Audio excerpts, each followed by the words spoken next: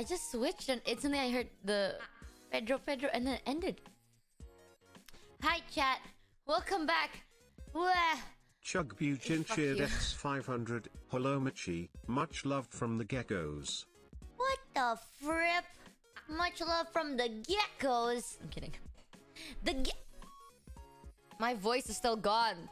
You did not give me time to like Ultralord not ungun my voice. 2302 cheered X300. Doing my part for the train. What? Holy shit, we do have a hype train. I'm sorry. I swear to God, I'm not used to hype trains yet. Why did you give me gifted? What? What? Refresh this. What the fuck is going on? What the fuck? Ergo Demon and Lucky AJ, thank you for the 10 gifted. And Cat Meow Man, thank you for gifting GT Man a sub. And OO Shangen with the 10 gifted. Jamie and JK with the 5. And Cop with the 20. If I was Michi not can live thank yet. them, the gifts are free. Thank you, Garth, for the 10 gifteds. What the fuck is going on? What did I do? Thank you, Introverse, for the 10 gifted. Welcome, No Brother, to the Scammership. And thank you, OO Shangen, for the 10 gifted. And Higashi Coast, not a rat. What? Okay, well, thank you for coming to the stream. Goodbye, I'm kidding. Okay, guys. No more. Chill. I wasn't even live yet. And my voice is gone. I don't know why. It's me saying I don't know why, but I do know. Me saying I don't know, but I do know it.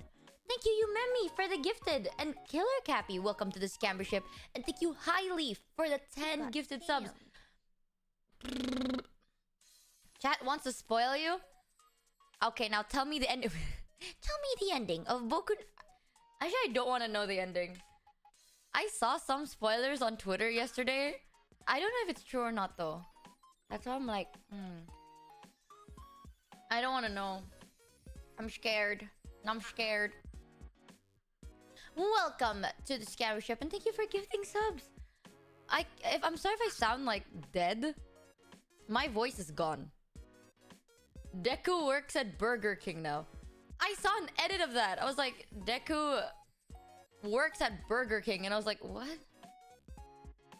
What the fuck is this? You guys have broken my donation. You know, look at my notification. It just stuck on. You guys have broken it. Why? Oh my god. Deku gets married to Bakugo. Real no clickbait. No way, guys. I can't believe it. You spoiled the ending to Boku no Hero Academia for me. You can't tell me what to do. I can make my own finance through irresponsible choices. Oh my god, that's me right now. Me when I decide to buy $100 worth Kitty Kaztech of Honkai Star Rail items. Hello Michi. No love from the Scambers. Tui.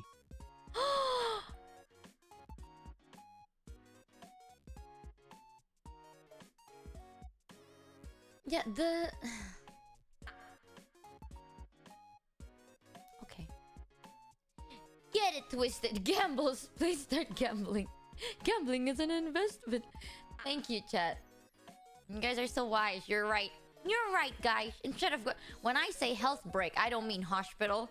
I meant the casino. Huzzah! I've only ever been to a casino one time.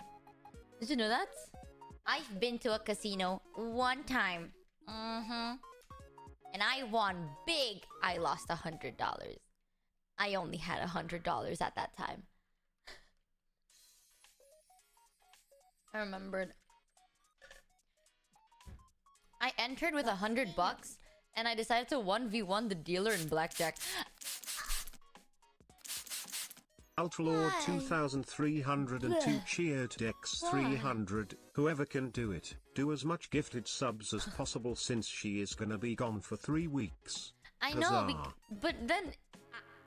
That's the thing. If you give a gifted sub now, why? There's no content.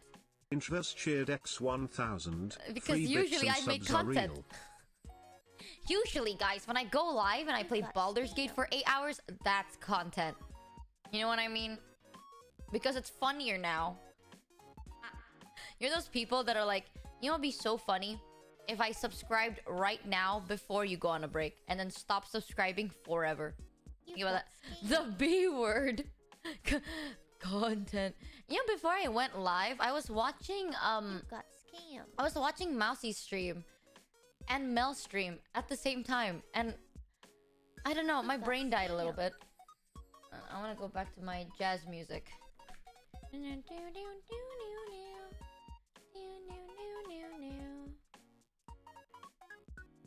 Let me pick a... My only song recommendations at the moment is Gada Gadi Gada Gada Oh. Did I do this to myself? Probably. But still, that sucks. Bossa Nova. I like my Bossa Nova music. There we go. XDD, play it. Gada Gadi Gada Gada Oh. I've been married a long time Zany ago. Koji cheered X300. The content is knowing you're suffering in a hospital somewhere. Oh my, that's dark. Stay safe, love and prayers, heart. I love the 180. The content is... wait a minute. That's fucked up. Yeah, I'm gonna be real with you. Daughter streaming! Susu? Wait. Susu, I want to tell chat... I want to say something, but... Should we keep it as a surprise, Shushu? Hold on. Let me check our DMs.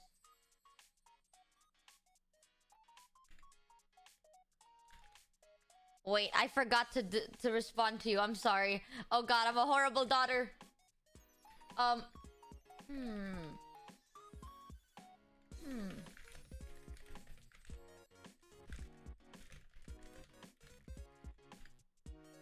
Okay, I DM'd you. Should we tell him, Susu? Should we tell him of our cool idea?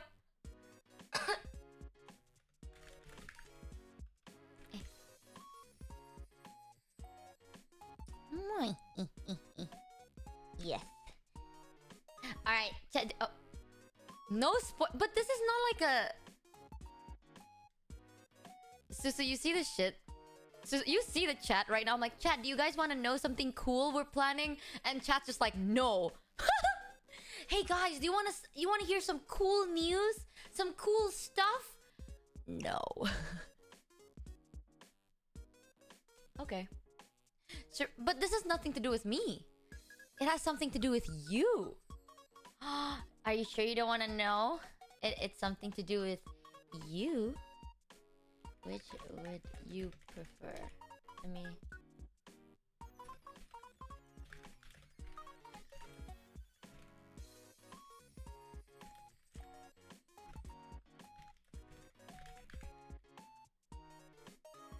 Do we get to be a VTuber? It's about you, son? No way! Michi, just tell me. Okay, I'll just give you a little spoiler then. Well, it's not that. It's not super bad. Okay, I have a lot of projects, like main projects, but I have like side projects that I think would be fun to do. There's something for you. I have me and Susu. We're working on something, planning something for you guys, in case, you know, just if you guys want it, and then I can also yoink it, but it's mostly for you guys. Okay. Sure. My voice is gone if I go, sure. Oh, wow.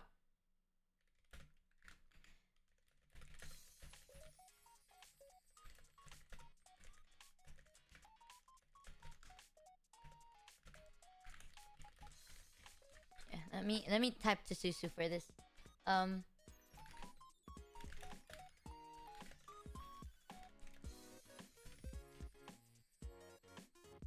We get to throw things at you? No, this is... I'm thinking if it'll be cool if this is like free. Kitty Kaztek cheered X300. You know, with you being gone for a month, it may be the first time since your debut that we don't know when your period is. Wait, let me Oh, check my who am period I tracker kidding? actually. You're gonna tweet about it.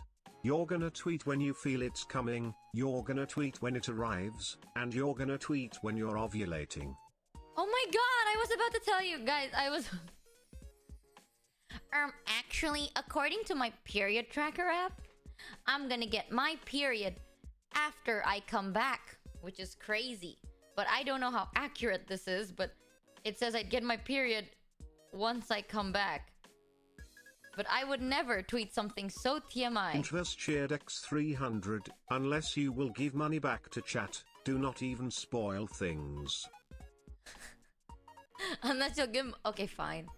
Then you'll see eventually.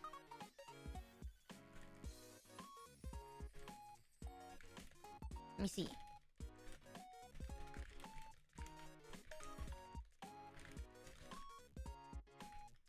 Okay. I'll tell Susu. You hear that, Susu? No one wants spoilers around here. Literally no one. I'm like, chat, I have a great project. You want to hear? And chat's like, no. I want to be surprised. And I'm like... I'm offering you free spoilers. You don't want spoilers? No. It's okay. You'll see. I'm asking Susu when we can do this.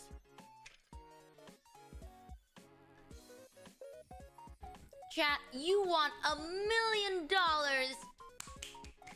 Get mute on. Okay, don't care. Dude. God damn it. I feel like recently I'm like, oh guys, I'm working on a lot of stuff. But nothing's really like fleshed out yet. It's so soon. I'm asking Susu like, okay, when can we surprise them? And they're like, thinking. We do not care. What the fuck?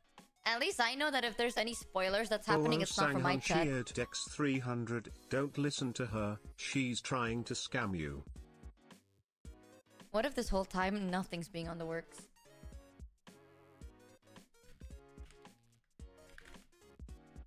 Like, I keep thinking... Oh my god.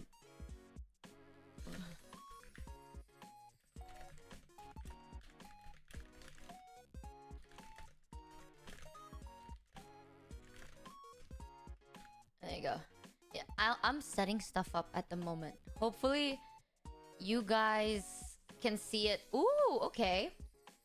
Ooh. Okay. Excited. Yes. Empty your head. Stop thinking. What if this whole time I tell you guys, chat, I have a project, and then the actual project is there's no project, and I've been scamming everyone this whole time? Have you ever thought of that? I'm gonna miss watching you late at night my time. I'm only gonna be gone for 3 weeks, I think.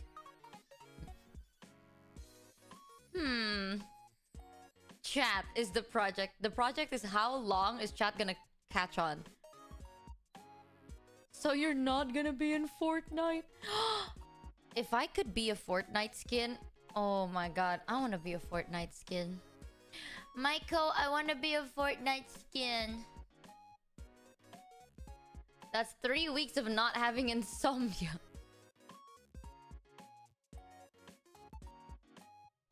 Man. That would make me download Fortnite. Would you actually? I've played Fortnite a little bit. I remember when it was like booming and everyone was like playing Fortnite. I remember I played it for a little and then I got the John Cena skin. And that's it. I would actually report you, LOL.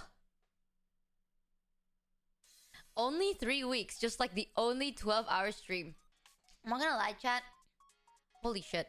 I am a little bit, like, not nervous. I'd say like, I don't know, scared? Nervous? I'm not sure. I'm gonna write this down just to be like, sorry, voice gone. Hee hee. Girl, put your records on. Tell me your favorite song. Anxious? Yeah, a little. Do you still have that account? No, I don't. Though I'm assuming the Fortnite's account. Oh god. We can talk about it in a second. I want to tell you, I am low-key very anxious about my health break. first, it'll be the first break I've taken since starting streaming. So it's like my first Bamboo break, cheered and I don't know. X300. It's Don't worry, nerve-wracking. we forget about you every time you go offline anyways. Huzzah! That makes me feel so much better. Huzzah! Yeah, it's like my first break after I joined VShojo. And it's so weird. You know? Like it feels weird. You took a 4 months break before? No, I did not. Oh. I was thinking, I was like, what are you even referring to? That wasn't a break though. What break? What do you, yeah. What do you mean? You got scammed for like school break.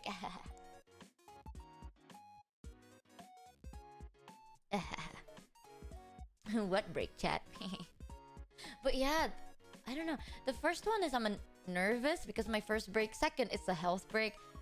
I don't know, man. I'm trying to be like positive, right? I'm trying to say positive things and be like, chat, honestly, it doesn't matter. You know, either way, it'll be fine. Best to know now than later. Or best to know that everything's okay and then not feel anxious about it.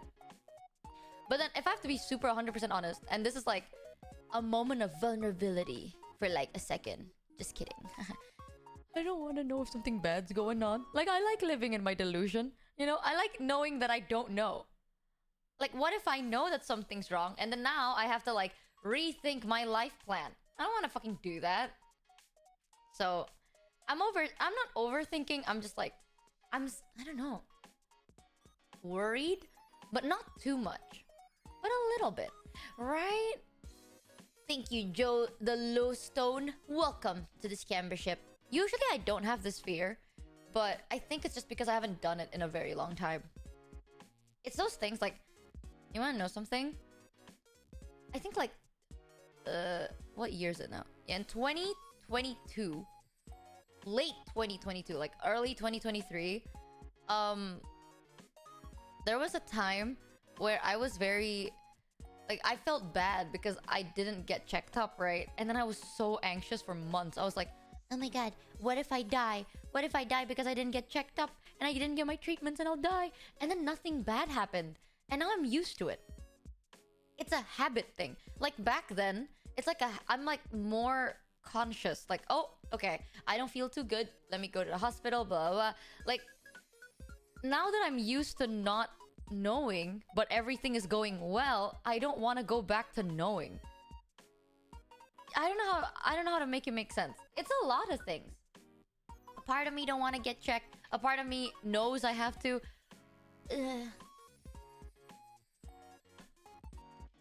If I don't know, it can't kill me.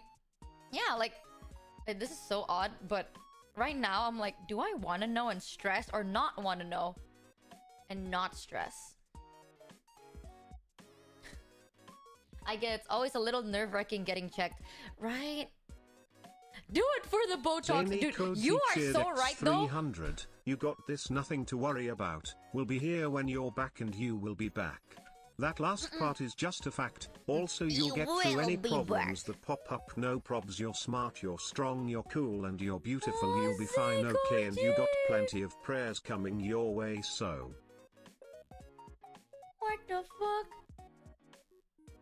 OG. Yeah, I hope everything is okay. I know, I don't know. Realistically, I think everything's gonna be okay. TBH, because I don't feel sick. You know?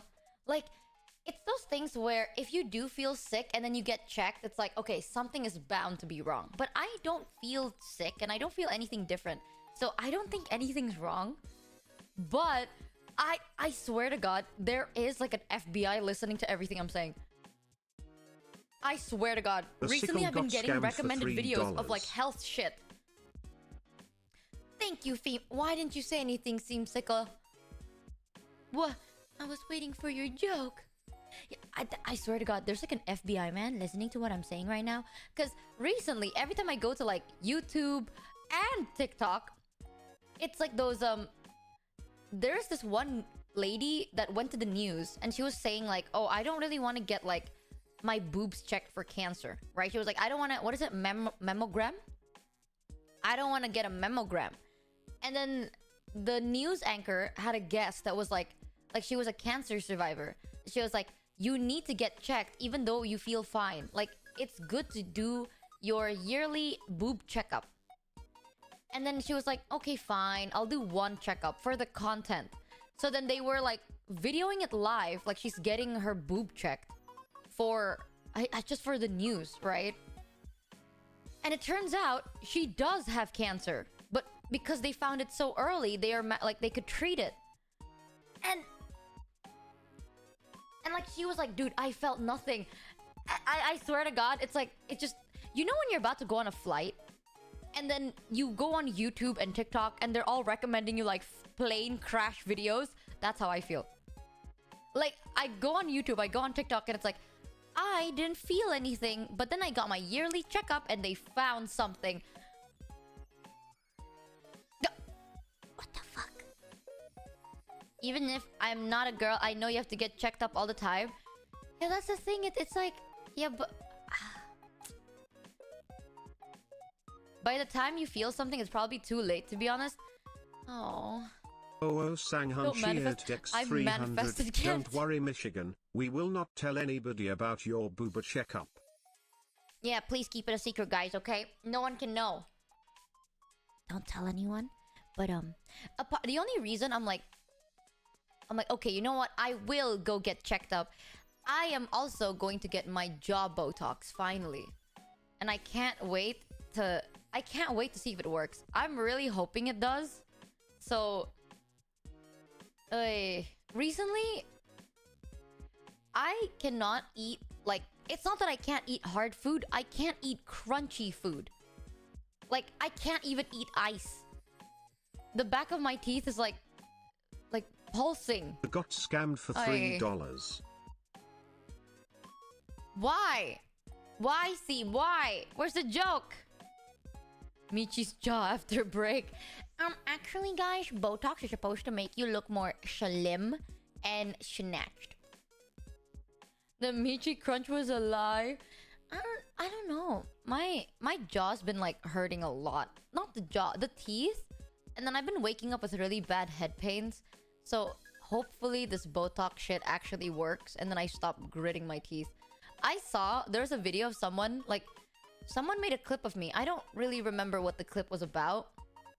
And then I saw a comment that's like, wait, Michi is vegetarian? And someone's like, oh no, she's pescatarian. And they're like, oh, is it from her own choice? Or because other people told her to do it? And then I saw someone respond to that comment being like, and someone's like, is she vegetarian because of her own decisions or because of the decisions of others? And this person is like, honestly, neither. But I don't know how to explain this. So they had to just be like, technically it's her choice, but technically it isn't because she has bruxism. But logically it's not her choice, but she doesn't have a choice. I don't know how to explain that one. Sorry. Yeah, my situation's a bit confusing. My teeth are the same way. My top teeth are loose in, and they are broken. Oh my god. Have you ever thought of getting, you know those people with the golden teeth? Have you thought about that? Why do they care so much? I'm glad they care. Because it's about me. And I like me. Thank you, Zane Koji, for gifting Cold a sub. Thank you so much. Like pirates? Yeah, like pirates. I told myself one day, if I lost a tooth, I'm gonna have like golden tooth. I'll be like, hey guys, is it okay if I buy myself a pair of teeth? And then I'll just have golden teeth. Or, diamond teeth. Can you have a teeth made of glass? Can you have teeth made of tungsten? Oh, netherite teeth. Huzzah! She can't eat meat because her teeth are as smooth as her brain. Wow. Sometimes I tell myself, Nichi, don't read chat. Just don't. Tungsten teeth. Yeah, I'll rebrand myself into tungsten teeth. That'd be so The dark cool. theme got scammed for I want to have $3. fangs. Oh my god, I want to have fangs. Theme Sicko, why do you keep giving me donations without saying anything? Thank you, Term X. Thank you for gifting Flat Teeth MLP. Wow, okay. Never mind. The heat distribution would cause nerve pain. I want to get... Oh my god. Chad, I thought about it. I want to get like fangs. You know, like vampire-looking fangs. But not the long ones. Just like the normal-sized one. I don't have fangs at the moment. Okay. Part of me is wondering if I can take a picture of my teeth. Hold on. No, I can't. My camera's too shit for that. I have no fangs. Okay, just I want you to know. You know in my VTubing model, I have like a meat fang. Like, right there. It's technically like... It's not a fang, but it's a mouth fang. If you think about it, that means my mouth is like... goopy in a sense. Yeah, I have a lip fang. But if I open my mouth, I have like no like flat teeth. I remember on my debut I said like, chat, I have inhumanely flat teeth. That's not a lore thing. That's an IRL thing. I have no fangs. Nothing is pointy nor sharp. Like, have you ever seen the mouth of a giraffe? I have that. I have the tooth of a giraffe. Let me just show you. Giraffe teeth. It's like this. Oh my god, giraffe teeth.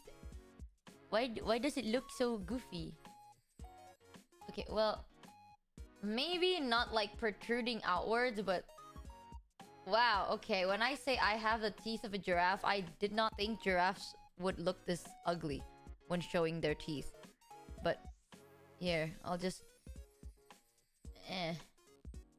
like this. You see how flat this teeth is? This teeth. So flat. I have that teeth. Literally flat as fuck. Face reveal. Oh, guys, look away! Yeah, I have a herbivore's tooth. I've always wanted fangs. So, like, if I had a choice, I want to remove my fangs and then put in, like I want to remove my canine teeth thing and I replace it with sharp fangs. I'd look so fucking cool and be like, so cool. Ari is making the VShojo tower in the Minecraft server. What's a VShojo tower? Maybe because of diet, teeth turned into giraffe. No, it's because I grit it in my sleep. I'm so sad. Thank you, weird little egg. Valabravosi cheered X300. Weird little egg. You know, do you have could a get Twitter gold or account by any tungsten teeth chance? to fix flat teeth, or double down and get teeth that are actually sanded and mirror polished to be actually completely flat. Huzzah for chaos. Got scammed for $3. Why the fuck would I do that? What? Why, Themes? Like a why? What the fuck was that name you used? Wait, weird little egg. Do you have a Twitter account? And if you do, by any chance, do you play Baldur's Gate? Wolf 2014 cheered I Dex swear to God. 300. Get the Madamantium grills. Huzzah! The adamantium grills! I saw a Twitter account yesterday. I think the name was either Weird Little Egg or like... No, it's too expensive. Okay. I guess it's just a person whose name is Weird Little Egg. There was like this Twitter account. The name was like something little egg. Like Weird Little Egg or like Precious Little Egg. Something little egg. And all they would do, and I shit you not, is they post fan edits of Asterion. And it's not like, oh, fan edits of Asterion moments. No, it's just... They just have... You know when you're playing normal Baldur's and you just see like from the top view, they have that shit and it's like zooming in and out with like just edits. I don't... They're so real for that. I saw it and I was like, holy shit though. Yes, Michi. Come on, man. Even Mel's playing Baldur's Gate. And like, every time I watch Mel play Baldur's Gate, a part of me dies a little bit. I don't want to backseat nobody, so like every gameplay is good gameplay. Unless you're Mel, then like it's just play at that point. Every time I watch Mel play Baldur's, it's always either like half of her team is dead, or she is in hell, or someone is about to die. Like, I don't know whether it's like my timing, maybe I click at the wrong time, but it's always that she's always in combat, she's always dying, or someone is just right about to die. I remember saying this the first time she played Baldur's. I opened her stream and I thought I got spoiled, because I've never seen like that world before. Like, she was in an area and I was like, I've never seen that, holy shit. This was back then, this was when I was in Act 1. So I was like, oh man, did I just spoil myself? Like, is she already in Act 2 or Act 3? Because I've never seen this world before. It was the Grove.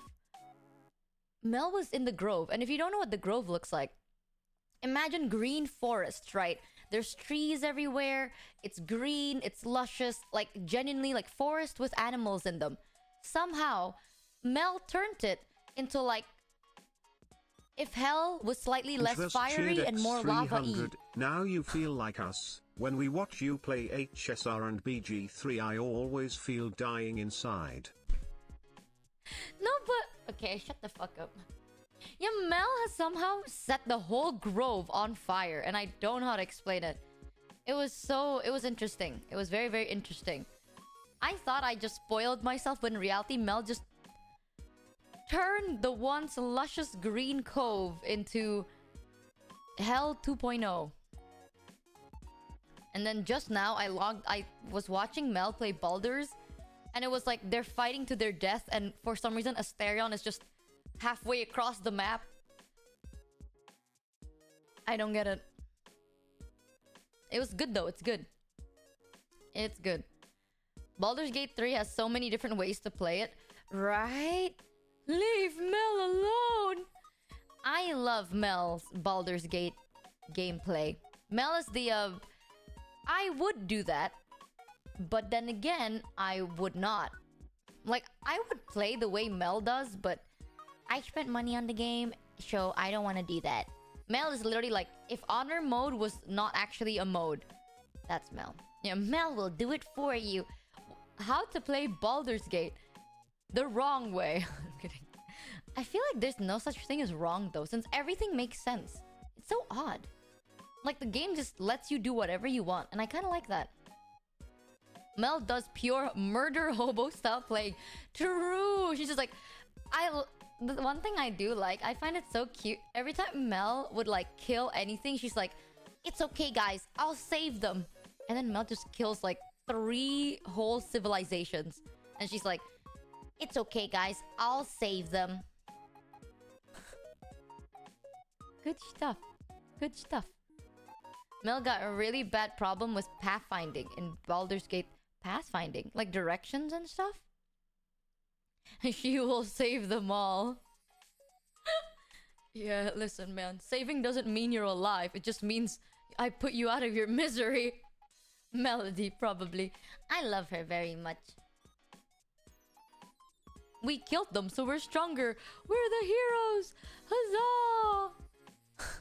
Mel saves the character from herself. Oh, pathfinding is how the AI finds path. But isn't there like a glowing yellow thing on the map to know where to go?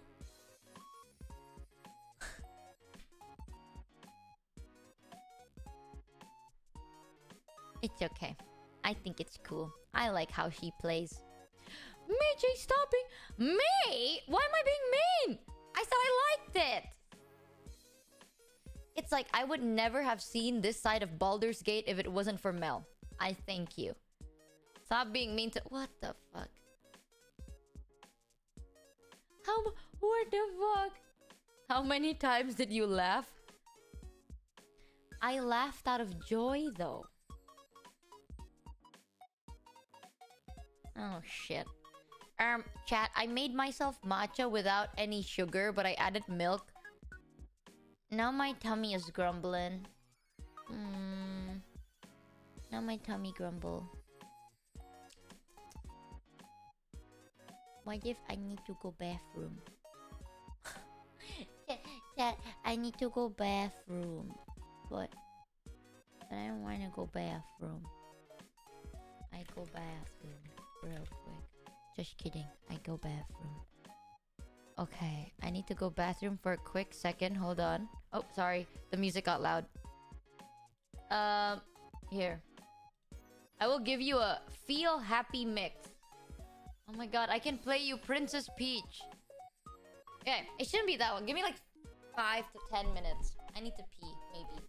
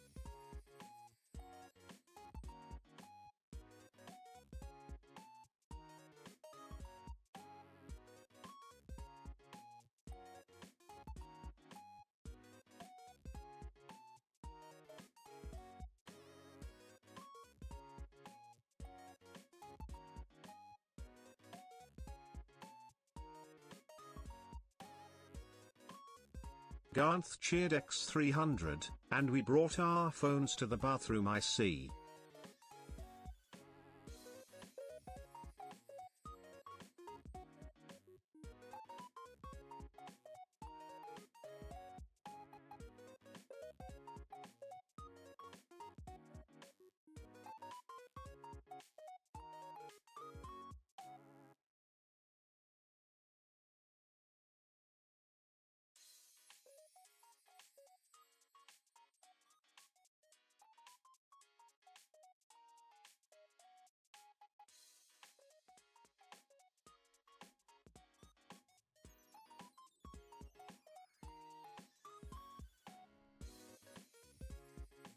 Camwolf 2014 cheered X300, she forgot to restock the toilet paper again, chat. Let's point and laugh, ha.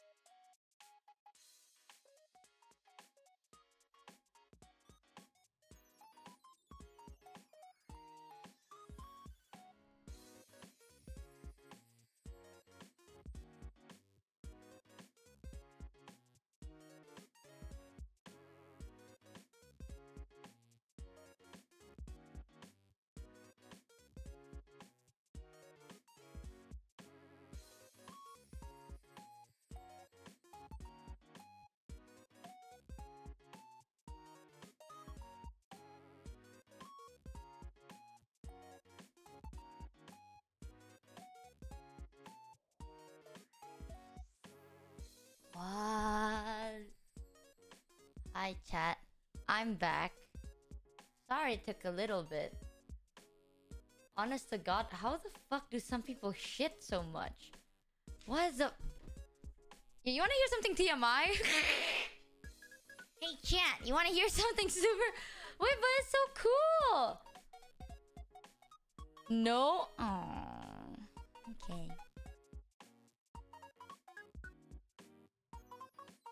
TBH, no. Okay, chat. I'm back from the bathroom. I needed to go take a big dump. A big girl dump.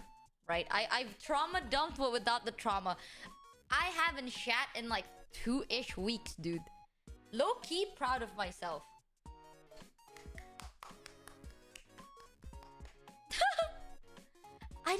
I know some people tell me it's like, dude, you need to like shit every day to be normal. That's no way. No way. 2 weeks? Yeah, I keep telling people this. Like, I did not realize I have constipation I tell people I don't shit in like weeks, and they're like, that's not normal, and I'm like, yes it is. I don't think I've had a point in my life where I shit every day. Dead ass. Kitty Kaztech cheered X300. Congrats on overcoming constipation in half the time you usually take. Thank you. Huzzah! People tell me like, dude, what's normal is you shit every day. That's not true. I rarely shit, and people think I'm lying, but I'm not. Like, you can ask anyone. Like, for example, Mata. I've hanged out with Mata for days, like weeks in a row. I don't shit. I literally do not. Every 1 to 2 days, I do not shit for like weeks. I think the longest I've never shat was months. It was like a couple of months. So like when I do shit, it's like a big accomplishment for me. You know what I mean? I'm like, yeah, cool. But I realize, how the fuck do some people do this? How the fuck do you guys shit every day? Michi is a true girly. Oh my god. Every hot girly has constipation. Real and true. I don't get it. People that shit every day, you're insane. Zany Koji cheered X300. Michi, you sound like normal. You're full of shit. You might say that, but I got a camera shoved up my ass one time, and they said that actually, I am not full of shit. My body just reabsorbs my shit. I am like a self-sustaining tree. You know, it's like a tree if they could fertilize themselves. That's me. I shit you not. The amount of times I say shit has got to be concerned. But like, I went to a doctor to get a lot of things like internally checked, and they said that my body just reabsorbs my poop. That's why, because I told them, I was like, I rarely poop. Is this normal or not? So they checked and they're like, you're fine-ish. It's just like your body absorbs it most of the time, so you don't really need to poop. And I was like, what? They're like, yeah, it's you're healthy, but also not. Body can't absorb shit. Well, they don't find anything wrong. It's just they said I reabsorb the nutrients to the point there's no shit left.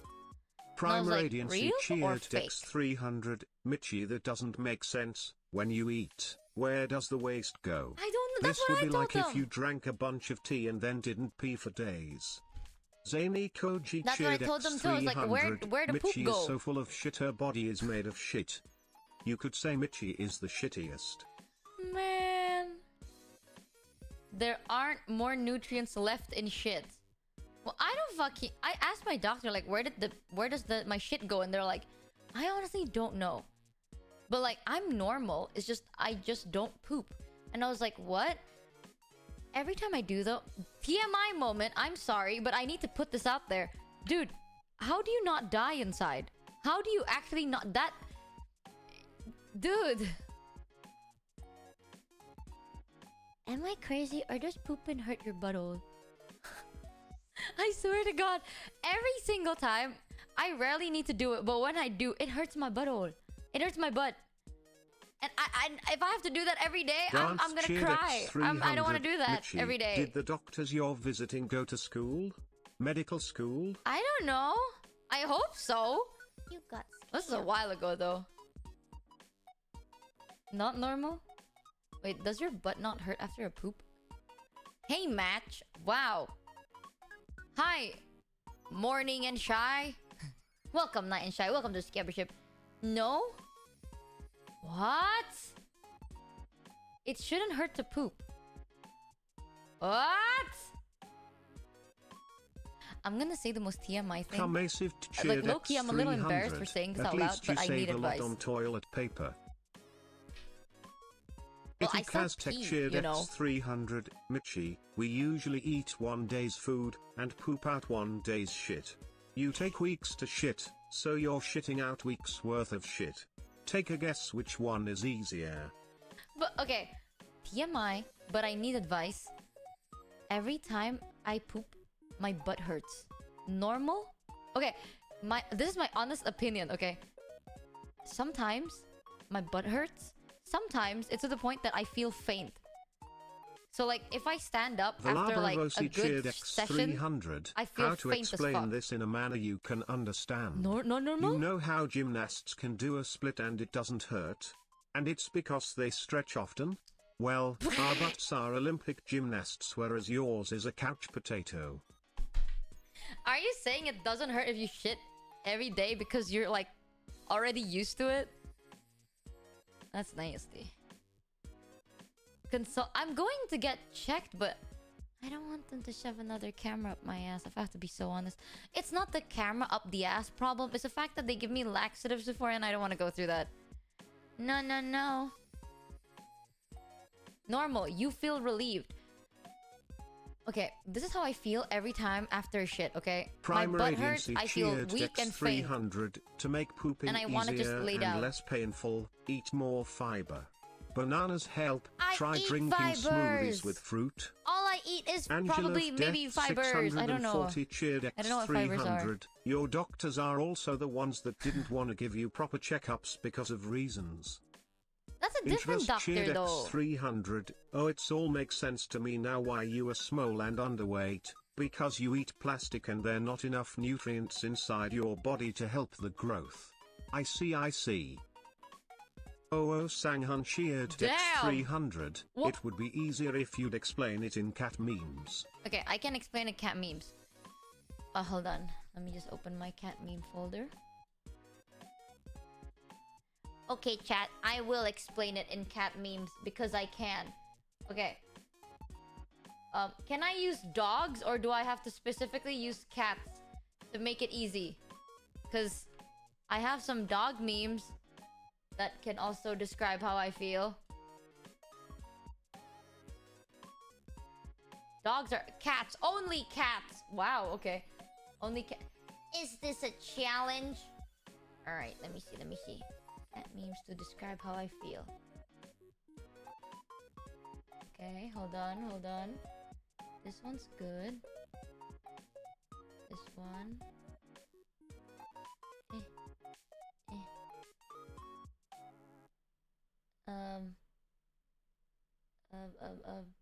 How do I explain the pain I feel?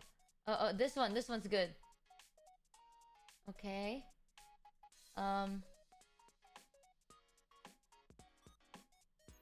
Okay, I got you. I'm just trying to like seclude the ones that can describe how I feel the best.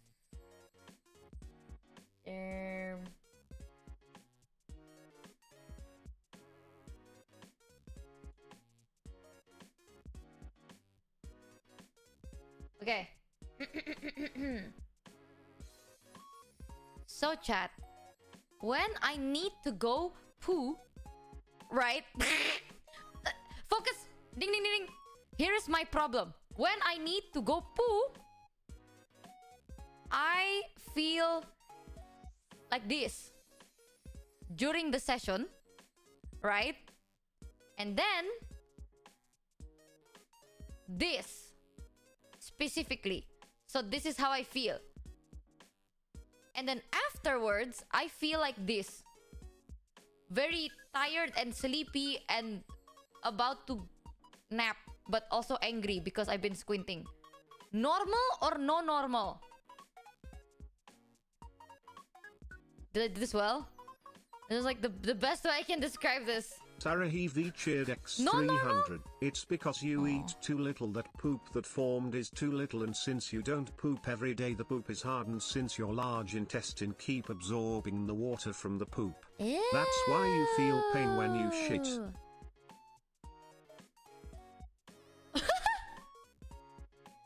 This is how I feel knowing that information. Ew, disgusting. Ew.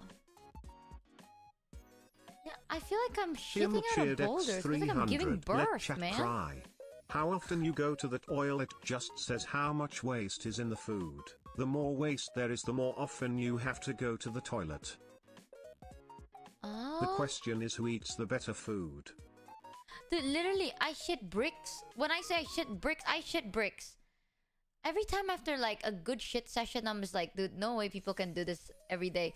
You know, one time, chat, I shat so hard, I almost passed out. And I wish I'm kidding, but I'm not. I was like, this was during a vacation. I was on a vacation with my family. This was like years ago when I was a teenager. I was on like a vacation with my family. We were visiting my like home city, right? And okay, I'll give you the context. So do you know what a squat toilet is? Let me have a picture. So in some parts, like at this time, I was going back to visit my family because I don't live in the city I was born in. And there, they had squat toilets. I can't find like a better picture, but roughly this is what it looks like. All right. So these are, but cleaner, okay? Like cleaner version, but this is what a squat toilet is. So this is the toilet we had there. Because I come from a more like, yeah, the area is not as fancy. So one time, I needed to take a shit. So I went into the toilet and I squatted here to take a shit. And no shit came out. Okay, that's like important point number one. No shit came out. But like, you know that feeling when you're about to like you need to. Like, you know you are going to, but like you're like pushing that out. You know what I mean? Did you just call that fancy? No, I said like the area is not fancy. But you know that feeling when like you know you need to go, but then it's not going. So you're standing there like, you know what I mean? You're just like sitting there. You're like this face. You're like this. You're like, yeah. So this was me on the squat toilet. And I did this so hard. No shit came out. But for some reason, I felt so like lightheaded. I almost passed out just from doing this. I didn't even shit yet. Like, it'll make sense if I shat and then I'm like, phew. No, I was sitting there and I was like, and then I almost passed out.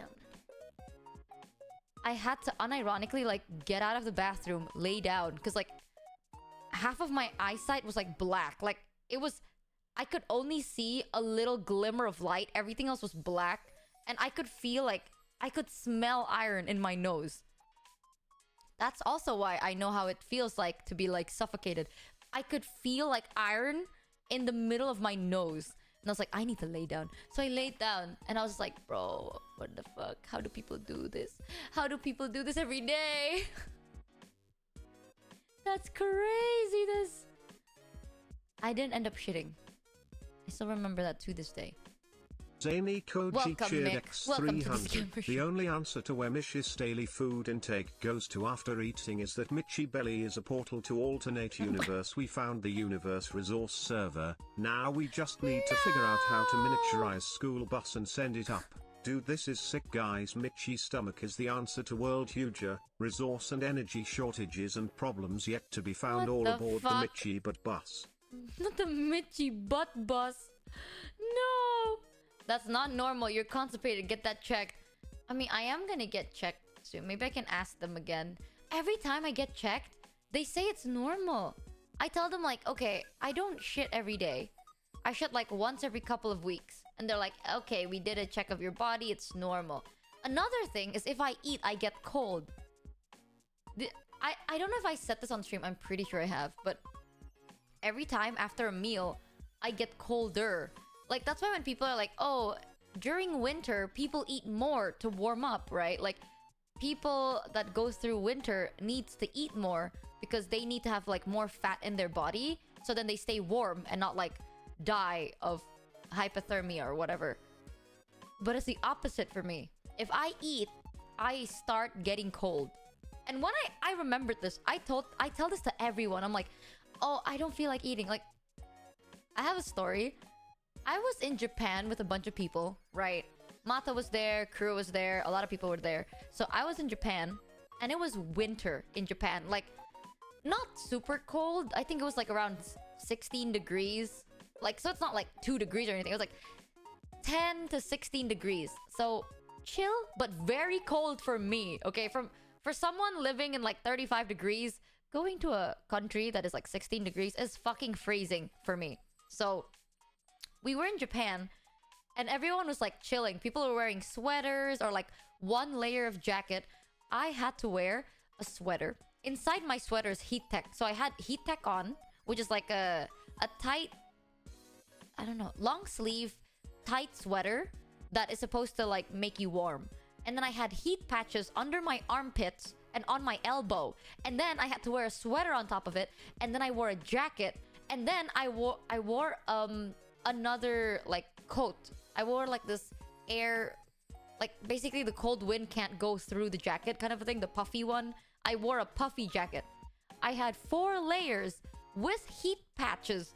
And then I went out and people were just wearing like sweaters and pants. I was like, how the fuck are you guys not freezing? But you know what? It's fine. That's too much for 16 degrees. That is still like, that's chilly for me because my face is still cold. Like if I could cover my face, I would. But it was so fucking cold.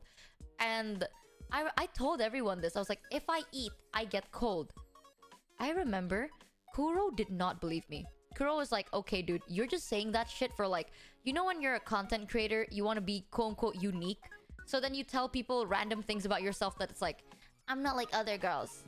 Instead of warming up after a meal, I freeze. So Kuro did not believe me. Even though I've told everyone this long ago, I guess he's never believed me and he thought I was capping. We went to a restaurant and I told them, I was like, oh, I think it's too cold. I'm not gonna eat today. And then obviously everyone there's like, Michi, please eat. Like, you have not eaten the whole day. We need you to eat. And I'm like, what are we gonna do today? And they're like, oh, we're gonna walk outside. We're gonna go shopping, but like an outdoor supermarket shopping. And I was like, yeah, no, I can't eat because I would get cold. And they're like, no, dude. Like, you have to eat. Eating warms you up. Trust me. I did. So we ended up eating. It was inside a restaurant with heaters on. So the restaurant was warm, right? The restaurant was warm. I ordered hot food. It's not like I ate like ice cream. I ordered hot tea and then a hot meal plate and a hot plate of like a hot bowl of miso soup. It was like a bento. So I had like a warm meal.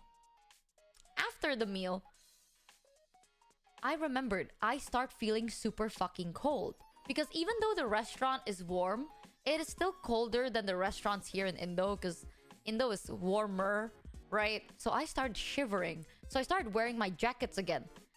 And then I remembered Kuro was like, oh, we're not heading out yet. And I was like, oh, no, it's fine. I'm just cold. And he's like, wait, what? You're cold? And I was like, yes. I touched Kuro's hand with my hand and my fingers were freezing. And I remember Kuro's like, what the fuck? Why are you so cold? I'm like, sometimes I swear to God, people don't listen to me. Like I tell things, I say things, and they think it's like you're fucking lying. But I'm not. Words I say enter one of their ears. They go, ah, it's just for content, and it comes out the other. That's it. I literally was like, I told you, when I eat, I get cold. And he's like, lie. So then I touched his hand, and he's like, why are you so cold? Because I just ate. I literally tell you've known this about me for like 2 years. So, yeah. My fingertips get really cold. And then we had to go outside, and I remember this. I was so cold, I couldn't move my fingers. It's 16 degrees Celsius. My fingers were locked. Like, I couldn't open the door handles and shit because my fingers, unironically, were locked in place. So I was like, bro, I told everyone. I'm like, it's fine lah. Because if I don't eat, people will get worried. But like, there's a reason I don't eat during the winter. Okay, because if I did eat during the winter and we're going to go outside, I am going to lock up. Like, my whole body's gonna like, you gotta carry me places. I swear to God. But it's okay, I get it. They come from a place of concern. They want to see me eat. I will eat. But then you have to open the doors for me. That's a win-win solution. Low blood pressure plus your blood goes to your stomach during digestion. I think when I eat, my stomach does feel a bit warmer, but just my stomach. Everything else gets cold. Like my feet, my hands, my face. Everything gets cold. Prime Radiancy, like sometimes it turns Dex blue a little bit. I have only been following you for about 2 months. I wasn't in your dreams, but from what I've gathered, your physiology is whack. Forget the hospital, you might need to go to a scientific laboratory to be studied. I'm I swear, it's just I have random traits. I remember telling this to my doctors. I've talked to my doctors about this. I've talked to my family about this. Fun fact, apparently, I have a female cousin that has the same issue as me. We literally the same. Like, my cousin, if she eats, she gets cold. She also doesn't shit for weeks. So, like, my mom was like, oh, I think it's a genetic thing because your cousin is like that. And then, yeah, I don't know. Maybe it's the same. The doctors don't know what's wrong. And I got checked. Like, it's not even like, oh, I went to the doctor, they asked me questions, that's a checkup. No. I went to the doctors, they had to scan my insides, they shoved a camera up my butt, right? They got me to drink this liquid thing and then scan my stomach again. It is a full stomach checkup. Like, all my intestines were, like, checked. And nothing's wrong. They don't find anything wrong. I don't have anything going on with my body. I just do it. And I'm not sure why that happens. It just happens. So, I don't know. Go to Singapore to be checked. You know? My friends have been telling me the same thing. Like, you should get checked in Singapore. Why Singapore? Wait. So you got laid before us? Yeah, sorry guys. I'm not an ass virgin. That's the truth. I've actually had a camera up my ass, so... I'm actually... not a virgin. Real and true. Not on my butt. Kamacit cheered X300. Did you all just skip a stage in the evolutionary process? Oh my god, I'm a Neanderthal. No, what if I am the future, chat? People like us will survive global warming and no lack of food. I am the evolved human person. Think about that. People in the future are like, they are like self-cooling and oh yeah, literally my dad says I'm a reptile. I remembered because I used to have a pet, like I used to have pet snakes, and my dad keeps teasing me. He's like, oh, maybe you like snakes because you're just like them. Because I get warmer if I'm hungry though. If I'm hungry, I actually start sweating. I don't know why, but I remember every time if I feel too cold, I would starve myself so I will feel warmer. You the future. Oh my god. I am the future. What do you mean, oh my god? This is what you're looking at, chat. This is peak humanity! Darth Zerx cheered X300. If we evolve into you, the human race is fucking doomed. Okay, dude. Indonesia is already warm. Yeah, that's why I eat more. Oh my god, Jesus Christ, my voice cracked. Please ignore my voice cracks for today, okay? Just... fuck you. I'm going on a break and like, I'm not gonna talk for 3 weeks. So just... shut the fuck up. Don't voice crack haha me. Yeah, I eat more in Indo than I do abroad. If I travel and it's winter, I don't eat. I just can't. I'll freeze to death and I can't do it. Michi's like 500 grams of ibuprofen. How did you know? Actually, guys, I do take pain meds every now and then. Every day. You have too many debuffs? It sounds like I have too many because I list them off like separately, but I don't. My issue is the same. I think, yeah, it is my assumption. I think it's because I have low blood pressure. A lot of things can make sense. I'm not really sure how blood pressure works though, but I'm anemic, right? I think. So I feel faint a lot, and then perhaps I get constipation. So if you think about it, maybe. I don't know. I don't know, man. I think it's those things that 50% of this is probably my fault. Please don't take it too often. Michi, ibuprofen has bad... Wait, is ibuprofen and paracetamol the same thing? When you come back, I won't be the same little pirate you knew from your dream. I know, no way! Oh my god, what if I come back and I'm like, guys, they had to do surgery on my eye and now I'm the pirate. Oh, ibuprofen and paracetamol is different. Okay, wait, what's the difference of ibuprofen and paracetamol? Paracetamol, or whatever the fuck it's called. Grievous cheered X300. You just need to use a pig toilet like in that one JoJo episode. Ew. Ew. Ibuprofen is an anti-inflammatory. Oh, okay. I don't take ibuprofen then. I take paracetamol, the caffeinated one. Ooh, that shit has saved my life. Let me show you. Unironically, when I do get like pain, I have to take 4 of them. X300. Imagine it's actually they fixed my eye by just giving me yours. Oh my god. Venture the world through my eyes. Paracetamol is caffeinated. There's this one thing. It's called... The brand is called Panadol. And it's called Panadol Extra. Let me find a picture.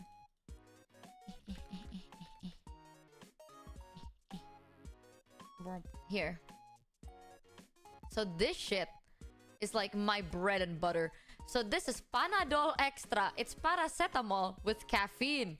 So instead of feeling like, oh, pain go away, now you're tired, pain go away, but you can still work.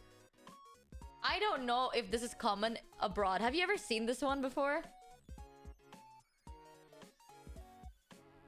This shit saved my life during college.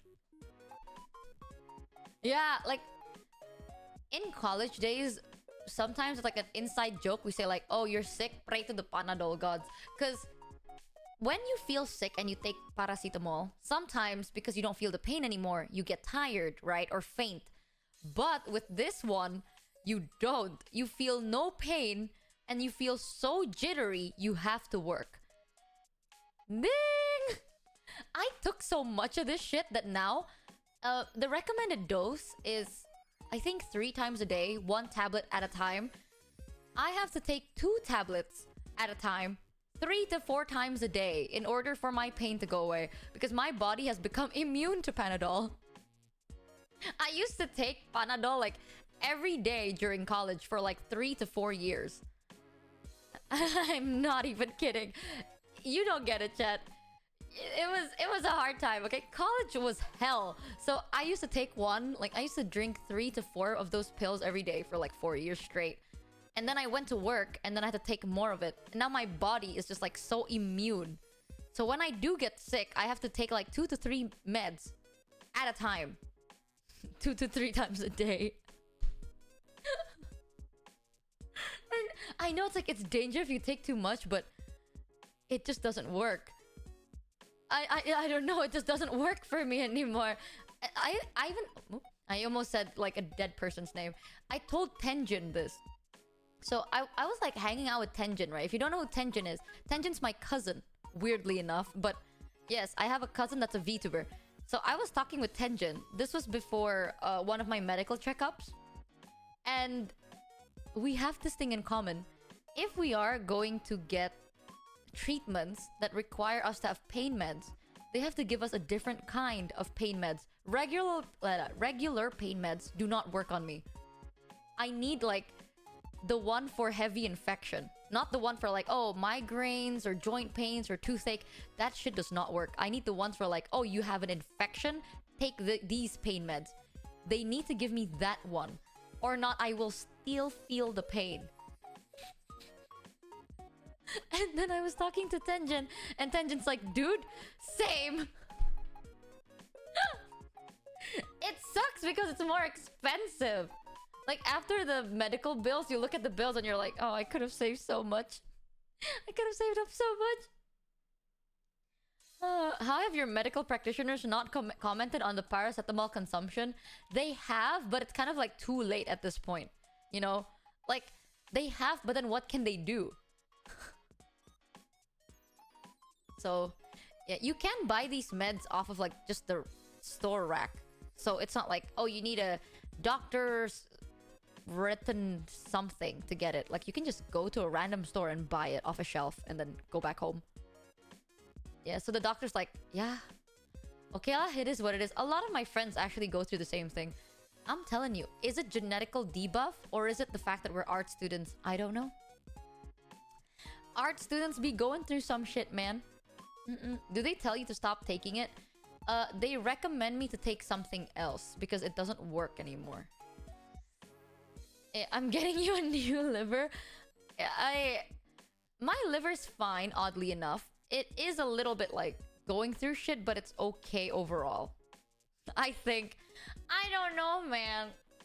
Interesting stuff. I'm telling you. People that are like, oh, I can't wait to join art school. Yes, you can. Yes, you can. I keep telling people this. If you like doing art, don't go to college for it. Okay? Unless you want to work in a company, don't. If you just want to freelance as an artist, the moment you go into art college, university, whatever the fuck, you are sacrificing a fuck ton. Mentally and physically. That place has screwed me the fuck over. But goddamn, do I love fashion. I really love fashion. I really love what I do and everything that I've made. But oh my god. Those are the times where it's like I thought my parents were harsh on me, and then I had a moment where I was like, hey, I have an infection, so I can't go to college. And my teacher's like, it's okay. We're not gonna mark you as absent, but if you don't finish your project, then you're failing either way. So you can skip as many days as you want. I remember this. In school, it's like, if you are absent for 3 days, you fail. Apple_height no one gives a shit in college. 300. Even at my art school they told me, this paper is useless. What is important is your talent, even without a title in art. True.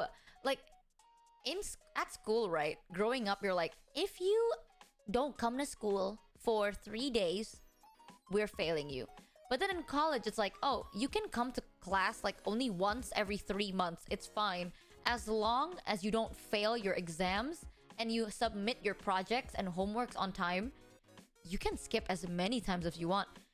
And that's the issue. I can't skip because a lot of our projects require us to be there at school working. So most of the time I'm like, I have an infection, but we have to power through. We just for 1 more week, power through it, dude. Everyone does that. For my college class, some people only showed up on days there was an exam. They still passed. Yeah, college was... It's so weird because people are like, college is so lenient. No, it's not. It depends on what you take, but... It depends on how stressful the topic is. You know what I mean? Ugh. In fashion, we didn't have that much of like written tests. A lot of our exams, like if you want to graduate or pass, it's project based, which is worse. It's like, oh, you have 3 weeks to design, finalize, and create 5 different outfits, head to toe. Not like, oh, 5 shirts. No, 5 head to toe outfits. You have 3 weeks. Oh, and honestly, I used to be a team player until I went to college. Now, I prefer to be a solo person. I hate group projects. The amount of times in college, they give you freedom, right? It's like, you can pair up or you can do it alone. Up to you. I paired up once and holy shit. If you pair up with someone good, life is a breeze. But when you pair up with someone that's like not that good, not only are you just basically working on by yourself, they are basically a burden. I can't stand it. Like, I would say I'm a team player only if the players are also team players. Like, if the players ain't shit, fuck no. You don't know the stress of like, there was a group project one time. Oh my god. I'm gonna go on a vent for this one. So, during my college years, we had a module called Fashion History. And like the name, right, it's just about the history of fashion. The final project was you had to make a presentation, a book, and a collection about your favorites or like a chosen era. So it's like, oh, I can go like, oh, Grecian era, right? Like, for example, I'm like, oh, so this is my project about the Grecian period. This is the clothes, like Grecian inspired outfit. This is the history presentation. And then we had to make a book. Now, some people are like, oh, Michi, you mean a book like 10 pages? No. I mean a book. At least like 85 pages above book. Like a book you had to get like, you can't print it and staple that shit, you know? I mean a book about like the history, its influences, what you think about it, stories, etc., etc. So, this is for your undergrad. This was for my bachelor's. Yes, I have a bachelor's in fashion for some reason. But this was like, to be fair, you don't have to take it, but I chose to take it because I do like history of fashion. It's one of my favorite like subjects, and you can take it, so I took it. That was the final project, and it was a team project. It was like 4 people, right? So it was me and 3 other friends. I shit you not, 2 of these people, I love them. They're my close friends, but holy shit, are they useless. They are. I was so pissed. I was so pissed off at them. And it was so awkward. Because I even told them from day one.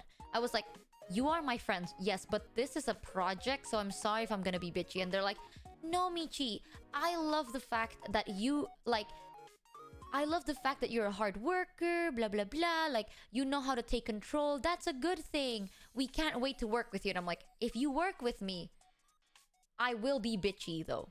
And they're like, that's perfectly fine. We need to get our ass whooped. Like, we need to straighten up for this project because this is our final project. I was like, okay. So you want to work with me? They're like, yeah. Okay. So I told them how it is. When it comes to projects, chat, if it's just like, I live by the chill, like the Santai life, the chill life morale, where take everything easy. Don't take anything too seriously, lah. If you can relax, just relax. But if you cannot relax, you better not relax. So we had around 2.5 months to 3 months, which is a good amount of time. 300. Okay? Because I we have other projects takes to do. Another direction coming from Michi. Shut the fuck up, man. Shut the fuck up. God damn it. But yeah, we had like a lot of other projects, so we did have 3 months to work on this one. But with the other projects we had in hand, roughly you have a month, right? So we separated it. We're like, okay, you do the looks. Like, we will all design, we will make a look, you produce it. The other 3 will focus on the research and we'll make the book and we'll make the presentation, etc. We already separated the job desk. My job was to do the research. One thing I'm so grateful for, oh my god, fucking Spotify and their music, like, I don't know why the Spotify does that, man. It just does this thing where it goes like bzzz. Why? Sorry for that. I don't know why it does that. Let me find another playlist. It has to be a specific song that does that, I swear. But yeah, it's basically my friend is the one in charge of making the clothes. Me and the other 2 friends had to do the research. Now, these other 2 friends are the most useless pieces of shit I've ever... I love them, though. Great people. Useless coworkers, but great people. I told them, I was like, I am going to do research on the influences, right? At that time, I chose a good topic. It was the 60s. Like, it wasn't even like, okay, I'm gonna limit us to the Egyptian period. We chose the 1960s. Unironically, the fall and rise of fashion. So we had so much inspiration. It's like, you can talk about so many things. There's so many topics that you can just bring on board. So many shit that you can be like, this influenced this influenced... It's the 1960s, right? So I was like, this is a breeze. Easy peasy lemon squeezy. I was researching on the influence compared to modern day fashion. They just had to go on Wikipedia, type out their information, and bullshit their way through a couple of pages. How is that hard? Like, copy paste some information, continue writing, add some bullshit, you know, be like, during the 1960s, this happened. During this time, the weather was drought. This was this. exaggerate a little bit, you know, turn a sentence into a 5-page paper. How is that hard? I don't know how they butchered it, because they sent me their work. It was around like 25 pages worth of history. And usually I let it be, but for some reason my perfectionist side decided to double check their work. So I read through 25 pages of research. And holy fucking shit, I lost my fucking mind. They were bringing up the 1960s, the 1980s. They called it like, oh, the roaring 90s. And I was sitting there. And I was like, what? What do you mean the roaring 90s? First of all, we aren't even about the 90s. We are talking about the 60s. That is 30-year difference. That's a whole adult. So it's like, what? What? So I was sitting there, I was like, why are we... It went from, oh, the 60s, and then it changed topic to the 90s. It wasn't even like 60s to the 70s to the 80s to the 90s. If it's like that, then maybe you can like save yourself by adding something in the end to be like, TLDR, 60s. The 60s had such a big impact. Like, this is why we need to study the rest of the year in order to fully understand the 60s. No, they went to the 1960s and they brought up examples from the 1990s. It's as if I'm like, hey guys, in VTuber language, it's like, hey guys, have you ever heard of Iron Mouse? And then I show you a picture of Melody. That's how it felt like, hey guys, today we're going to be talking about Iron Mouse. And then on screen, there's a picture of Zentreya. That is what it was. It was like, these are examples of one of the best clothes in 1960s. And then there, slat, boom in the center, was denim. And I'm like, are you fucking kidding me? Are you kidding me? And I lost my shit. And you know what's even worse? It's like, oh, Michi, maybe they got misinformed, right? Like they Googled 1960s and then this appeared in 1960s. Maybe they're misinformed. No. Because in our research paper, we have to write the credits under the picture. So it's like, if I have a picture, for example, a picture of Zentreya, right? It's not just like, this is the best way I can explain it. Okay, let me put a picture of like this ugly ass, I don't know, this ugly ass dog right here. Boom, right? You can't just have this picture as is. You need to have a text under it. Let me write this over here. It needs to look like this.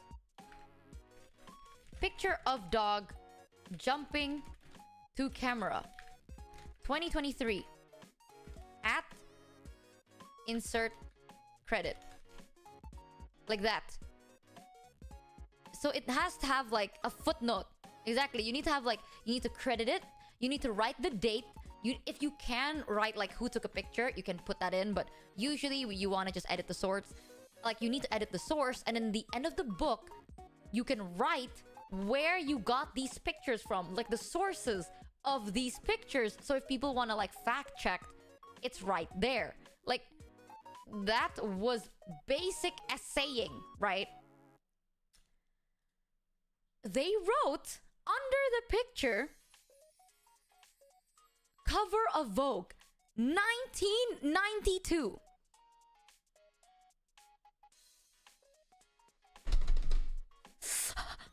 They're like, here are some examples of the booming looks in the 1960s. There's a picture and it's like, cover of Vogue, 1992. And I'm like, are you stupid?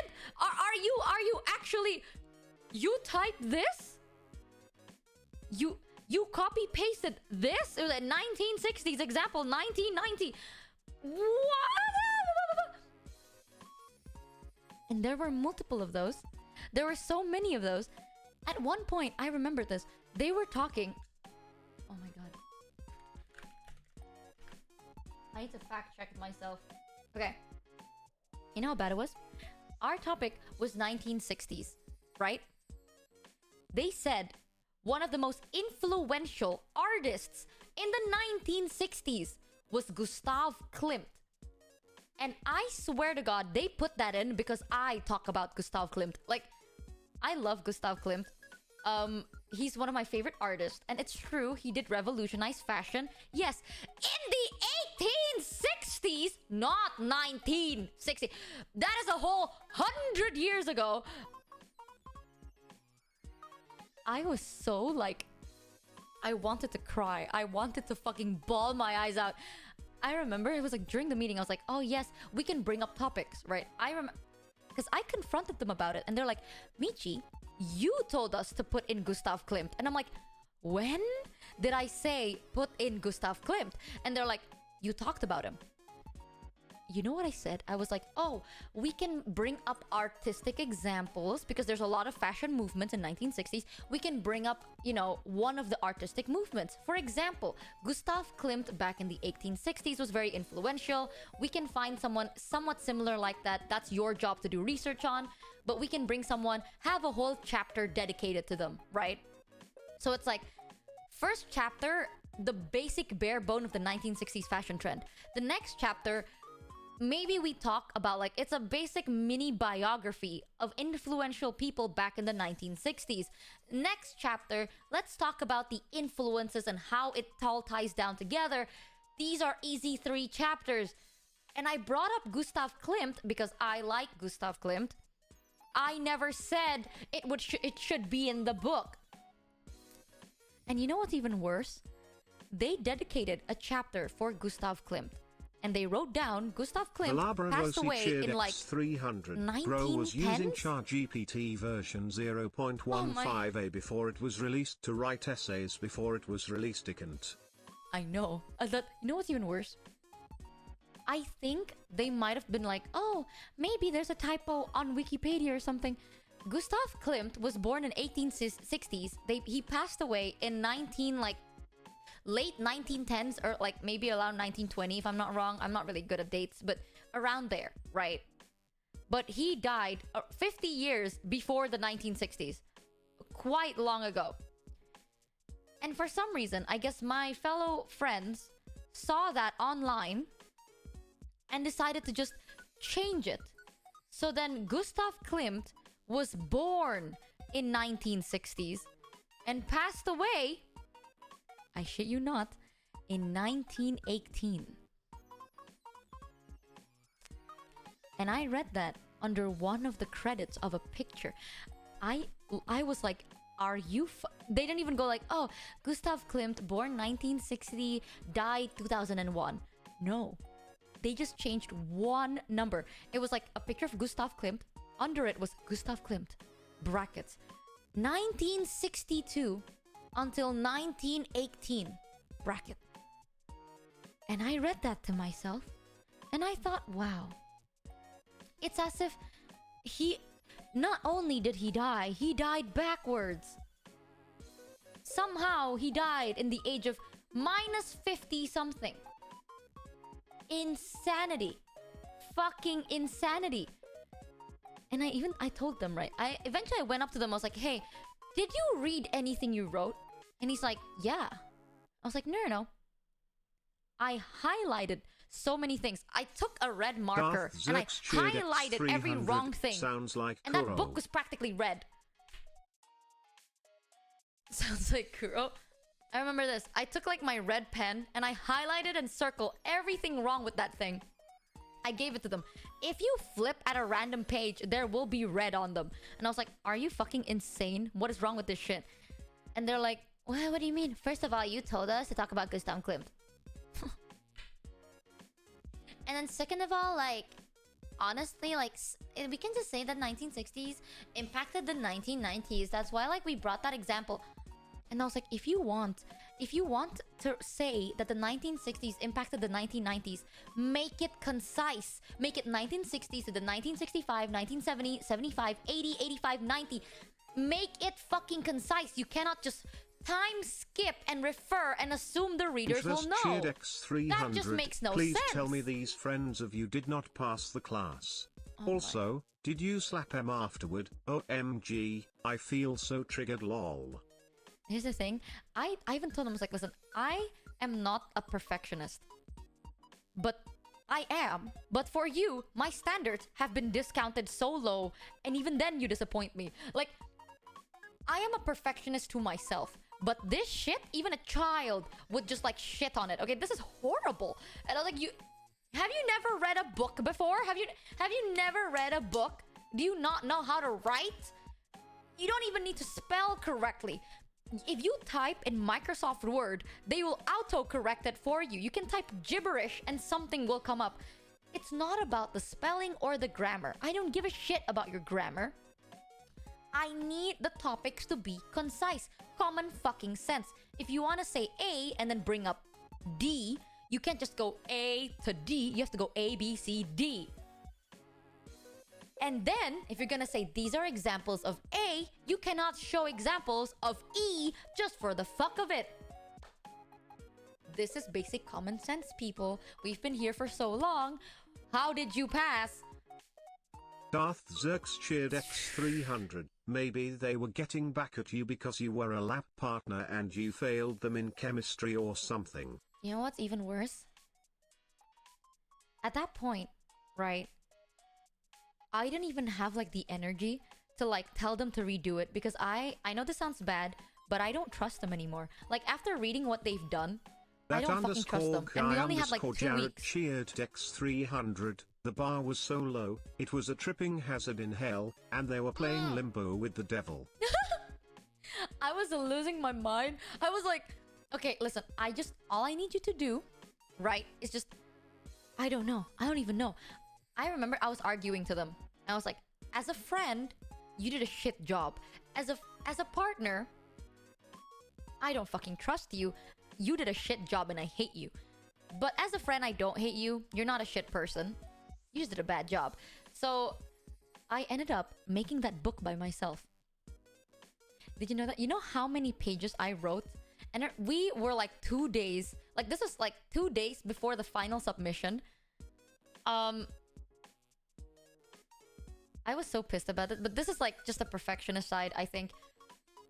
We were so late that I couldn't even print it as a hardcover book. We had to just get it like spiralized. So I had to like re-marginalize everything.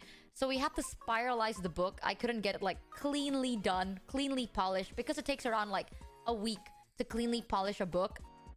And we didn't have that much time. I hate spirals. It is so shit. I always believe presentation is key, and spirals are just fucking ugly.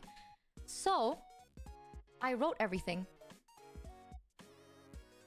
There was 153 pages in that book, back to back.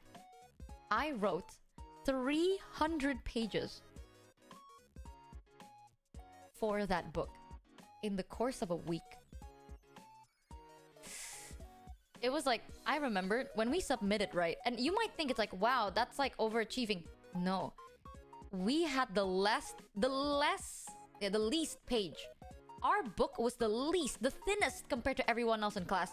Everyone in class had like at least 200 above pages because people actually work, right? So everyone else had like 200 pages, 300 pages, a lot of work.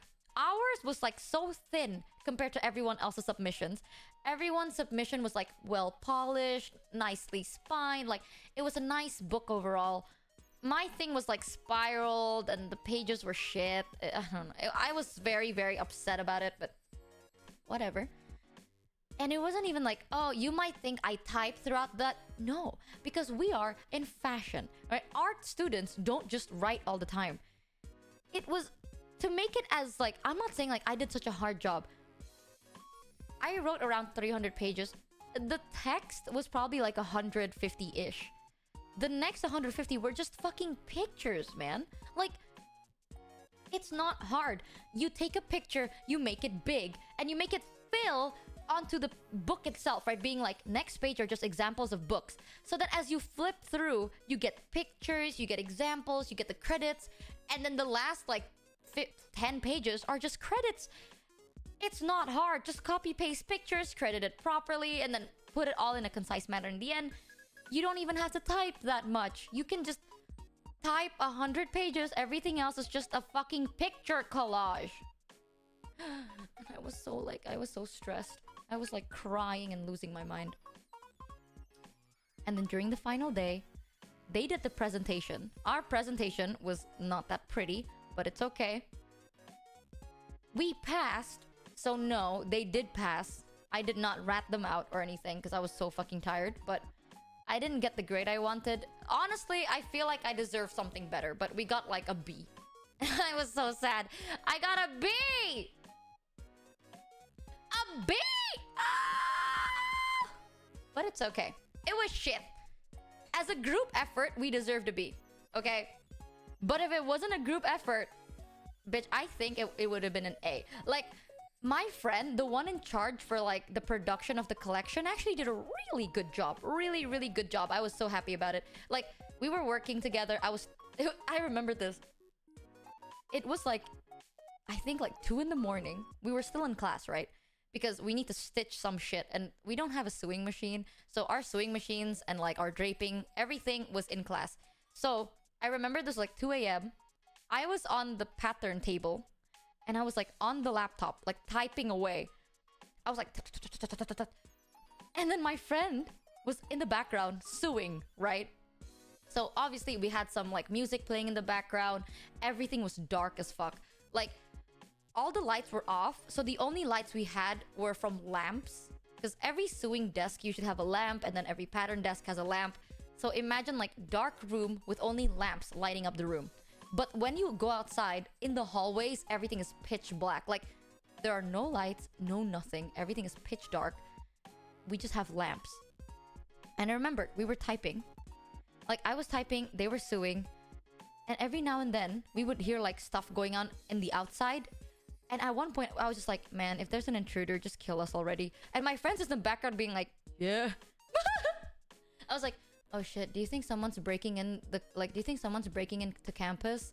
And my friends just like, I hope they are. And I'm like, man, I hope they kill us. And they're like, yeah, me too. It's like, do you think we're gonna die?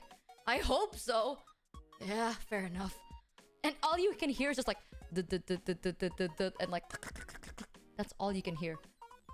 We had a rumor in fashion where it's like you can hear the souls of like angry students roaming around the hallways because everyone works until like 5 in the morning. Some people would even sleep there. I've slept in college multiple times. Literally, it was like Homeless Simulator 2.0. Oh my god. Yeah, I would love to show off my designs, but sadly, I can't. Sad shag. It would dox me more than if I just told you my address. But my designs, unironically, would have doxed me more. If I told you guys where I live, my designs would dox me more for some reason. But I am very happy. That was a very fun experience. You want to know? Let me see if I can have a picture of a pattern table. Ooh, wait. Okay, wait, I actually found it. Roughly, it kind of looks like this. So chat, when I say pattern table, this is how it usually looks like, right? It's massive, by the way. I'm talking around like 80 centimeters to 95 centimeters wide, and then like 2.5 to 3 meters long. Like, it is a very big desk because obviously you make clothing patterns here. So clothing patterns are usually very fucking big, right? And you have like an area below the desk where you put like your bags, your materials, your stuff. Like, everything is under the desk, and on top is just like your free-for-all space. This is also where we sleep. I shit you not, this is where we sleep. There were times where I would be working until like 5 in the morning, and I had a morning class at like 9 a.m. So I decided, like, me and my friends would be like, okay, I'm just gonna like take some of the clothing that we've made. Like, I would take my previous semester's work or random people's work or like fabric, because we have a fuck ton of fabric. I would clump them up, put them under the desk, take fabric and use it as a blanket and just sleep there. Like, I would sleep under the desk. And then if there are more people there and there's not enough like desks, people would sleep on top of the desk. Like, it's like a bunk bed. It's practically a bunk bed. So we do have shower rooms. And I swear to God, it has to be intentional. Our toilets had shower rooms. So there were times where I'm like, okay, I'm just gonna like go to sleep here. Wake me up at 8 a.m. I'm just gonna shower and then I enter class. I have slept in school for so long. Like, there were times where just the projects Interest don't allow cheered you to X go back. 300. You Could just you can't. able to use that table? Is it not higher than you? I sleep on the bottom of the table. Okay, like unironically, I sleep on the bottom of the table. It literally does look like a morgue, doesn't it? But those are the good old days. Like, you cover it with fabric, you put more fabric and just blanket yourself with fabric. Your final project doubles as a pillow. You know what I mean? And then you wake up an hour before class, you shower, get ready, and then attend class. And you don't even have to leave the campus. There were times where it was to the point, most fashion students are friends with the security. Unironically, a lot of the fashion students are close friends with the security guard because we are the only ones there with the night shift man. Like, there were times, well, we're not allowed to smoke in class during class, but there were times where the security guard would come into class just to be like, hey, what are you guys doing? And we're like, working. So then everyone's just like sitting there working, and the security guard would sit there while watching videos, smoking. Do I smoke? No, I don't. I have smoked in the past, but only socially, but I don't smoke anymore now. But in college, a lot of people do smoke. Every now and then I did smoke as well, but it was those things where you need to stay awake, right? You do anything to stay awake. Sometimes tea and coffee just doesn't work anymore. Caffeine doesn't work. So you need to take all the caffeine, as many things to like snap you the fuck awake. And sometimes cigarettes help, okay? So yes, I used to smoke in college. Not a lot, but I did. Sometimes. And then I socially smoked during work. I have talked about this too, where during college, it wasn't like I smoked for fun. I smoked to wake up, right? And then for work, it was those social situation things where in order to get closer to your clients, yeah, if they smoke, yeah, you come with them, you know? I know, some people are like, oh, Michi, smoking bad, there are no excuses. I know. That's why now I'm very grateful that I am a streamer and I don't have to do anything, right? Thankfully, I've never been addicted. So it's not like I'm like, oh, it was so hard, chat, to stop smoking. I was sweating and crying. No, I was never really addicted, so I never really had a hard time stopping. 1181 cheered Dex 300. You know what's a good way to wake up? Oh my god, no way. They're gonna Pedro.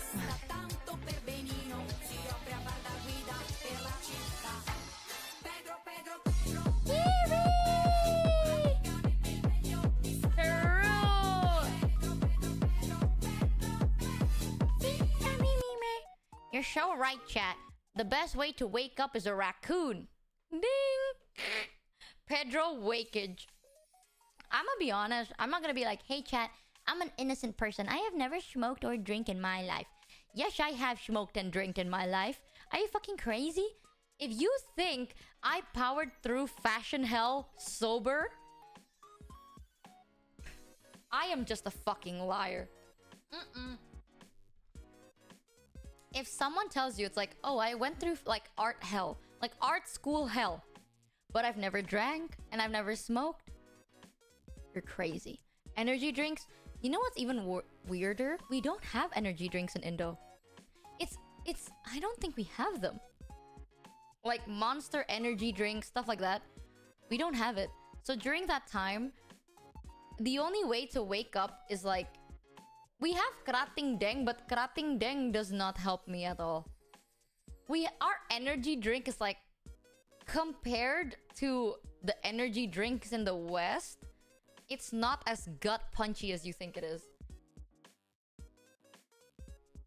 Oh, okay. I don't like extra juice. Krating Deng is okay. I do not like extra juice though. I am so sorry. I think extra juice does not taste good. But you drink Krating Deng wrong. You need to mix it with soda. What?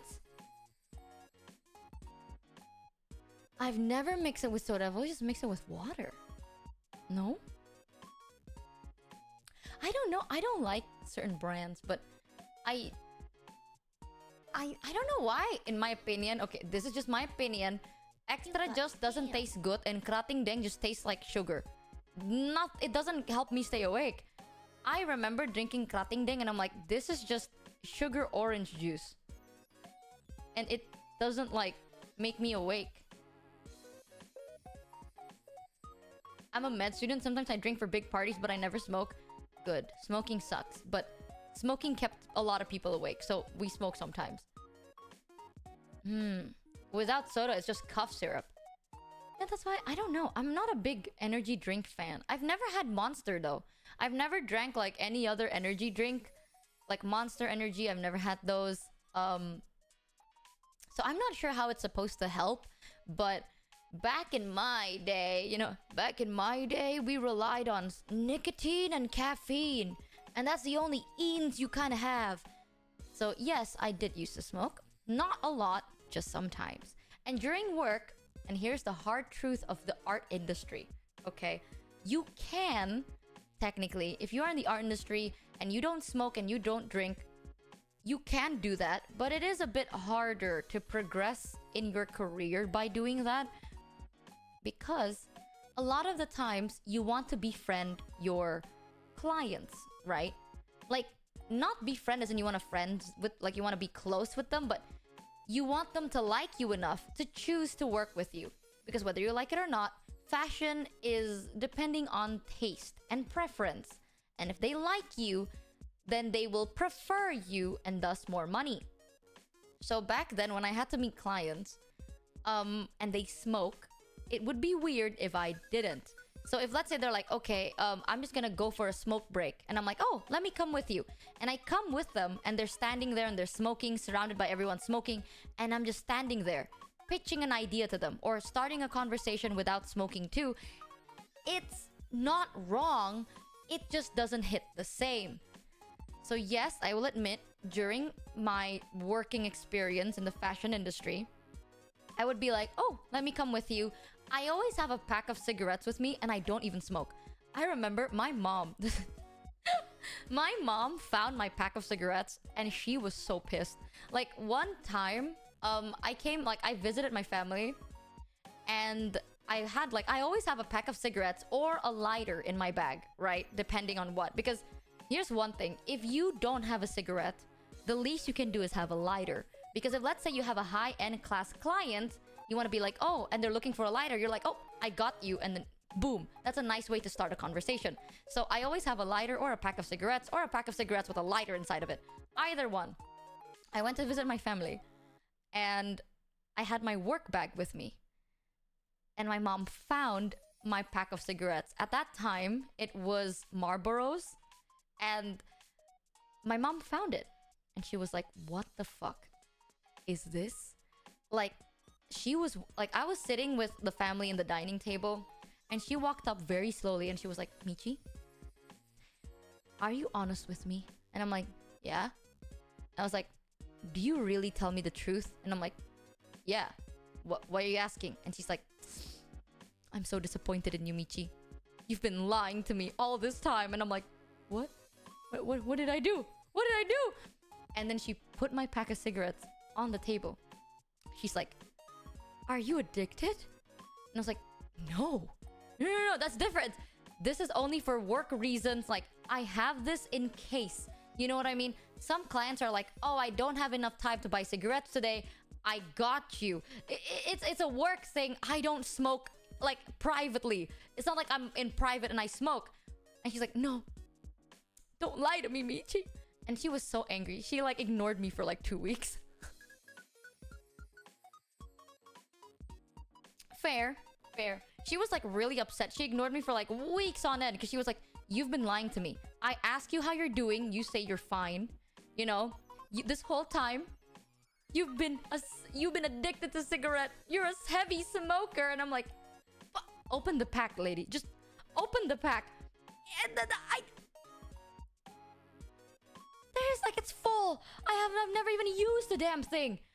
Like, I was like sweating my brains. I was like, Mom, I promise you I'm not a smoker. This is genuinely just for client work. Like, I'm sorry. I'm not a smoker, but like, you girls gotta do what your girls gotta do. And she's like, no, I don't want to hear your excuses. So, yeah, I think I understand why my mom was really pissed, because my mom's dad, like my granddad, was a heavy smoker and he passed away because of it. So my mom obviously has like this big trauma about smoking, right? And I get it. But listen, man, the world needs what the world needs, and sometimes I just have to give. At that point, I have no choice. It's either do I want to stick to my morals or work a bit and kind of be lenient about it. Does it suck? Yes, these are the choices you have to make when you get older. Okay, and sometimes you can stick with your morals and still make it. Good on you. I was not that kind of person. I was desperate. Okay, that's the difference. I know there are some people, like I've told this story to a lot of people because I'm not gonna hide it. Hiki cheered X300. Momomachi open the pack, sees full pack, gasps. This is your second pack, disowned. Oh, do you remember your first ever client, Michi? Ooh, client for like a company or a solo client? If it's a company, no. If it's solo, yes. Because honestly, for a company, I don't remember shit. I know people are like, smoking is bad. I personally would never destroy my morale for this, blah, blah, blah. Good on you. That's very good. If you have like strict rules for yourself and you have like this morale where you will never ever smoke for any reason, that's very good and I'm very proud of you. That is a healthy way of thinking. I am not gonna justify my actions. However, I will give you the reasoning behind my actions, and that is just simply desperation. I could not afford to lose. That's it. Like, sometimes, right, you can succeed in the industry without smoking or drinking. You can. But if you did, your chances increased. Because then, like, you can have extra time, you know? You have, like, your clients will invite you to more parties. You can talk to them outside of work hours because you guys are taking a quote-unquote smoke break together. When you do visit production and they're like, oh, we're on a break right now, actually, we're gonna drink some coffee and smoke, you can come with them. So it's like, you can definitely do this without also developing bad habits or stepping into that world yourself. You can. However, at that time, not only was I young, I was very ambitious, and I was very, very desperate. I could not afford to fail. And if I could increase my chances any way possible, I would be. And that is the honest, sad truth. Desperation and ambition is a hell of a drug. Nowadays, I am desperate, but I am also desperate and ambitious, but in a different sense. And chat has allowed me to relax a bit. So now I can just relax, take my time. I don't need cigarettes to destroy my throat. I can just talk. So yay! Yeah, that's why when people are like, oh, you know, it's good to be ambitious and youthful and ambition. Ambition is a double-edged sword. And I'm not gonna sugarcoat this shit for you. For those of you that are like, I can't wait to get my first job, blah, blah, blah, blah. I will say, keep in mind, okay? Like, keep in mind, ambition is a hell of a drug. Like, if I think about it, yes, I would have been fine working without smoking or drinking all of that good stuff. However, I don't know. At that time, my dad did not want me to be in fashion. My family was like, oh, you know, like, we still have that mentality where if you're an art student, then you're not really gonna succeed in life. Like, you're just gonna not earn money and you're never really gonna be an adult, etc., etc. So there was a part of me that's like, I need to prove them wrong. And then another part of me is like, I want this to work so bad. So yes, I would have taken anything. If one day I was falling asleep and then the devil came there and being like, I have a deal for you, Michi. Honestly, I would have thought about it. Like, it was to that point where I'm like, if the devil made me a deal, I would have honestly thought about it. But like, the devil never came, so like, I'm not even worth it of it. Like, what the fuck? If I think about it, that's kind of fucked up. But yeah, it's was it a bad habit? Yes, it was definitely bad. But your girls gotta do what the girls gotta do. And yes, I did smoke. That's just a hard reality of life. It's just nicer, you know? And here's the thing, back in my day, chat, imagine yourself as this, okay? A lot of people nowadays like to say like, oh, if you're a woman, and you want to be a woman in power, you have to be like a bitchy, bossy person, you know? You can't be nice. Like, you have to be a bitch. You have to be a boss. You have to be like, manipulate and, you know, fight. However, I don't know, maybe it's different nowadays. I have no idea. But back then when I was working, this is one thing I realized. And I want to say this just because this is the honest to God, at least my opinion, truth. This is my truth, at least. There are things that women can do better than men. And one of them is charm. And that is just like, nowadays, some people hate that shit. People are like, no, I want to be a woman in power. So if I want to be a woman in power, I have to be bitchy and bossy and stuck up. I have to be like cutthroat and like mean to everyone. But during my working time and like college time, I realized something. If you are a woman in the fashion industry, you can charm your way through anything. Really? Because you're a woman. So why not choose that route? You know what I mean? When I say charm, I don't mean like sex. Don't get me wrong. I'm not saying like, okay, chat, sleep with people. Fuck no. I've never done that. Charming is not romancing. Two different things. Okay? I wanted to climb up the ranks a little bit. You know? If I cried compared to my male coworker, the boss would favor me. Is that fair? No, but that's just how the world works, okay? Sometimes you just gotta know your strengths. If I were to cry in front of my boss compared to if my male coworker cried, they would be like, oh, poor you, to me, more than they would to my coworker. That's just how the world worked. So, if my clients were old men, and I was a younger female, and they smoked, and I want to kind of convince them to like me more, it helps that I offer to light their cigarette or offer to get them a drink. You know, be kinder to them because they like that shit. And some people nowadays see that as a weakness, but at that time, that shit got me places. I don't know what to tell you. That shit worked. Like, you don't have to seduce your way on to the top. Like, people mix that shit up all the time. X300. It's not about seduction. Michi don't smoke. Also me every other month downing down enough energy drinks 5 in one night sometimes to actually feel my heart palpitating, Oh my so God. I stay awake to finish my art project on time. Jesus. Ambition is really a hell of a drug. Yeah, that's why I keep telling people, right? People are always like, oh, be ambitious. I'm like, well, just keep yourself in check. You know, here's the thing, right? My opinion is you don't have to, like, I saw people talk about this where it's like, I don't want to sleep with men just to be in power. Who the fuck said sleep? I have never once romanced, seduced, slept with anyone, right? But I still got to places. Because here's the truth. If there's any females listening, I need you to remember this. I need you to grill it in your mind, okay? This is just my opinion. So, if you don't agree, that's completely fine. You know, we're an open space here, but this is my honest opinion. If you are going to go down the seduction route, yes, it would be faster, but it will end faster too. Because once they get what they want, they leave. Keep that in mind. It is not worth it. It is so not worth it to go down that path. IMHO.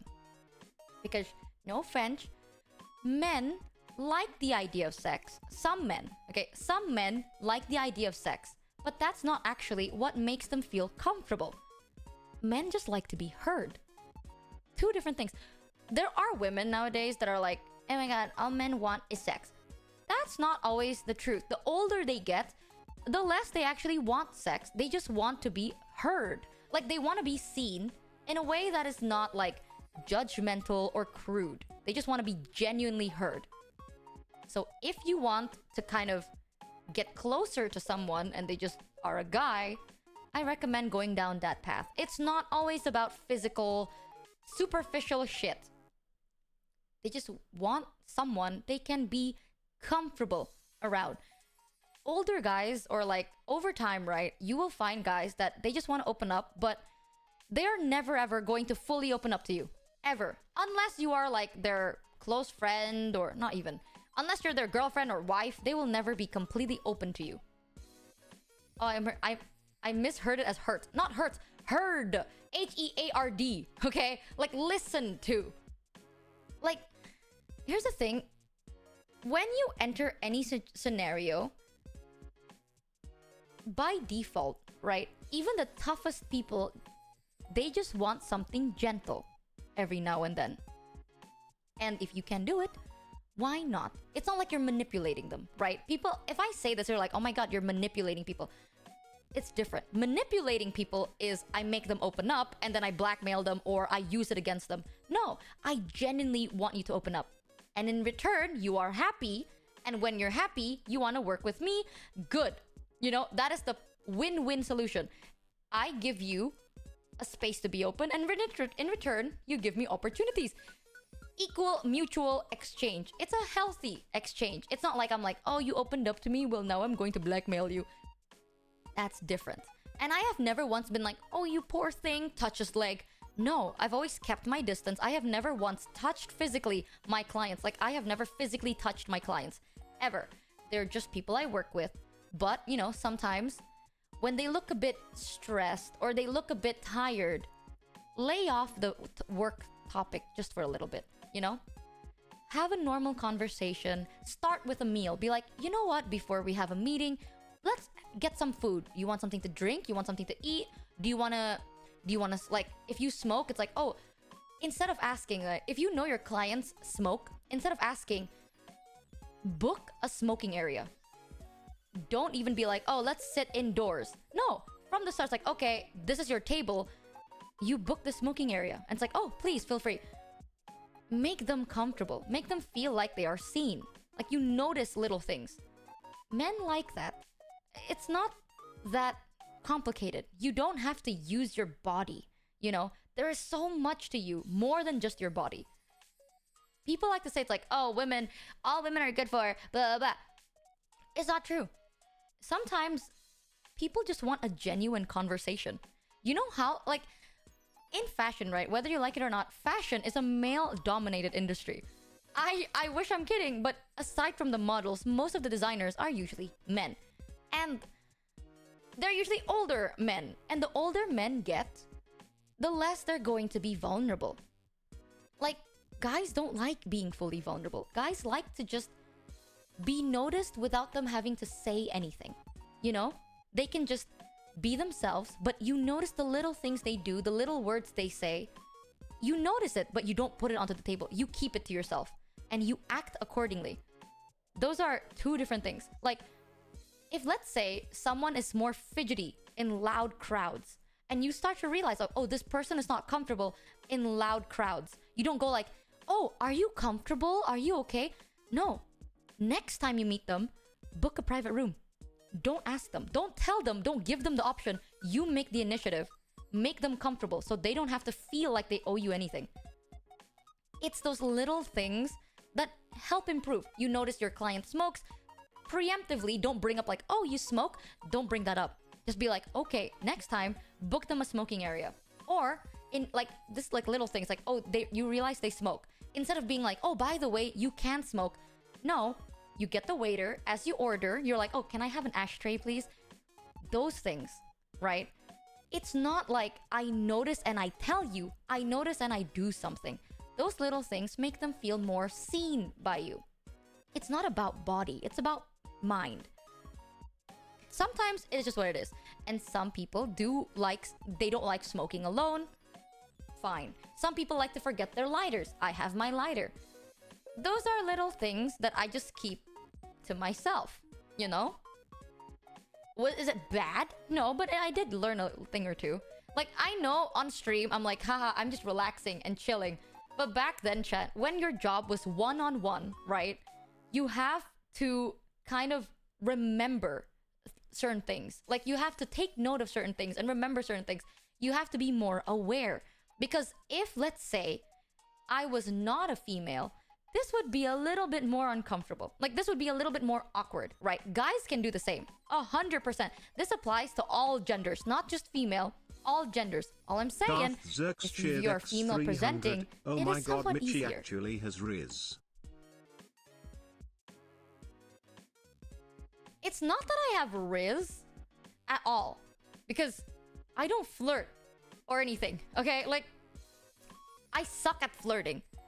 However, I do notice little things. Yes, because I love people watching. So it's like, I do notice little things. I just realized that instead of talking about it, just do something about it. It's different. You know, by the end of the day, these are the people you work with. They are not your best friend, and they are not your lover. This is your business partner. And it's still a relationship. It's just a different type of relationship. And in any relationship, respect is given if the respect is earned. And if you can present yourself as a respectable person and you respect them, they will respect you. It's very, very natural, right? Remember though, I have had a lot of people that was close to me and then they backstabbed me. That happens too, by the way, so don't get too disappointed. Zerx cheered X300. It's just work, you know? Riz is just charisma. Like aura. I mean, I don't know. It's like, I know some people nowadays think being like a boss-ass queen means being mean. But that's not true. If you really want to be a boss in anything, whether you're whatever gender you are, right? If you really want to be a boss or a leader, it's not about bossing people around or playing like who has the most power. If you really want to lead, you have to listen and be aware of what the people around you actually want. And that's how you get up there. You can't just get up there purely from, oh, this is my ambition, this is my goal, and everyone is gonna work towards my goal. No, you have to make your goal the respective goal. Everyone shares the same ambition. Yeah, it's our goal now. And if you can't listen to the words of your coworkers and people, I'm sorry, but that is not a boss-ass bitch. That is just a bossy bitch. Two different things. And I have seen that, especially in the younger generation, where people are like, man, working has made me mean. No. It's different. Yeah, being a boss-ass bitch and being a bossy bitch are two different things. Okay? Being a bossy bitch is, I tell you to do it. If you don't do it, you're fired. That's bossy. Bossy bitch. If you want to be a boss-ass bitch, you're like, oh, what do you want? Do you want this? Oh, you want A, I want B. Let's work together to achieve both. Two different things. I've seen that a lot, especially in media portrayal. Holy fucking shit.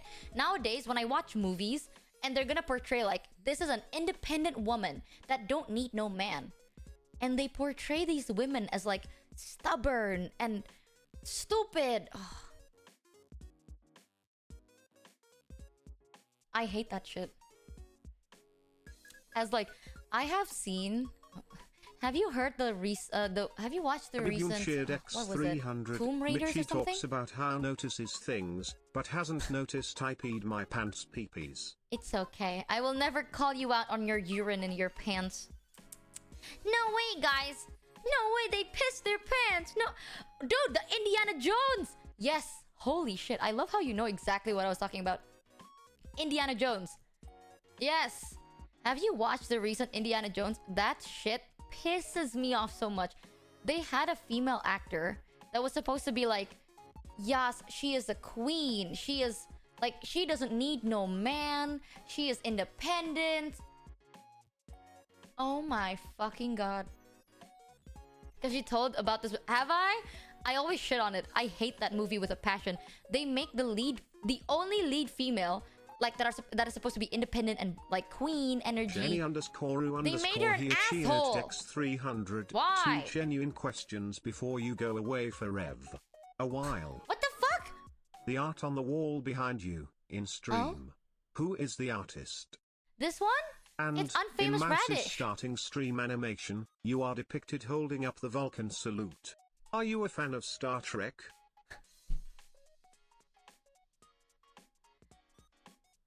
No, I'm sadly not. I have not watched Star Trek. I'm so sorry. The pose was supposed to be me holding eyeballs. Nice eye though. The art behind me is on Famous Radish. Credit is in the my about section on Twitch, by the way. But they're really good. Isn't it cute? So cute. The person that made the background in itself is Kogami. Also, the credit is in the description if you wanna. Not description, my about section. I have not watched Star Trek actually. I'm sorry. Uh-oh.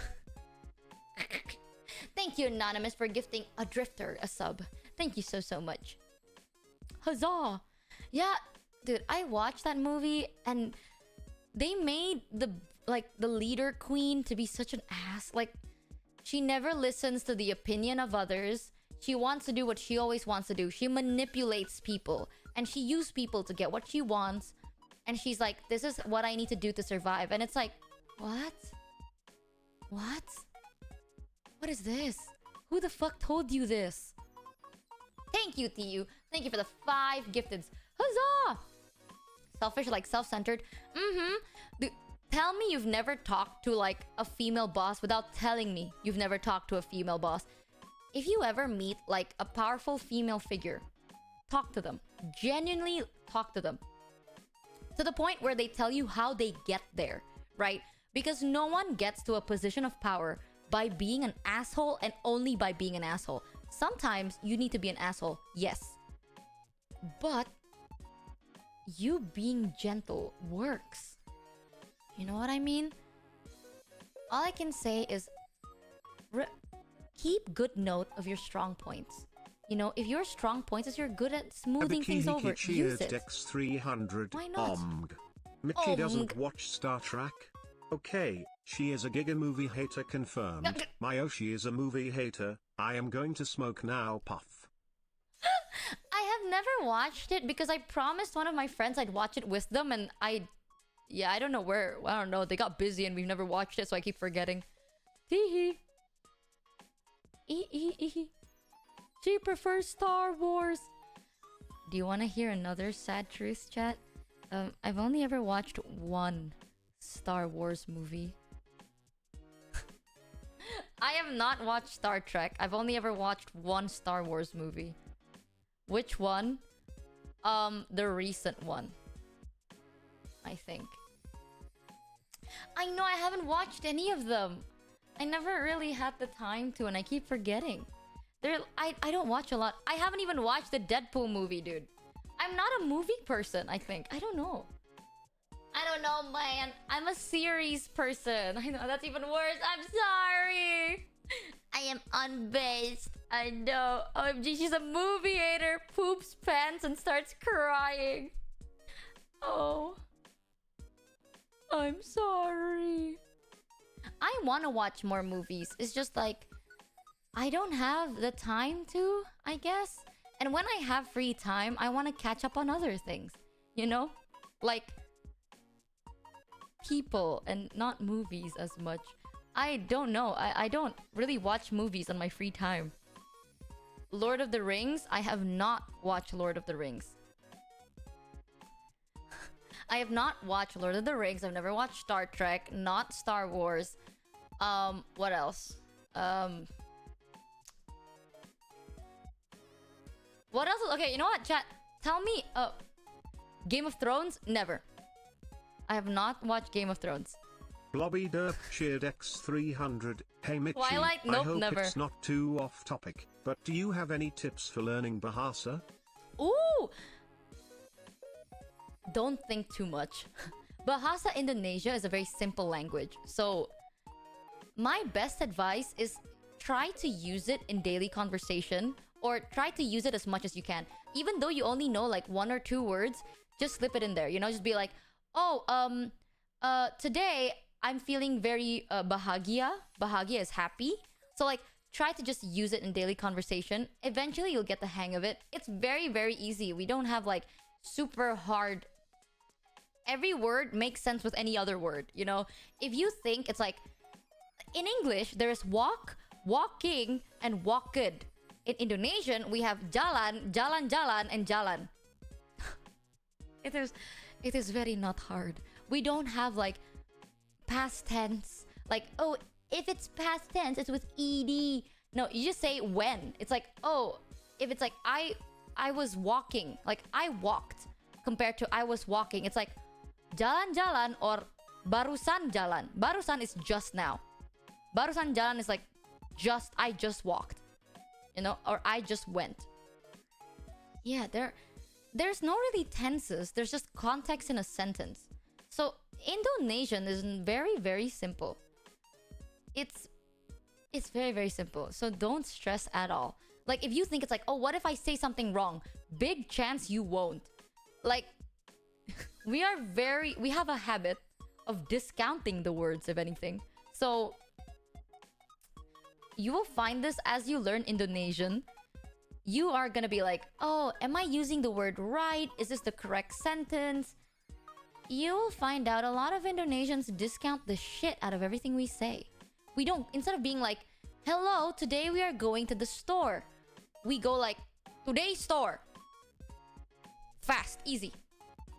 Very simple. It's like, oh, excuse me, do you want anything? We're gonna go outside and we can get you something. Instead of doing that, it's like, I go store, you want what? Easy. It is so like, bam, bam, bam. So, don't be too scared. You know, just try your best. If you're probably right 80% of the time. And if you do it like, if the sentence is a bit odd, they will still understand. Just use keywords, man. Yeah, it's very like simple. Indonesian is a very simple language. Like Bahasa Indonesia is a very simple language. Like I have no advice in learning Bahasa Indonesia aside from just saying to try and do it. Also, fun fact, again, I'm not mad or being pissed. It's just I know some people get this mixed up. So I want to tell you guys, the word bahasa means language. So if you want to say I want to learn bahasa, like I want to learn Indonesian, just say Bahasa Indonesia, which means the Indonesian language. The word bahasa in itself, it means language. So if you say like, oh, do you have any tips for learning bahasa? It means like, oh, do you have any tips to learn language?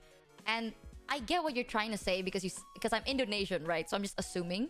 But if I say bahasa Inggris, it just means English. Or bahasa, I don't know, bahasa Malay. It's just Malay. So it's easier, like in the future, if you want to ask people advice, just in case they might not really know what language you're talking about, just say Indonesian. Just say like, oh, bahasa Indonesia. So they know specifically. Because you can also be like bahasa Jawa, which is Japanese. 300, so, yeah. Concise to point. Like, nodders. Exactly. You just have to give context with words. Do you say Indo is easy to learn? Yes. Indonesian, if you are an English speaker, maybe you might need a little bit of time to understand the grammar. Because in English, it's very like, I don't know how to explain it. Our sentence structure is more similar to Japanese compared to English. So learning the words itself is very easy, but maybe it takes a little bit more time to learn how to format it into a proper sentence a bit more. So in English, it's very like, today I go here, right? In Indo, it's more like just straightforward. So it's like, I go here today. I don't know how to explain it. I suck at it. I'm not a teacher. But Indonesian sentence structure is quite similar to Japanese. So if you learned Japanese, you will have an easier time learning Indonesian compared to if you're just like an English speaker, or let's say you're a French speaker. If you speak like French, English, I don't know, those things, the sentence structure might be a little bit different. But the language itself, it's so easy. Like, the best way I can explain it, the numbers in Indonesian is the easiest thing ever. Okay, in English, it's like 1, 2, 3, 4, 5, 6, 7, 8, 9, 10. And then after 10, it's 11, 12, 13, right? I can't say like, oh, 10, 1, 10, 2, 10, 3. That's not correct. I have to say 11, 12 instead of 1, 2, 3. You know? It's different. In Indo, 1 until 10 is 1, 2, 3, 4, 5, 6, 7, 8, 9, 10. Right? 11 is 11, which is se is 1. Belas is like the 10th. Right? 2 is 12. So 2 is 2. 12 is 12. 13 is 13. 3 is 3. 4 is 4. 14 is 14. Just add the word and then add belas. And then, when you want to say 20, you say puluh. Puluh is like the 10th. So instead of going like 20 or 30, you go 2 is 2, 20. 30 is 30. 40 is 40. 22 is 22. It is so fucking easy. Like you just have to learn 1 until 10, belas and puluh and ratus. Belas is the 10th, puluh is 20 above, 100 is ratus. And now you just get easy. Add the number you learn, add belas, puluh, ratus, and this and you're is done. that very moment, So dear easy. viewers, when the scammer tried to cast a curse upon us. It is so like literally, I can't even write this, okay? It is so fucking simple dimple. Literally.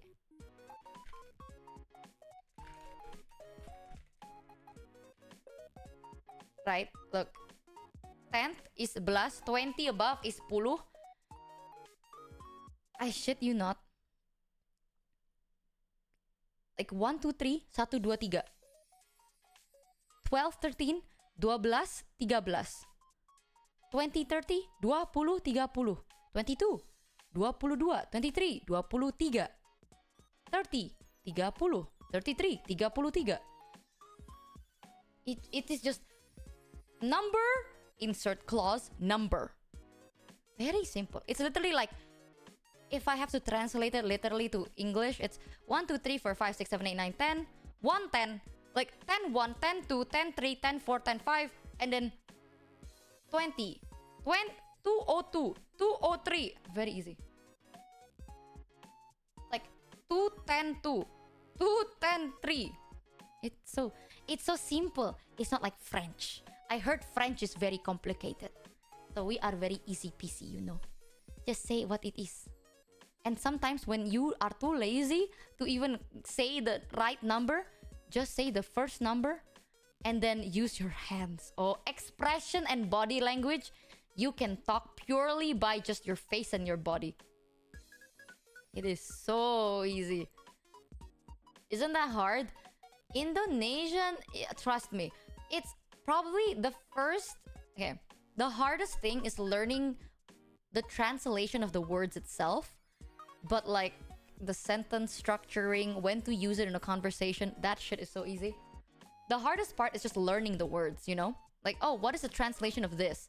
That's probably the hardest thing. But aside from that, we only have like level 1. The hardest is level 1, you know? Because level 1, you learn the most like words, right? And after level 1, it is fucking smooth brain ever since.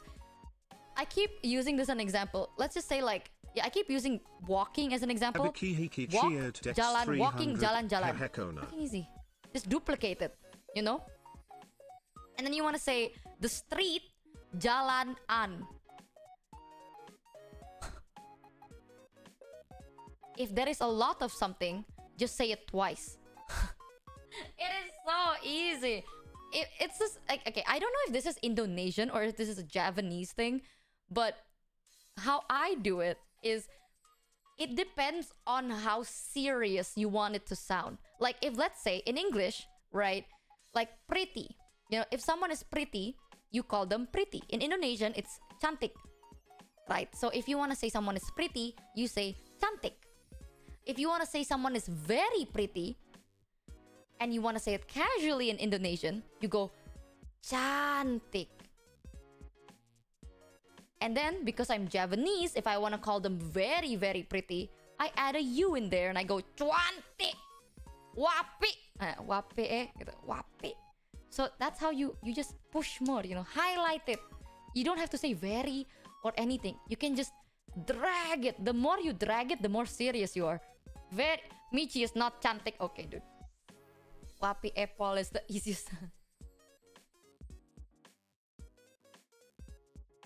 Yeah, the longer you drag the word, the more serious you are. Oh shit. My hand lotion.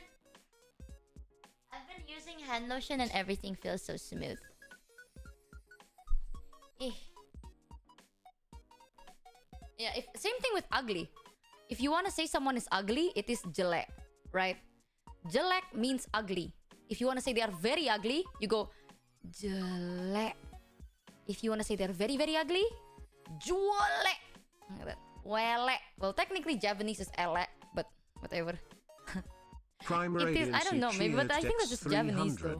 Is that why you sound sarcastic in English? Maybe. Introverse cheered Maybe, I don't know. I saw a lot Indo people write qui what that mean? I freak out every time see that because it is insult word in Thai XDD. Really? Wait, what does that mean in Thai? Sanghan cheered X300. From what I've noticed, in most of the European languages, with some exceptions OFC, you have to learn the unique words for numbers up to 20, and after that there come different combinations of the remembered words. Oh, I see. Yeah, okay, so kui in Indonesian means like let's go. So okay, this is I'll write this down because this is a little bit of the confusing thing, okay? The hardest thing about Bahasa Indonesia is probably the fact that we discount our words a lot. Like we are very like we like to give 50% off a lot of times, okay? So this is the word. It is called ayok. Or yeah, it is technically written ayok with a K is what I learned. And it means let's go. Like it's like come, let's go, let's do it. Like ikuyo, you know, ayok. And then it got simplified to ayo, which is just let's go. You know, it is without the K, right? And then people went to just yo or yuk. Let's just say yuk. So it becomes yuk. So instead of going like ayo, you go yuk, right? And then the cool kids flip it upside down and then it becomes kui, which is let's go but cool kids term. Yes, it is a little bit confusing. I don't know how it became that way, but it is what it is.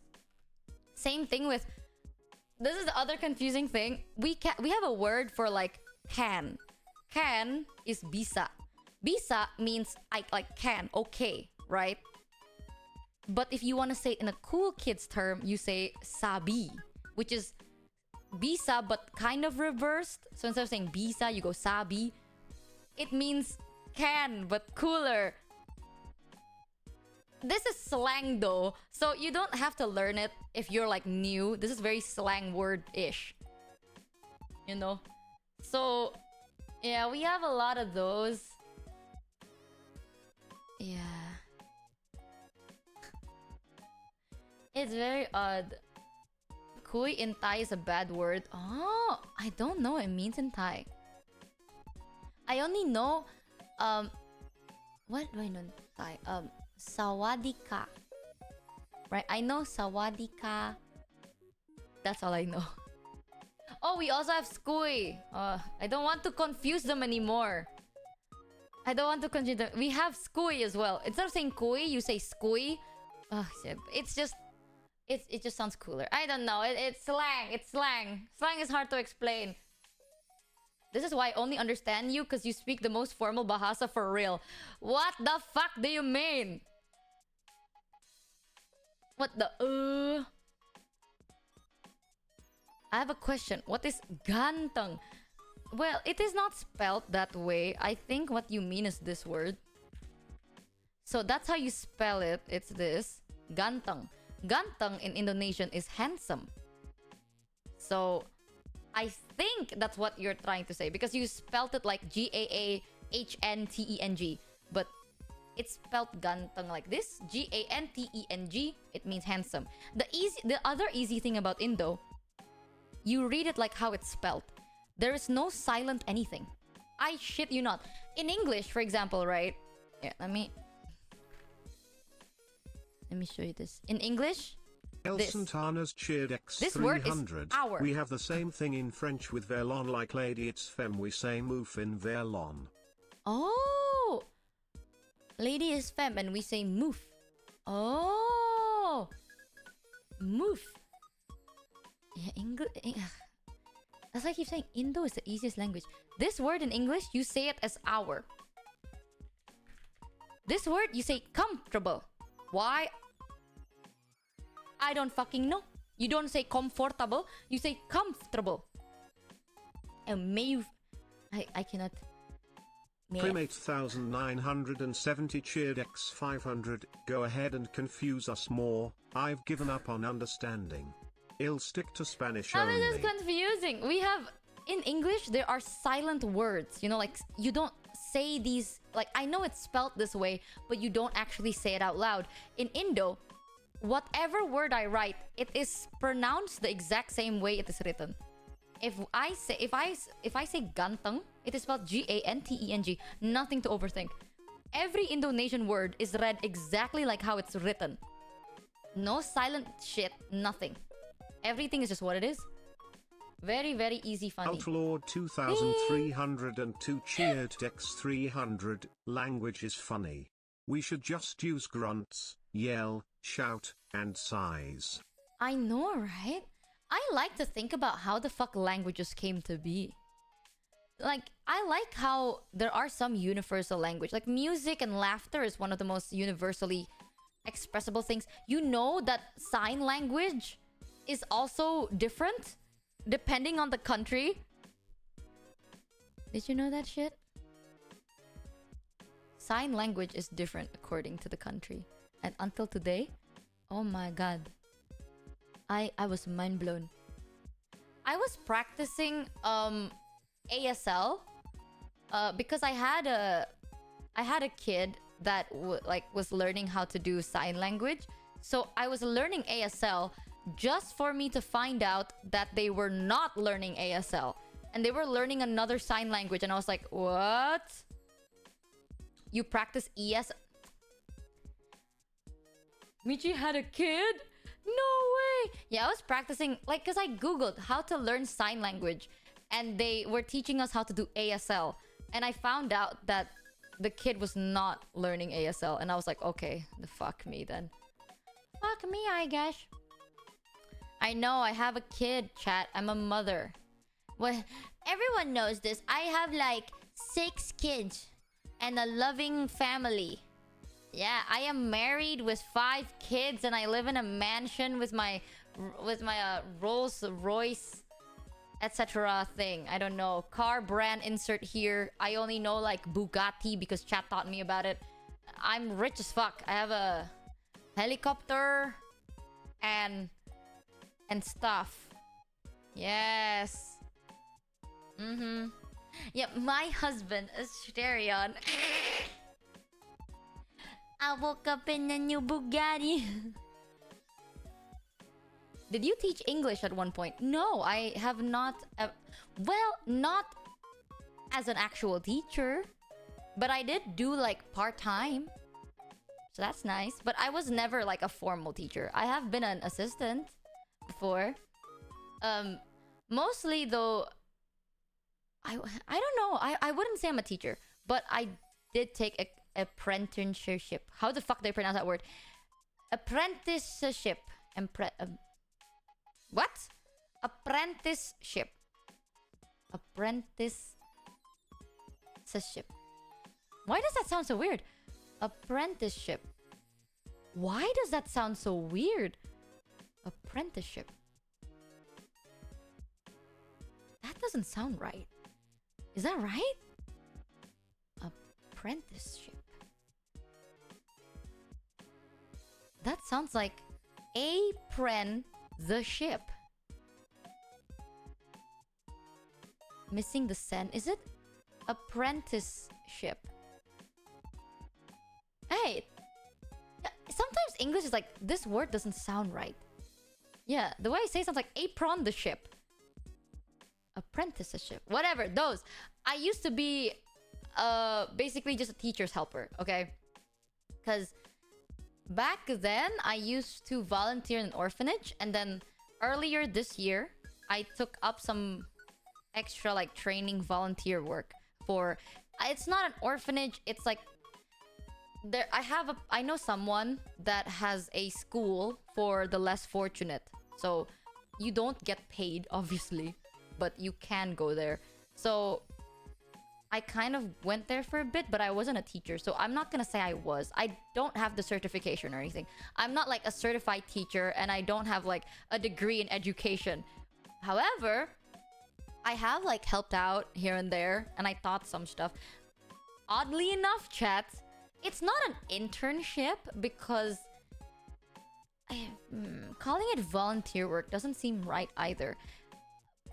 I don't know.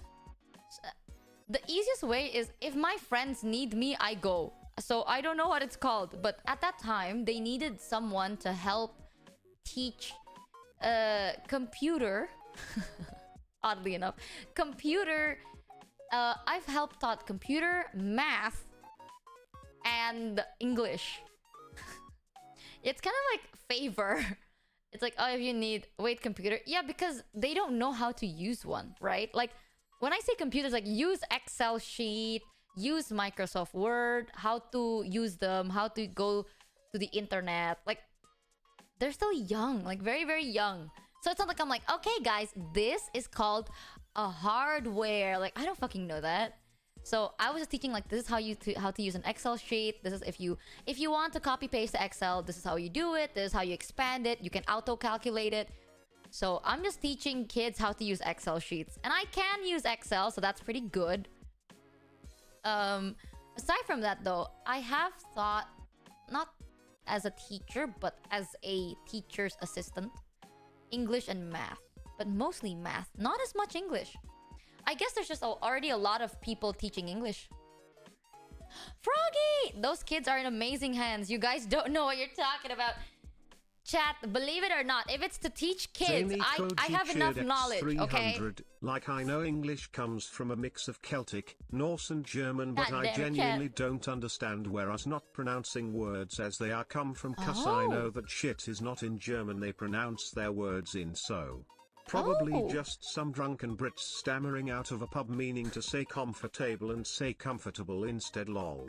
I know! Oh, there's Joel. Good hands, Joel! Chat, if there are like kids, they're fine.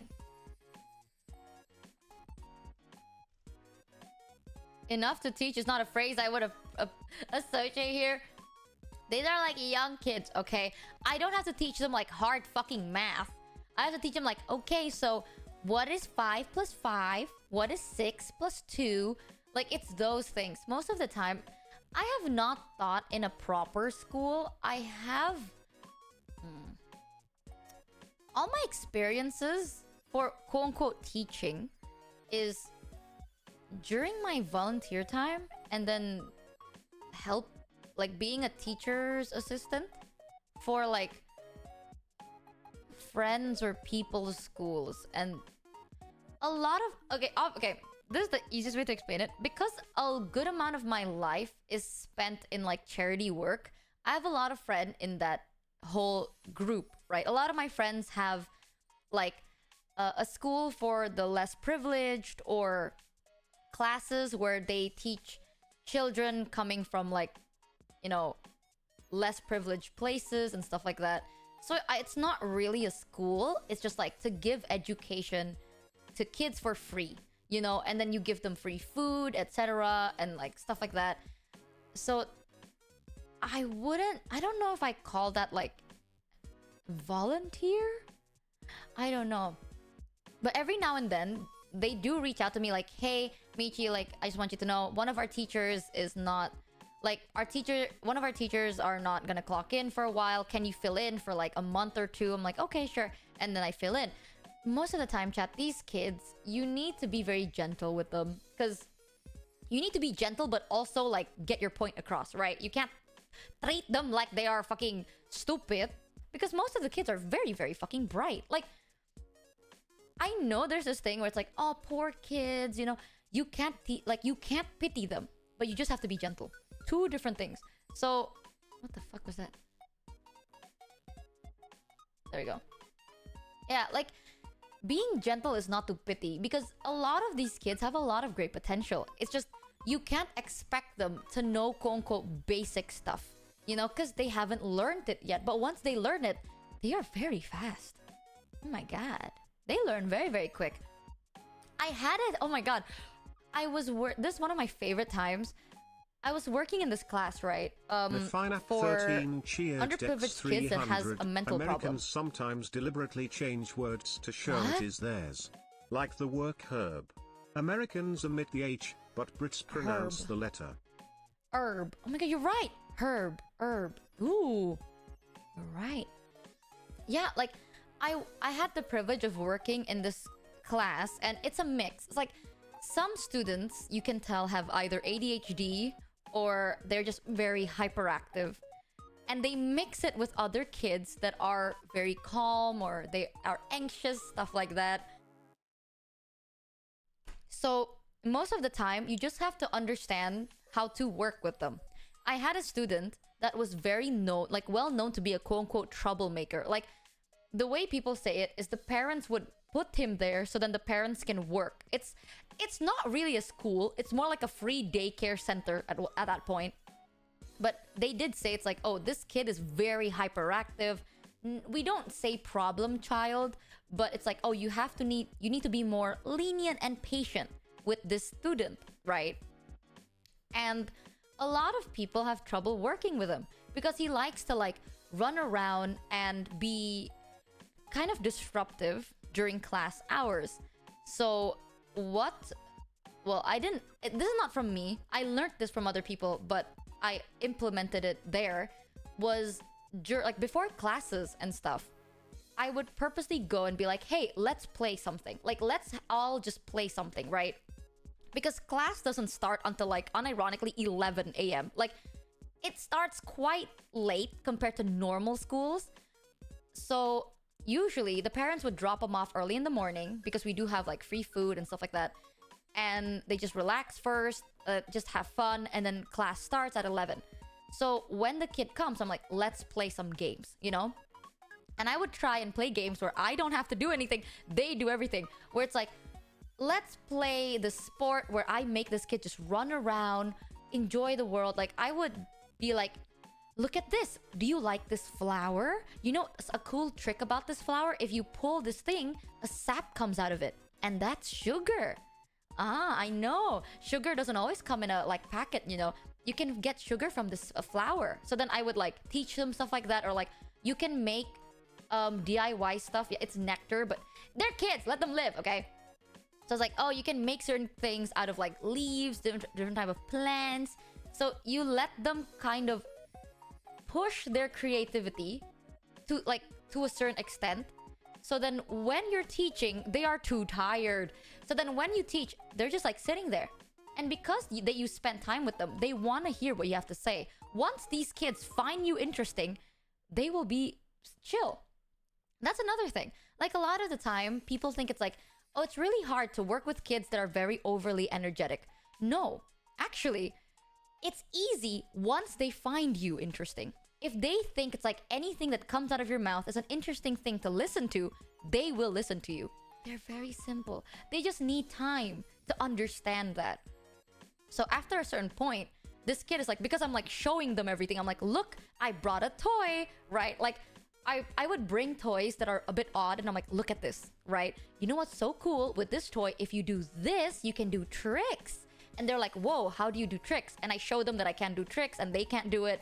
So ever since then, they're listening to everything I'm saying because they find everything I'm saying interesting and new. And then they're a bit more relaxed.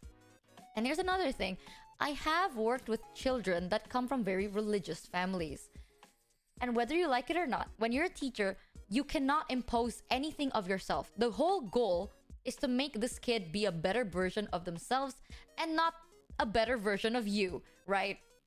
So I have worked with students or like kids that come from like religious families, or they have like different upbringing. And you just have to do research on it, you know? You don't need to understand completely. You just have to understand enough to understand, like, to know their boundaries, why they have the mentality they do, how to properly connect with these students or kids. I had a kid that was a little bit of a kleptomaniac. I remember this. They would steal a lot of things. Wait, Michi actually sounds like a really good... What the fuck do you mean? Why are you shocked about it, Froggy? What the fuck? Okay, goddamn. Tusk. See, on stream chat, I treat you like assholes. But if I, you know, I'm more gentle with kids. I like kids. So, you know what I mean. What the flip, man? That's fucked up. To be fair, it's not because I'm good. It's because I am... What is it? Like, I'm more... It's because I like kids. I don't know what to tell you. It's a passion thing. You know, like... You are good at things you're passionate about. And I am passionate about it. So, everything else, though, fuck me. You know, I don't know how to do anything else. I don't fucking know how to drive. Don't ask me. Don't ask me, man. Caught. Like, if you're like, Michi, fix a car. Bro, let me buy your wiper fluid. You want me to help you fix the car? Let me buy some wiper fluid. Let me buy some $500 wiper fluid. Let me be right back. Let me just blow into the car tires. And blinker fluid. Let me buy some blinker fluid, man. So, yeah. Didn't you say yesterday you rented a car in Japan? No, I rented a car in Thailand. But it's an airport transfer. I said this as well. It's not a car you rent to drive. You rent the car with a driver specifically to drop you off from the airport to the hotel. So, the car has a driver, okay? I wasn't driving the damn car in a different country. Like, you must be out of your fucking mind. It's basically a prepaid Uber. Like, a taxi, but easier. Because you don't have to, like, you know... Because at that time, chat, we had a lot of people with us and we had a lot of luggage. So if we were to get an Uber, I didn't know if we could get it. If it's a taxi, it might be too small. So the easiest way is to just get a bigger car so everyone can come with their baggage, right? I got those. It was complicated. I don't usually book airport transfers, but at that time, a lot of people were coming. There's a lot of baggage. It's just more convenient to have something ready to go. You can order Grab in Thailand. I heard you can, but I've never been to Thailand at that point, so I didn't know how guaranteed it was gonna be. Like, if I ordered a Grab or an Uber in Thailand, I didn't know if it's like, hey, can you fit like 3 people and 6 luggage bags, right?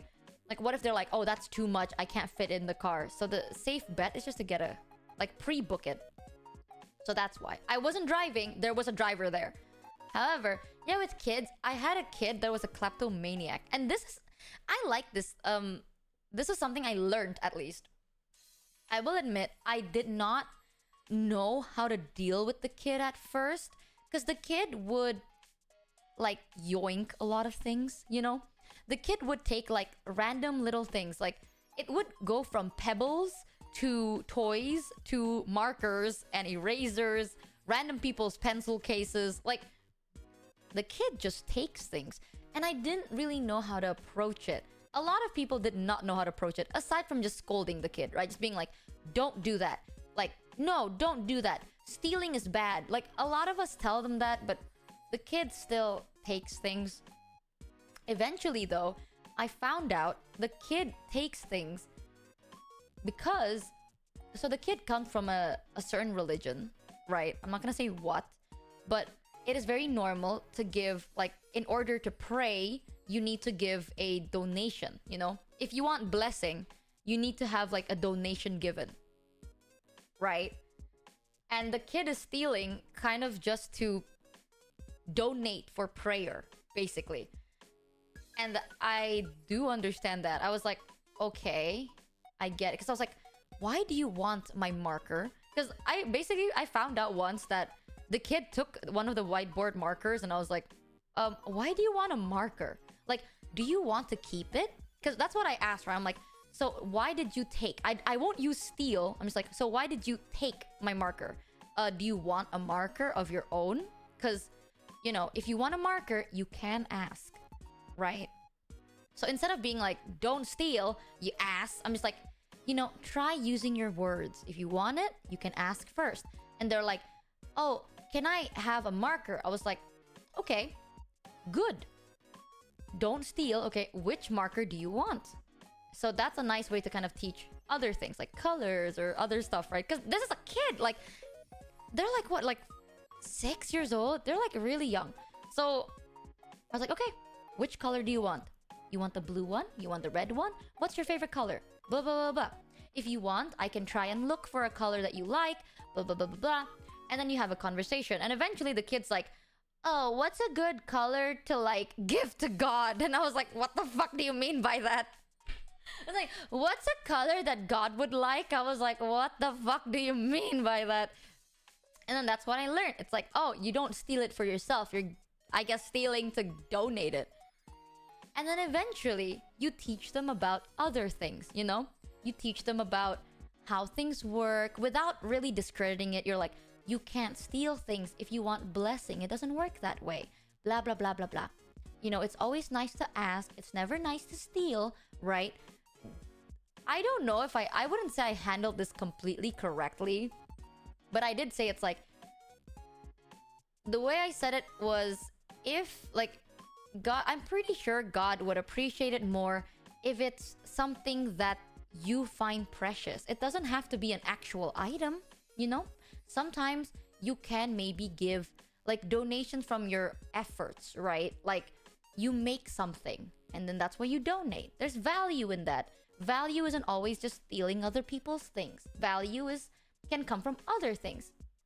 Teaching this to children sounds very complicated, but they get it, And that's unique. Like, eventually, working with kids, you realize kids are not as stupid as you think they are. If you word it like vague, without reason, kids sometimes can get confused. So you need to be clear, but you also can't use hard words, right? So you just have to get the point across. If they have questions, answer them. You don't have to be like, oh, you're too young to know. Sometimes you can tell them what it is. Sometimes other topics, that's for their parents, you know what I mean? But if it's about like why stealing is bad, you can tell them. Did the kid stop stealing? Yes, at least in my class, yes. That's very nice. The kid resorted to asking. At one point, the kid approached me and was like, Miss Michi, can I have 20,000 IDR? It was like, Miss Michi, can I have $2, please? And I was like, oh, I am very happy you asked. For what? And they're like, oh, I wanna buy this thing, and it was 20,000, the guy said. And I'm like, okay, let's buy it together. So then I would accompany them, and then I'm like, is this what you want? Okay, I will. It was not 20, by the way. I don't know why the kid said 20, but it was not 20. But I was like, okay, here you go. And they're like, thank you, miss. So the kid has asked me for money every now and then. They're like, Miss Michi, can I have like 10? Can I have 10,000, please? I'm like, what do you want it for, kiddo? And they're like, oh, I want to buy this thing. I'm like, let's buy it together. So, yeah, sometimes I think, yes, they stop stealing from like my class, but they have become very vocal about what they wanted. So did I do the right thing? I don't know. Did I waste a lot of money on... Yes, I did. It's nice though. It's okay. The kid's not being like, can I have $100? Like, at least the kid didn't fucking do that. But at least the kid understands that sometimes asking is okay. There are times I say no, okay? Just to teach them something. I'll be like, oh, I'm sorry, kiddo, but no can do. Next time, okay? Like right now, I don't have the money on me. I'm so sorry, but next time, all right? Being patient is good. And then sometimes the kid has to know, like, they can't always get what they want, and being patient can be rewarded step by step, right? Like, if you were to baby a kid, anything they ask you give, that's not a good thing either. The kid needs to understand how to deal with no. And it's good. I remember, like, I have said no to some students and they cry. That's probably the only thing that I struggle with. I don't really know how to handle tantrums very well. Miss Michi, can I get 300 bits to give to my Oshi? Her name is Michi and I want to give the purple Oh. thingies, please. No. I'm sorry, kiddo, but I think you need to go to therapy. I don't know how to deal with kids going through tantrums. That's probably my weakest thing. When a kid throws tantrum, I don't know how to do. I don't know what to do. I usually just sit and wait. Like, I sit and wait until they're calmer. And then I'm like, so, did you get anything from that? No, you didn't. Like, here's the thing.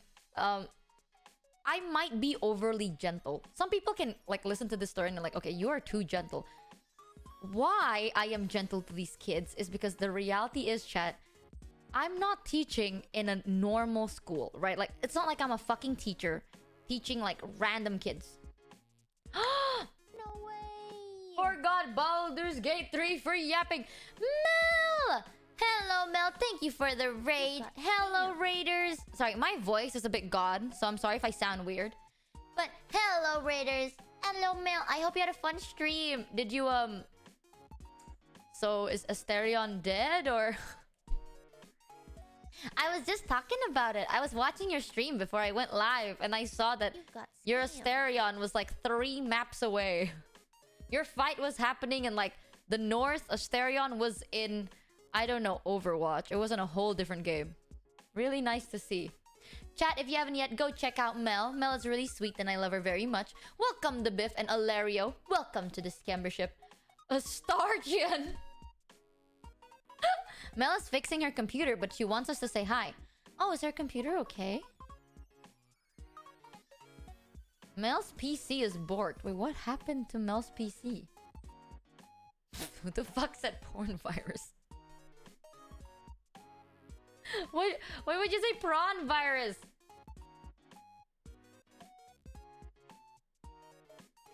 Wait, like you're serious? It could have been a...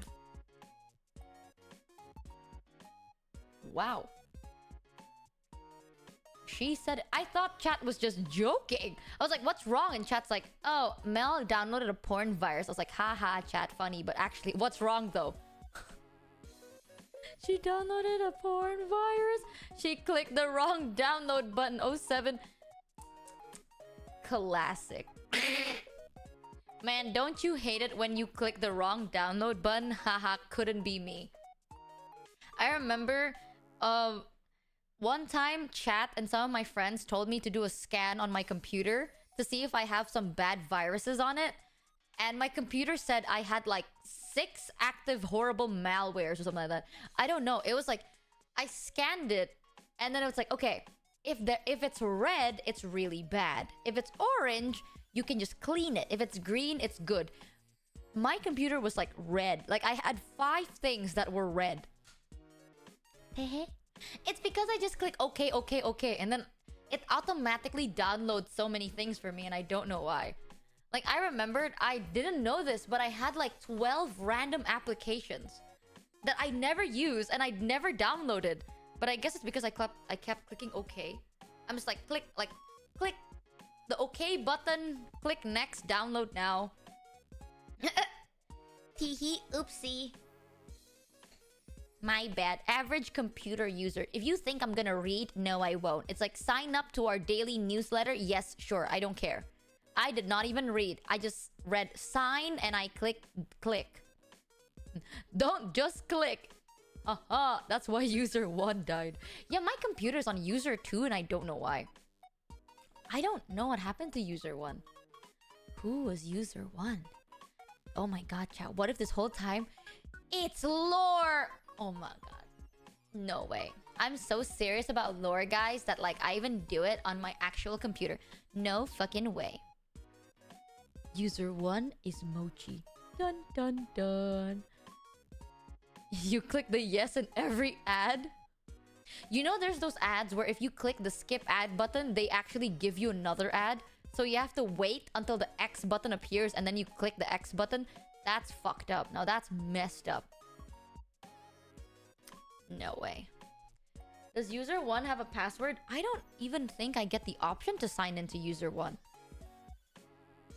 Please wipe it and reinstall everything. Fuck no!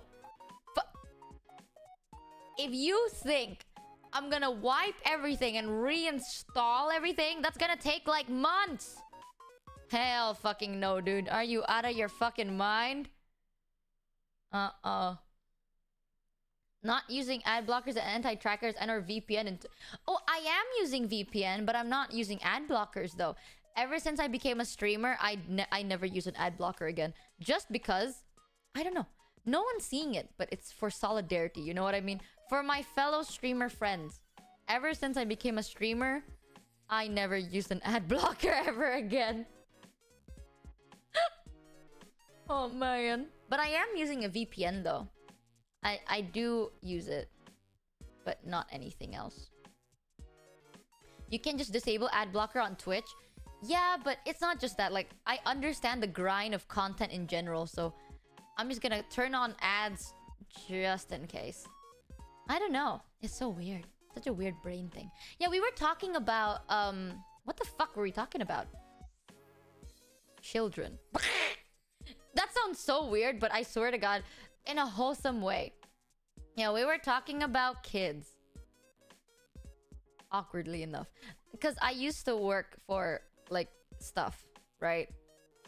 I had the same brain, used an ad blocker until I became a streamer. Same! So weird. Teaching to kids.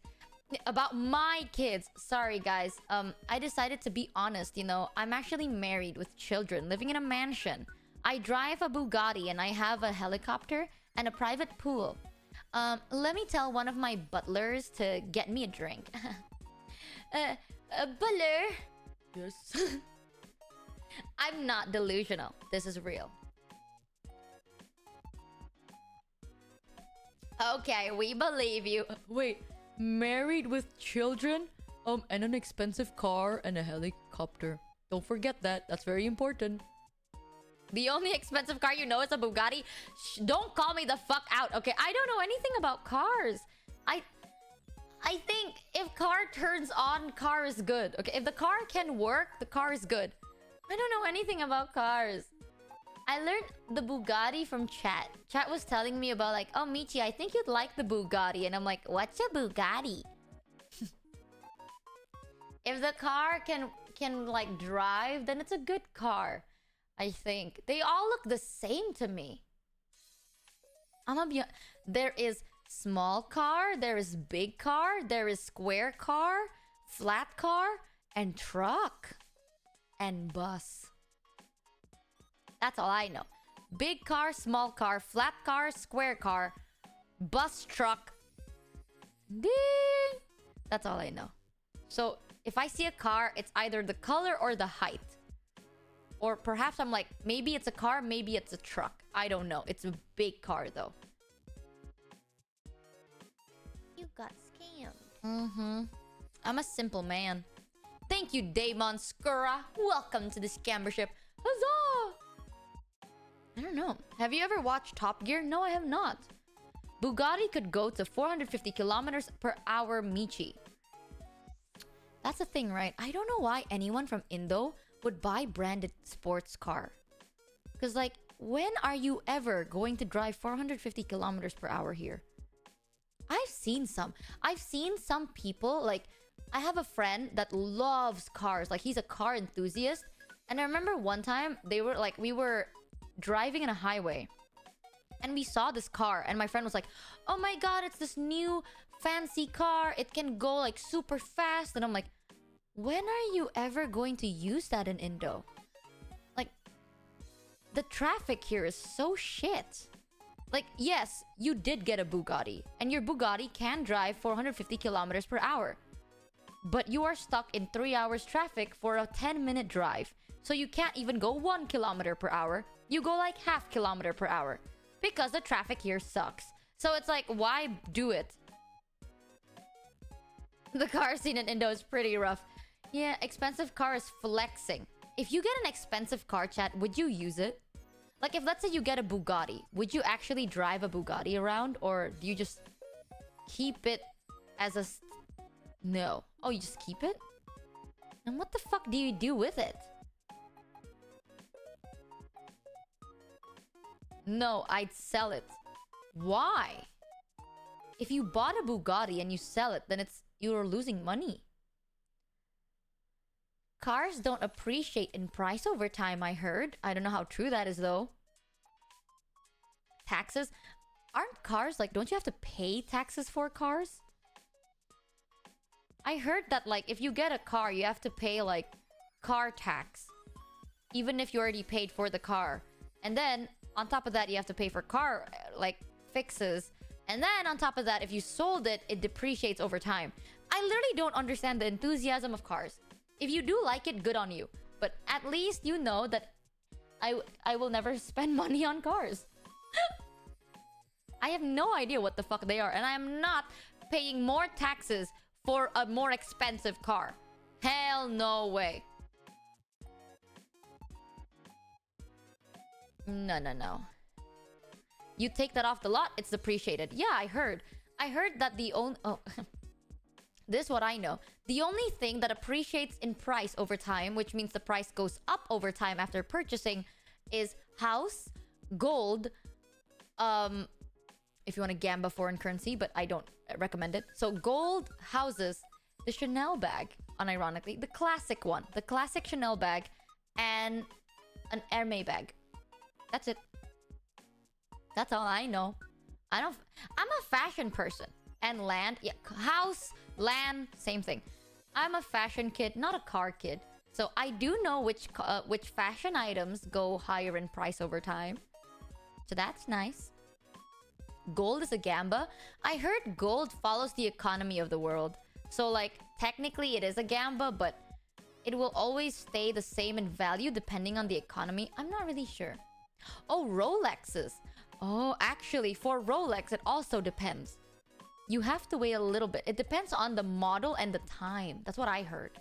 I don't know. I'm not a Rolex person. I've met a rich guy from Overwatch that... Oh my god. I met this guy who was from Overwatch. And he lives in Dubai. Right? And I know this is not fake because we follow each other on Instagram. We've talked for like... We were friends for a long time. And he is rich. Like, holy fucking shit. The dude, rich.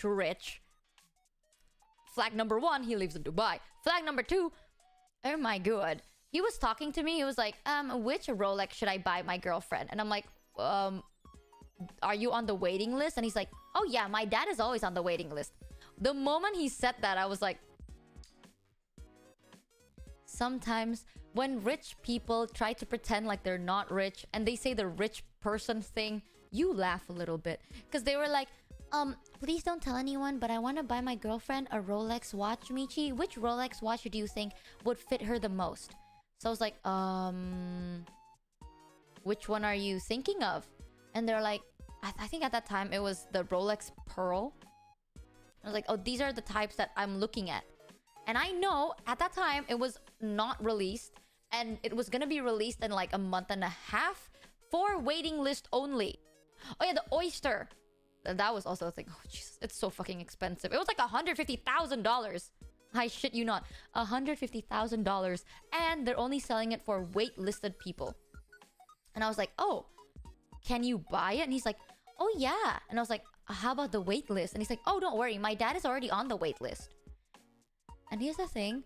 There are some brands that will not put you on the wait list unless you have either you're partnered with them or you have a track record of being their loyal customer. So, I was like, shit, bitch, your dad is already on the... Ooh! Rolex is very well known to be a little bit picky with their wait list, especially for new items. I still think Hermes is a bit more picky because they do custom for some people, but... Ay. And they're like, oh yeah, my dad's already on the wait list. And I'm like, aha, say less, bitch. I get it, you're rich. Ha, dollar sign, ha, dollar sign. Every time they speak, I see the dollars flying in front of my face. Good old days, good old days. But at least it's not a bitch about it, right? He just doesn't realize that not everyone can be on the wait list. I think the guy thinks that wait list means you just have to wait, but I don't think he fully understood what being on a brand's wait list entails. You know, just saying it's like, oh, I am in the wait list of a brand. It doesn't just say like, oh, I applied like 3 years ago and they accepted. It's not an audition, bitch. If you're in a wait list of a brand, automatically you're either a partner of the brand, you work with the brand, or you have spent so much fucking money on the brand. Oh my god. I remembered he went out for dinner with his family and he took a picture, right? And he wasn't trying to highlight this, but he took a picture of him, like a selfie of him and his mom and his sister, and he sent it to me. Like, we had a group chat with the rest of our friends, and he was like, oh, sorry guys, I can't play today. I'm out dinner with my family. I was like, oh my god, send pictures. He took a picture with his mom and his sister, and I zoomed in to his mother's hand, right? And I saw like 5 Cartier bracelets. Dude, I didn't even care if they were hot. I noticed the 5 Cartier bracelets.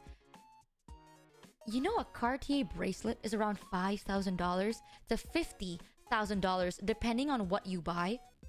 And she had 5 of them on one wrist. And this wasn't even like, oh, we're going on a fancy dinner. Like, they're going to a normal restaurant. It's not even like, oh, fancy restaurant, luxurious. This is what it is. No. It was in like a normal fucking random restaurant. Everyone's wearing like t-shirts and shit. What brand? Cartier. Cartier. Nah, man. That fucked me up. Mentally, I was like, that's fucked up. That's insane. Yeah.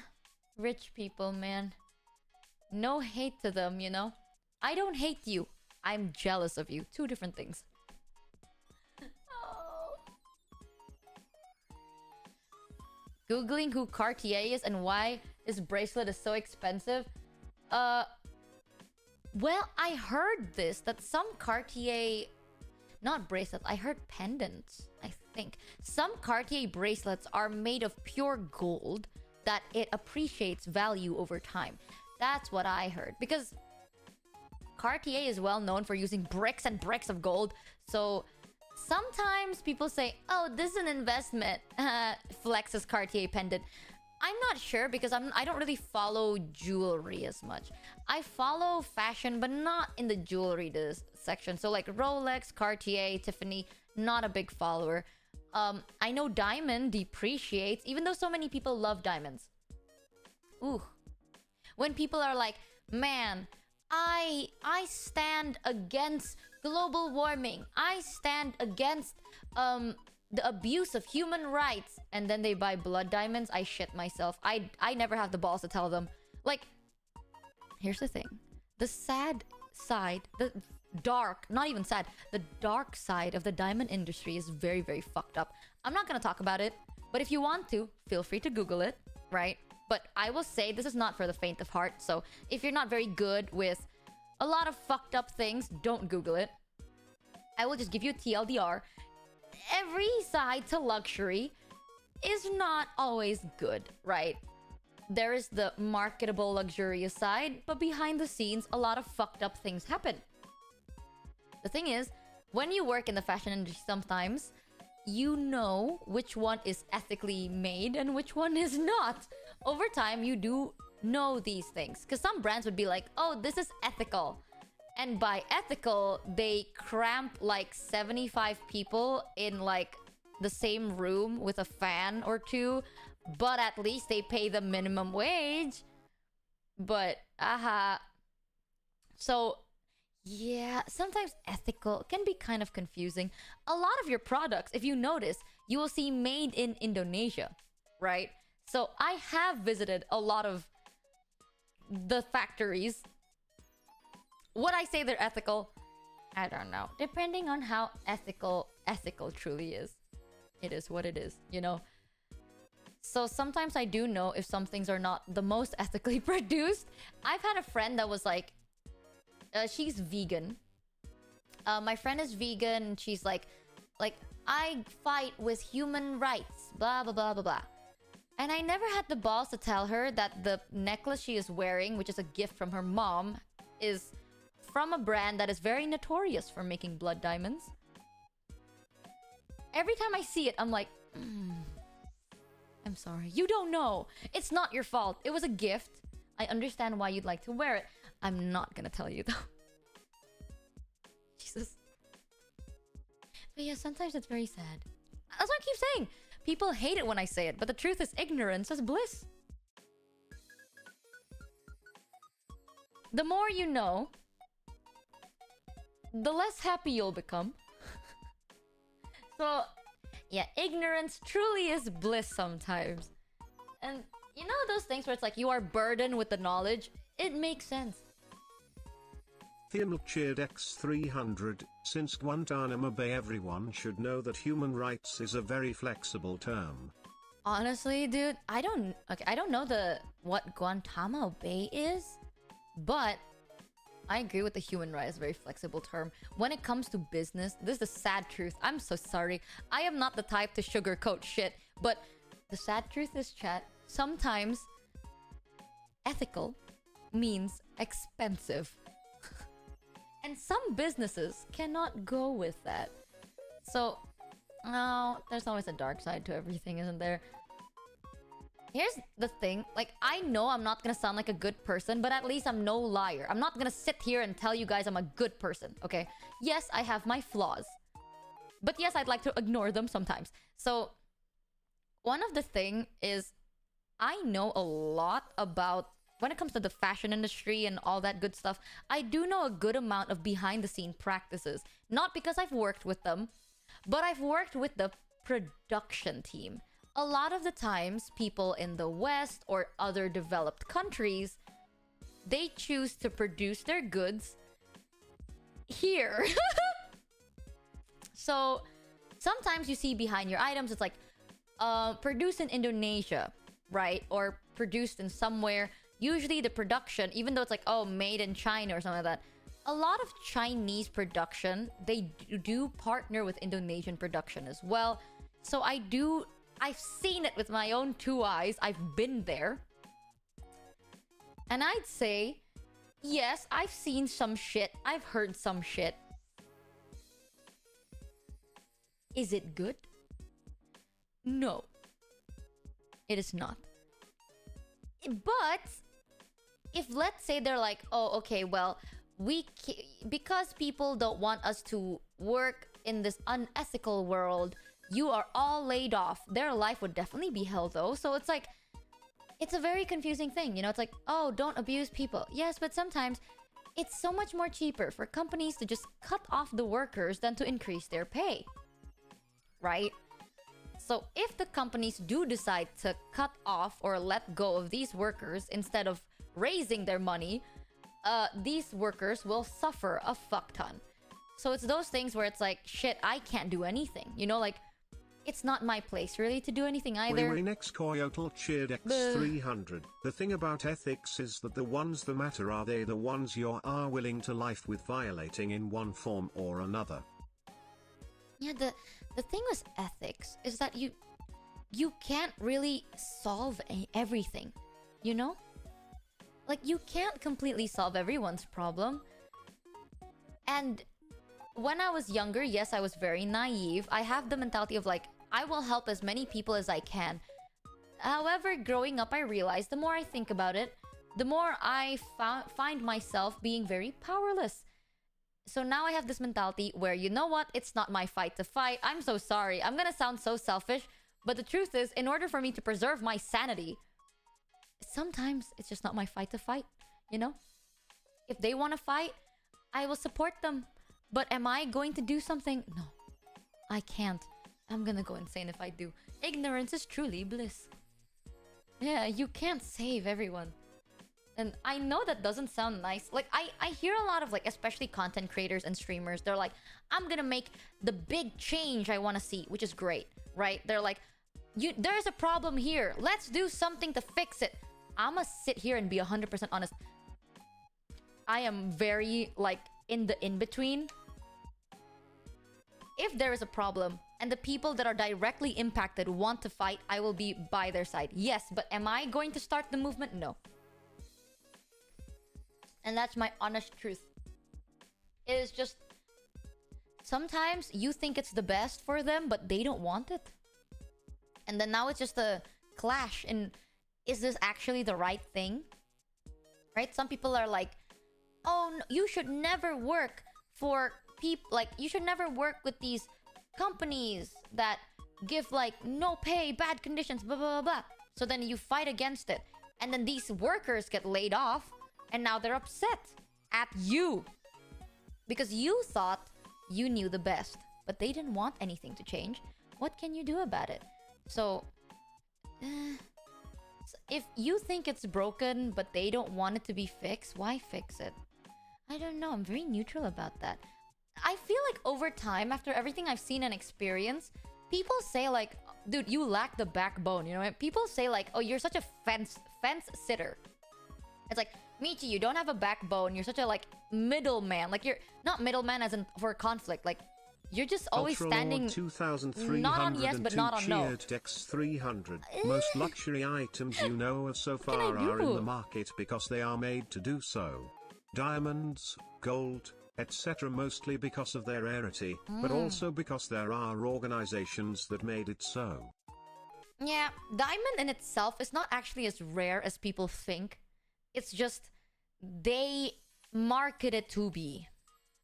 But is diamond actually rare? Not really, unironically. It's rare in the buying market, but it is not completely rare. That's the yeah, that's the truth about some things. Like, I know some people don't like middle people, right? Like, a lot of people, not a lot, but there are some people that like people with opinions and the will to fight and the will to stand up for what is quote-unquote right and what is good. I will tell you right now, I am not that kind of person. So, if you don't like it, I'm so sorry, but sometimes the world needs people like me.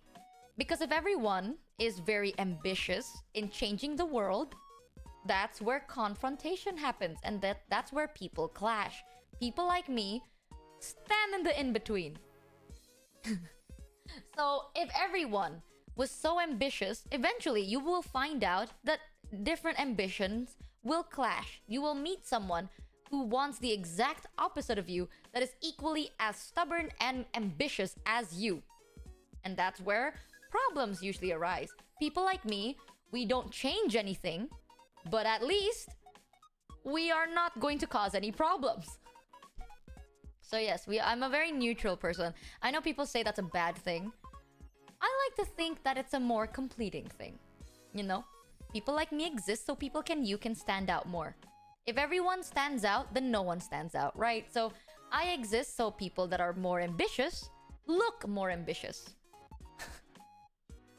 Yeah, in English, they're called fence sitters, derogatory. I know, some people have called me that. Like, I know some people have told me, like, oh, Michi, you lack a backbone. And you know, my response has always been, yeah. Like, that is the most less... You don't get how much of, like, dude, Michi, you're such a fence sitter. And I say yes. Like, that is the lowest, backbonest response anyone can give. Like, Michi, you cannot develop an opinion of your own. True, I see your perspective. Understandable. What the fuck do you expect me to say? If you're gonna be like, oh my god, Michi, you lack a backbone. And I go, no! Then yes, there you go. There's the backbone. You're right, though. But if you think of me as someone with no backbone and you confront me about it, what the fuck do you expect me to respond with? Do you expect me to suddenly develop a backbone out of nowhere? Fuck no, I'm gonna agree with you. You signed up for this shit. Yeah, understandable. Have a good day. What the fuck?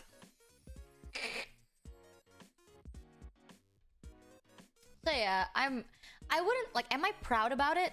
I'm not proud, but I don't think it's something that I have to change, you know? I don't think it's something that is worth changing within me. Me being ambitious about making an impact in the world, like a significant impact, is just not the kind of person that I am. I'm just going to like bite in a day. Like, can I do that? Yes. I've heard like this topic where if you are a content creator or if you're like an influencer with a platform, you should use your platform for good, right? Quote unquote good. You should use your platform to spread awareness or spread stuff for your cause, etc., etc. But then there are people like me that the only cause we have is we yap pointlessly for hours. Like, I just jump from one topic to another and then I just talk about it until I lose my voice. Even then, I continue talking about it. Why? Because I like doing it. And then people don't like that. Some people don't like that. Some people are like, Michi, you should stand for a cause and promote your cause and blah, blah, blah, blah. Why do you have a platform if you're not gonna use it for a cause? And it's like, because it's something I don't want to do.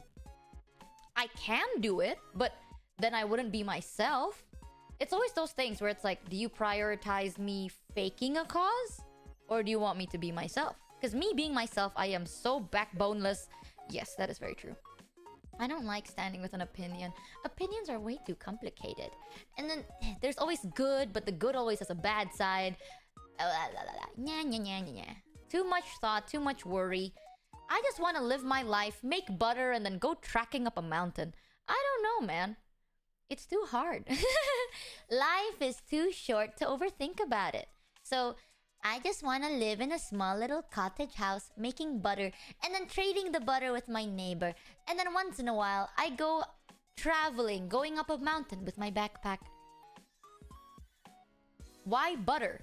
Have you seen butter making videos? Oh, they look so like satisfying. Chaotic neutral. Do you know, according to my test alignment, I am chaotic good, I think. Right? I am considered chaotic good. Which is, I do agree sometimes. Like, I am not completely neutral. When it comes to like, specifically children, I am very like, okay, let's not involve them. You know what I mean? Like, we were talking about like, I used to volunteer in orphanages and stuff. I'm not gonna go back into the history, don't worry about it, but I used to work with kids, not as a teacher, but mostly as an assistant, right? So I am not a teacher.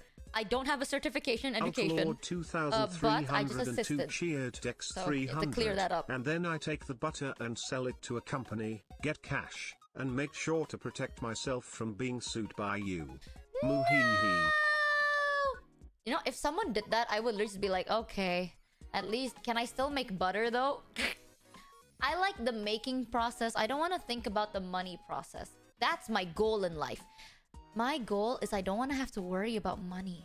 And that is the most privileged I would ever want to be. I don't want to have to worry about it. I know nowadays people see privilege as mansions and expensive cars. I see privilege as I can live my day focusing on just the things I enjoy. And I don't have to worry about money too much. Yeah, that is privilege. And it sounds so simple, but that is not as simple as you think it is. I want to wake up and be like, okay, I know I can pay the bills. I can just live my simple life, right? And that in itself is very hard, but that is the privilege that I want to go for. Yeah, I know a lot of people are like, privilege is equal luxury, but privilege is equal comfort, I think. El Santana's cheered X300. It's not a question of good or bad, it's a conflict of different interest and you choose the side who defend your interest. Exactly. And I choose the side of not choosing, because that is my interest. Yeah, financial security is the luxury dream of mine. One day, chat, in like 10 to 15 years, or maybe soon if I'm lucky enough, you know? I want to focus on just making the content that makes me happy, doing things that I'm excited about. X300. Having the money that'd to be be nice. able to live freely and happily is the ultimate dream for most people Right? nowadays. Dude, like, we're not even asking for much. Like, back then, people was like, my goal is to start a family. Make sure the family goes places. My dream right now is... I like I love content creating. I love making content. I love exploring things. But like every good thing, project needs funding, right? If, let's say, I want to make a concert... Realistically speaking, chat, that is $60,000 to $100,000. I wish I'm kidding, but I'm very transparent with like spreadsheets and shit. If I want to do a 3D concert, that is in the tens of thousands. Well, that's if you want it good. If you want just normal ones, I would say around 20,000, 10,000. I know people are very vocal about, for example, VTubing, right? For example, in VTubing, with VTube models, you can get it for free. There's a lot of free VTuber models out there and you can get the free one. However, if you want to get a custom one, the prices range at around, for both the model art and the rig only, without every other settings, it ranges from around $3,000 to up to $18,000, depending on how complex and who you work with. So that's a fuck ton of money. You know what I mean? That's a lot of fucking money. Mm-hmm. And I'm not gonna sit there and hide and be like, Chan, no, like it's so affordable. Being a VTuber is not that affordable, especially if you want it custom. And then, that is excluding the backgrounds, the scenes, the transitions, the waiting rooms, if you want to have promotional goods, for example, right? When you want to get art for merch, please disclose with your artist. I know that I would like to say, maybe it's a misunderstanding. Some people may not know this, but if you want to have art, produce it as merch. Please tell your artist or the people you commission, because usually they do charge more, because that is like a marketing thing, right? So it's different. If you want to get like art for a display picture or for like a music video, it usually changes depending on the artist's TOS. But it's really nice to just tell your artist anyway. So make sure to disclose every information to your artist. Yeah, because there are commercial use fees. Yeah, keep that in mind. I know that some people, it's not that they're bad, it's just some people may not know about this yet. So make sure to disclose everything, just so then there's no misunderstanding halfway through. That's my best advice. However, if you want to do merch, usually commercial fees is double to triple the original price. So keep that in mind. And then, if you want to do projects like song covers, that's its own budget, right? I think the cheapest music video... Like, okay. Do you guys want to know roughly how much it costs for a song cover? Or is that like too much info? Like, would you rather not know? It's fine if you'd rather not know, by the way.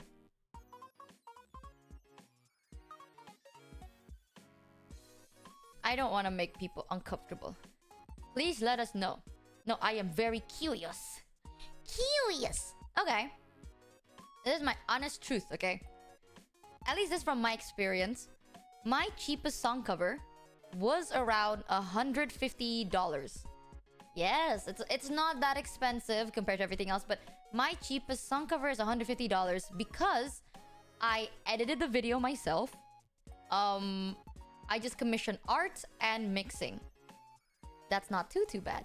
My most expensive song cover is around... I'd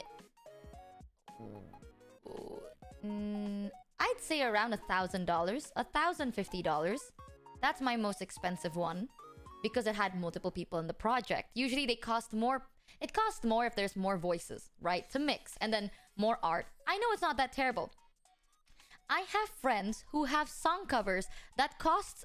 I shit you not, more than $30,000 because they have cameos. It's a whole thing. The ranges of price can go really high up sometimes. So, yes, if you want to produce like a 3D fully production thing, if you want to have cameos or you want it to be high quality stuff, fully animated, that is already easily in the 20,000s plus. It can go way higher, obviously, but my cheapest one is $150. 150 is reachable for everyone. My cheapest one is 150 because I only paid for the art, which was also commercial feed, and then I paid for the mixing. I edited the video myself and did everything else myself. Like, I recorded the harmony and stuff myself, so it wasn't like insanity, right? But it's also because I worked on it myself. Same thing with VTubing. You know, the truth is, if you stream on Twitch, it is hard to grow as a streamer. Very, very fucking hard to grow. Oh, actually, my Oblivion cover was also roughly around that time, like around that price, because I edited it myself, but the art and mix was someone else. If you're gonna stream, the only way to really grow is if you make videos. That's where clippers come in handy, right? Videos, shorts. If someone clips for you, that's good. But if you want traction, you need to post these videos. And in order to post these videos, you need to clip your own streams. If you want it to be affordable, you have to clip your own shit. If you want it to be easier, then you hire a clipper. And that in itself is money. So everything revolves around money. If you want to do what you love, you need to spend money. That's why I'm saying it's all privilege. I love streaming, don't get me wrong. I love trying new things. I love making content. I know recently I have not been doing content, right? I'm just playing games and yapping, which is, again, some people say it's content, but it's not the content that's like different. I want to make projects. I have a lot of projects that are being made. It just takes time. But because of that, I require money. So, I'm not kidding you. Around 80% of chat's donations go to projects. 10%, like 10 to 15% goes to like myself.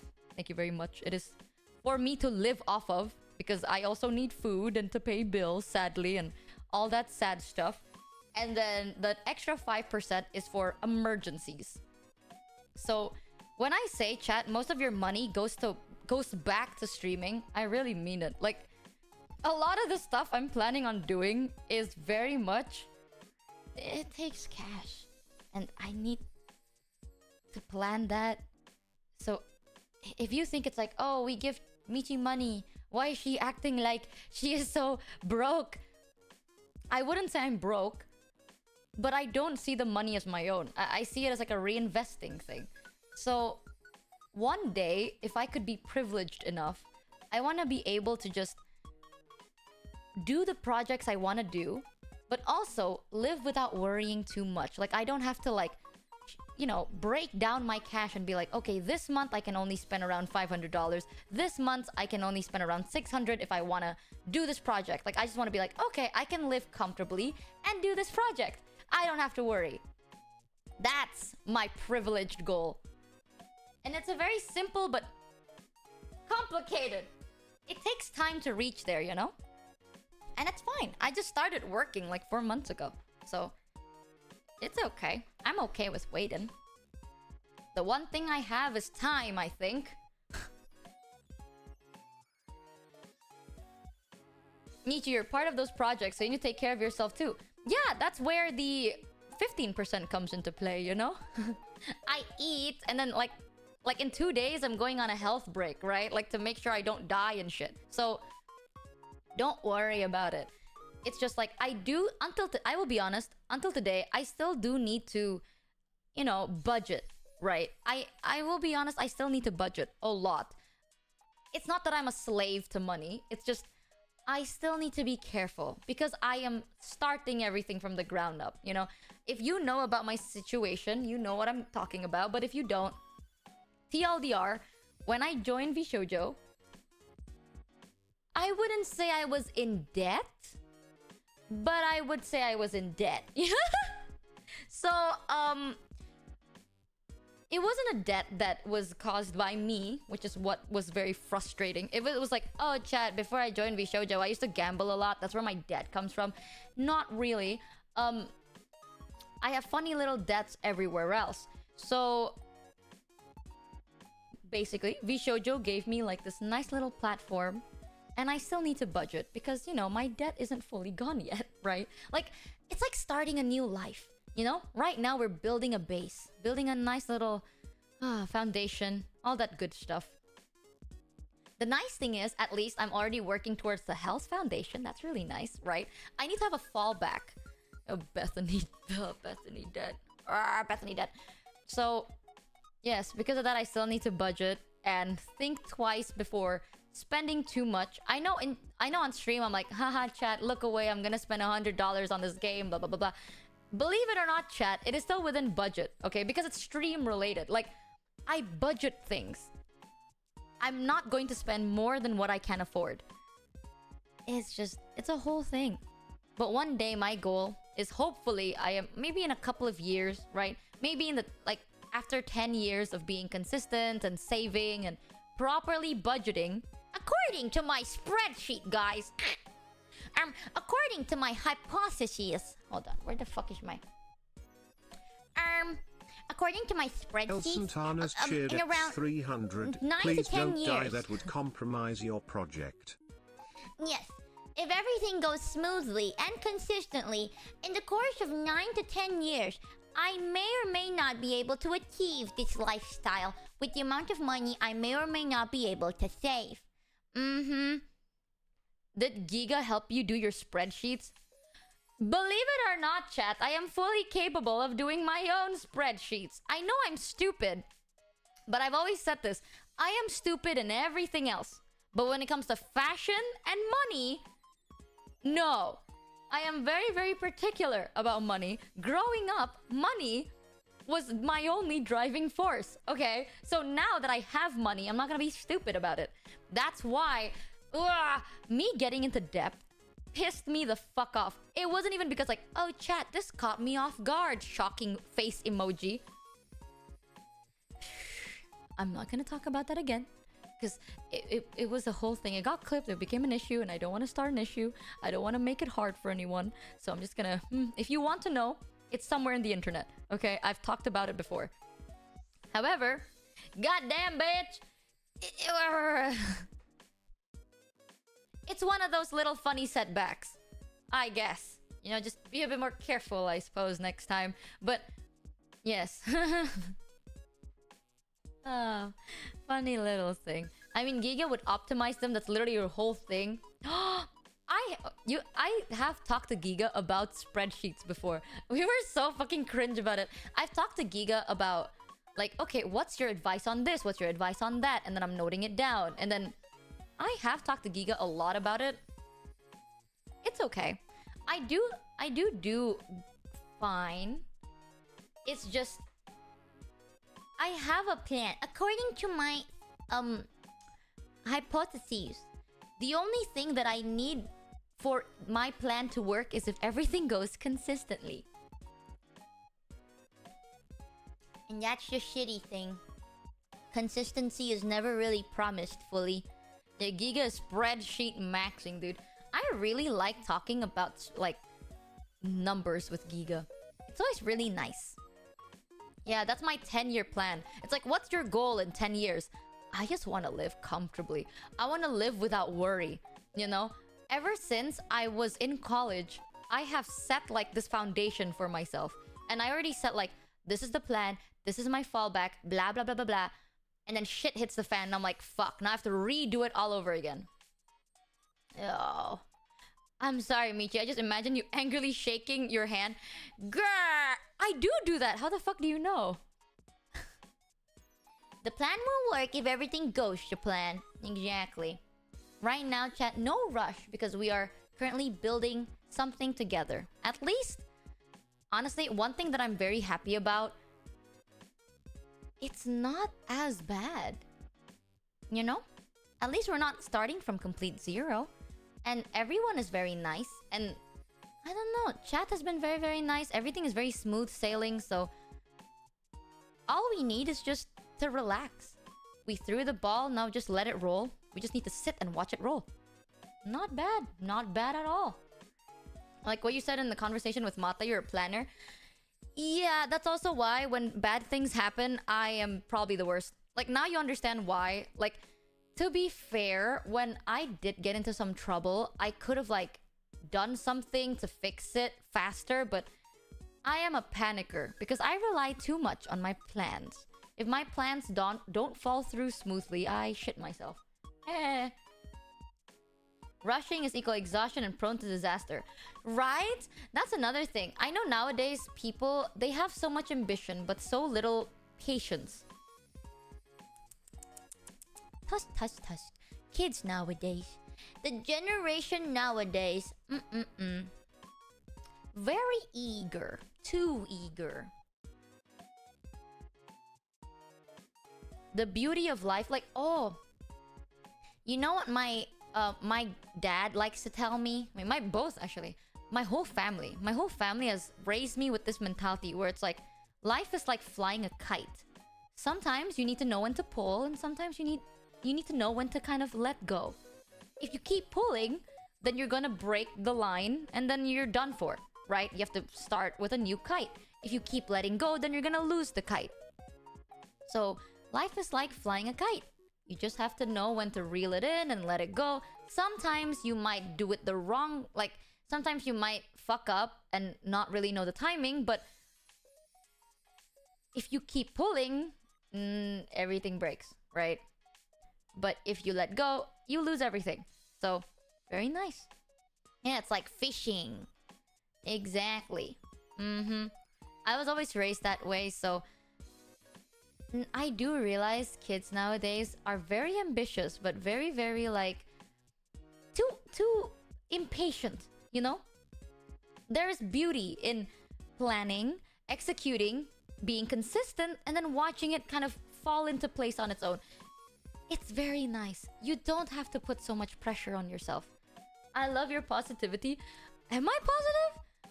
Huzzah! Life! Yeah, like... kids nowadays just... I understand why they feel rushed though. Because imagine growing up in an economy where success is so quote-unquote easy. You know? You get stuff in the news being like, oh, the youngest billionaire. Or this person is butt-fuck rich at the age of 20. And you sit there and you just feel useless, right? People like... the younger generation now I understand the pressure of being successful as fast as possible. But because of that, they are so prone to burning out. You know, like they see young people succeeding and like, obviously that will create pressure. I'm here to tell you, not everyone is like that, okay? There are so many people in the world. Only 1 or 2 people are like that, and if you were to research on their past, there are other factors that not everyone is lucky to be born with. So, don't stress. Not everyone's daddy can get you connections. Alright, I'm not undermining other people's success, you know? Other people, they worked hard. If they're successful, good on them. You know, they worked hard, I'm pretty sure they did. However, money can ease up the stepping stone a little bit. So don't feel so much pressure. You don't have to be successful right now. You can be successful, but take your time. Know when to relax. If you keep putting so much pressure on yourself, you're gonna give up halfway through. You're gonna be stressed out, burn out. And one of the only key factors of a good functioning plan is consistency. It's not talent. A lot of people say like, oh, talented people make plans work. Or like luck makes plan work. No. The biggest factor to what can make a plan work is consistency. If you are not consistent, then the plan stops, right? Crawling is still progressing. So if you burn yourself out so much to the point that you don't even have the energy to crawl, then you are going to stay in place. So just jog, man. You don't have to keep running, but you don't have to stop either. Just run when you can, and when you're tired, jog. Or if you're that tired, crawl. Keep going, but no one is forcing you to run through life. Life isn't a race, you know? Life is more like a chill walk in the park. You just want to enjoy the things around you. Sometimes you want to enjoy the fresh air by running really fast. Sometimes you want to just enjoy the view, and it requires you to just walk slowly. Progress is progress, no matter what. No stress, man. Kids nowadays, every time someone is like, oh, don't stress too much, people are like, I have to stress. I can't do anything else but stress. If I stop, what if everything falls apart? If I stop, then everything I worked falls apart. That's not true. You don't have to stop completely. I won't say like, oh, chat, you can just stop and give up. Fuck no. Don't give up either. Just take it little by little. Tell that to my parents. Here's the thing. A lot of people say that, right? Where it's like, tell that to my parents, lol. My parents have big ambitions for me. Bro, I come from the same boat. I got you. Okay. In my family, I had a lot of like, not only expectation, but it feels like every year the expectation for me grows. It's never like, if I did a bad thing, I get scolded. But if I succeeded, then the bar just gets raised. You know, you don't really get praise, do you? Like, no one says good job. They just say like, you could have done better, or okay, next year, that means you can do even better. So it's always just, you can do better. I totally get that shit. They scold you but never praise you in a way. And I know that must be very tiring and exhausting. The truth is though, chat. Okay, the hard truth is if you can't really like break away or change the situation and you're stuck in that situation, the hard truth is you have to live with it. However, my only advice, just because those are the words echoed around you, it doesn't have to be the words you echo to yourself. Okay? If you just have one person in your life that tells you it's okay to relax and that you did do a good job, it makes life a little bit less hard. And sometimes that person just got to be you. Yeah. My parents had such high hopes for me. I was like, from primary school until college, I had full scholarship. I could have been a med student. I've told people I could have been something, but I became a VTuber. Aha! At first, my parents did not agree. You heard my mom say it on stream. At first, my parents did not agree with me becoming a fashion student and then a VTuber. It's like I fucking spiraled downwards, dude. Welcome, Jay Ryder. Welcome to the Scambership. Huzzah! Yeah, originally, my parents were like, you want to be an art student? And I was like, trust me, I will succeed. I will make this work. So then I worked really hard. And then I became a streamer. And my parents are like, huh? It just gets worse from here, man. Are you telling me you're gonna be just sitting in front of a computer all day? Oh, hayalama. The failure keeps failing. However, now my parents are proud. Yes, I had to prove myself to them. But what honestly made this whole thing doable was that, like, during that time, right? This is something that I wouldn't say it's a bad thing. You know, my parents are also people. They also needed time to learn and let go. You know? They needed to understand that they just have to loosen up a little bit. I know they want the best for me, but at a certain age, what they want isn't what I want. And what they think is the best for me is not the best at all. And they just needed time to let go of that. And sometimes proof helps, right? So, trust me, there was a time where I was very hard on myself. Like, I was probably my #1 hater. Because in my head, right, I cannot succeed without fear. You know? I needed to be afraid of failure.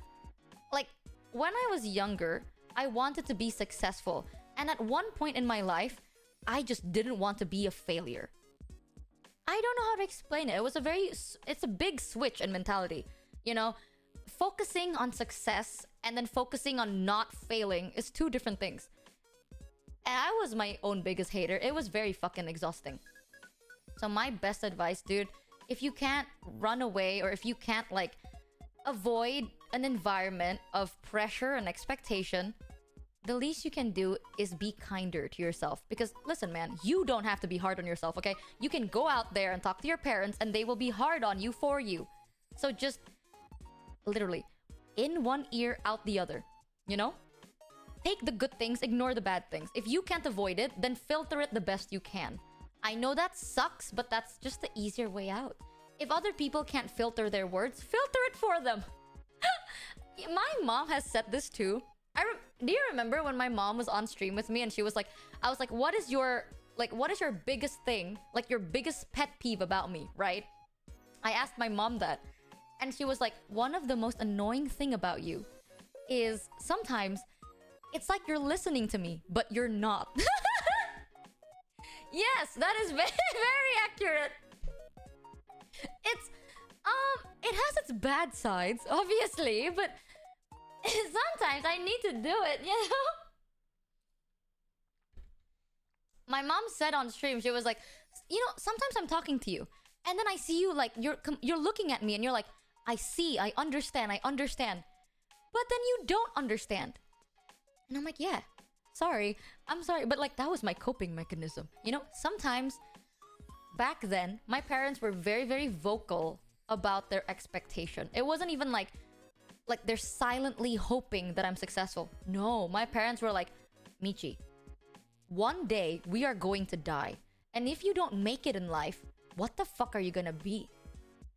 They literally said like, who's going to take care of your brother? Who's going to take care of us? Who's gonna take care of yourself?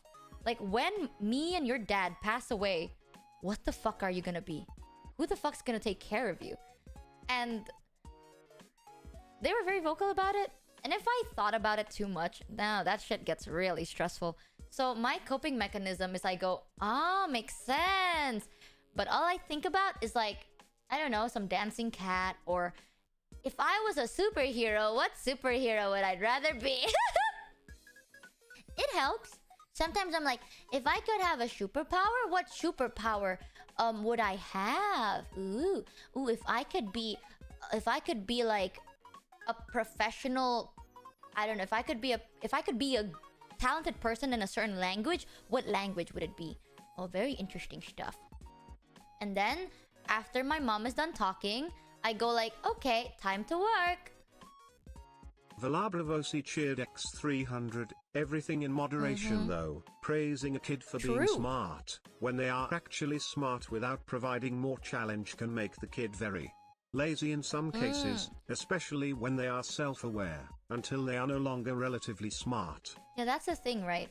The shitty thing about parenting is you can't be prepared for that. Like, parenting is not something that the moment you have a child, you know how to be the perfect parent.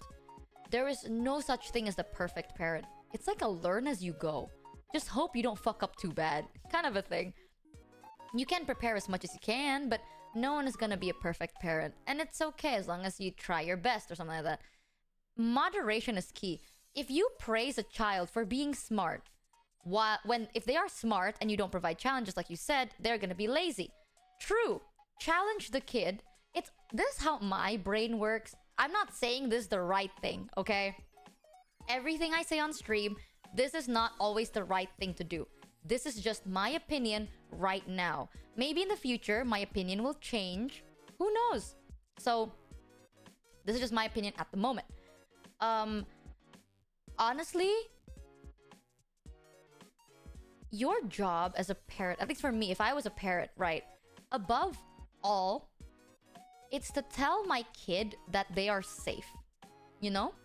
Like, you are supposed to be a safe zone for your child to discover, fuck around, find out. It's like, if my kid wants to try something new, and I think, oh, my kid's not gonna be able to do it, as long as it's not gonna hurt the kid, why not let them try? And then when they do fuck up and they get hurt, for example, they know they can always come back to me and I'll take care of them.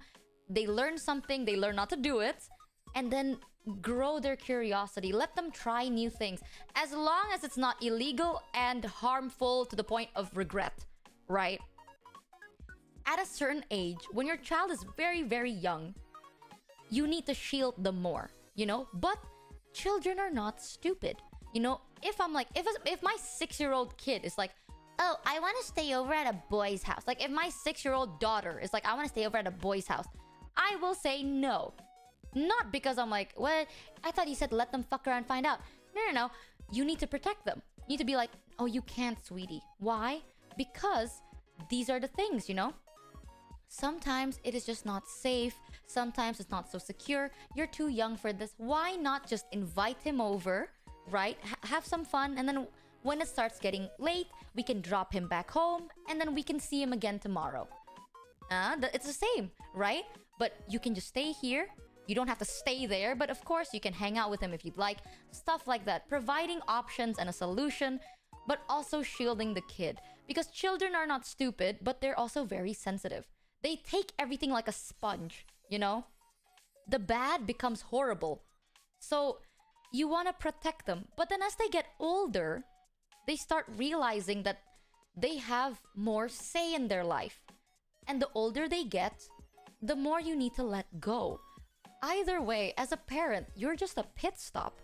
And I know that sucks, but that's what it is. You can't have your child be with you forever. If your child depends on you for survival forever, you done goofed up. You can't protect your child.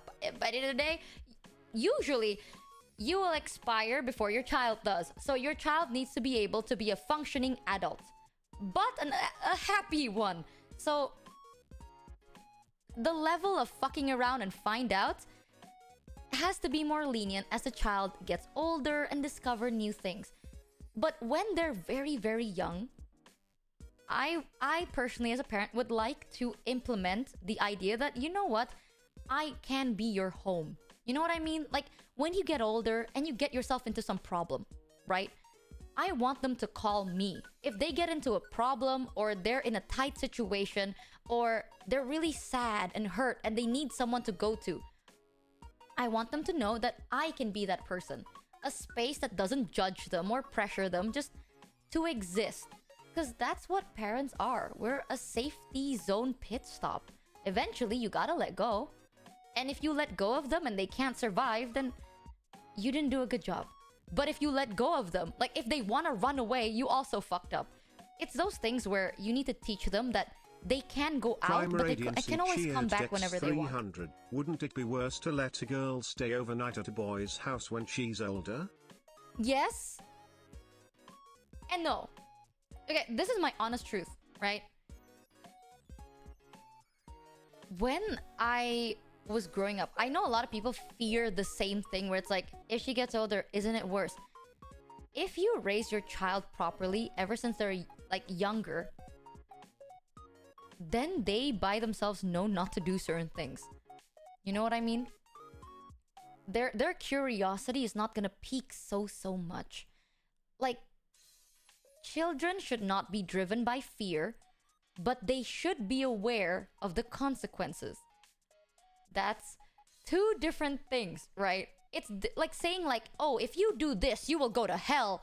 That is driven by fear. But being like, okay, kiddo, if you do this and you get pregnant, that's practically 28 years of your life gone. Though those are just the consequences. It is what it is. Two different things. If they choose to be afraid of it, go ahead, right? That's just the consequences. Good that you don't want to take those consequences. You do not want to be pregnant at the age of 15. Good on you. So sometimes you do need to tell your kid that consequences exist. Your kid just... You don't have to shove it down their throat, though. You know? It's enough that the child already knows that doing certain things create certain things. That's good. But you as a parent shouldn't add salt on their wound, right? If they're wounded, fix it. If they want to do something, warn them, but don't scare them. If they still choose to do it, depending on their age, obviously, if they still choose to do it, listen, man, if my kid is like, let's say 24 years old, or like 23, right? Let's say my kid is 23. They want to fuck around and find out. They get the consequences of their actions. I'm not going to disown them. But they need to step up to the occasion, you know? Like, the shittiest thing, I know people are like 23 is still a full adult, but that's still your kid, you know? You are still their parent. Even if I have a child, and let's say I turn 90 years old, and then my kid is 50 years old, that's still my kid. I am still their mother. It's just that I don't have a say in their life anymore, but I still am their mother. So it's not like, oh, once you reach 18, you are on your own. Fuck no. I'm always still gonna be here, just as a supporter more than a defender. When you're younger, I will protect you. But when you're older, I will mostly cheer you on from the sidelines, you know? If you trip and fall, you can come back and then go ahead. But with moderation. That's one thing. Like, I do realize some people do tend... It's hard. It's so much easier said than done. There is no manual in this shit, you know? Like, it is so much easier said than done because balancing this is hard. Sometimes you just want to scare the kid. Because scaring the kid will make them not want to do something bad. It's harder to see your kid fuck around and find out, right? It sucks. Especially when it's like, oh, you could have done something to prevent it. That sucks, but that's their life. You know, you can't control it. So, same thing. If you're stuck in a situation where your parents have unrealistic or high expectations of you and you get tired, the least you can do is be your own supporter. Okay, do not echo their same words. You're good. You tried your best. You worked really hard. I don't know your life. I don't know who you are. But be realistic with yourself. If you're like, damn, my parents are giving me unrealistic expectations, and you're echoing the same thing, you are just the same as them.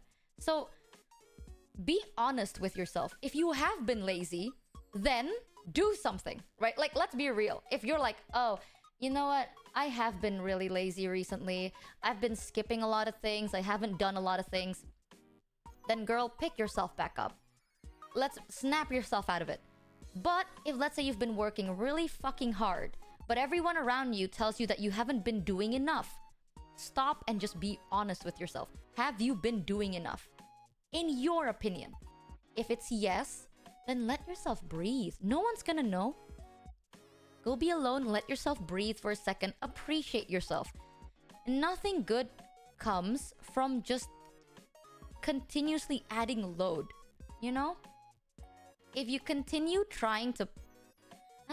If you continue trying to like pulling the rod from a kite, you're gonna break yourself. It's just the truth. So sometimes take time to let go. Just appreciate everything you've done. You know, it's okay to look back and be like, damn, I did all that. I survived all that. Good on me. But don't stop. You look back to appreciate it, but then continue moving forwards. Never stop and go back. Just continue moving forwards little by little.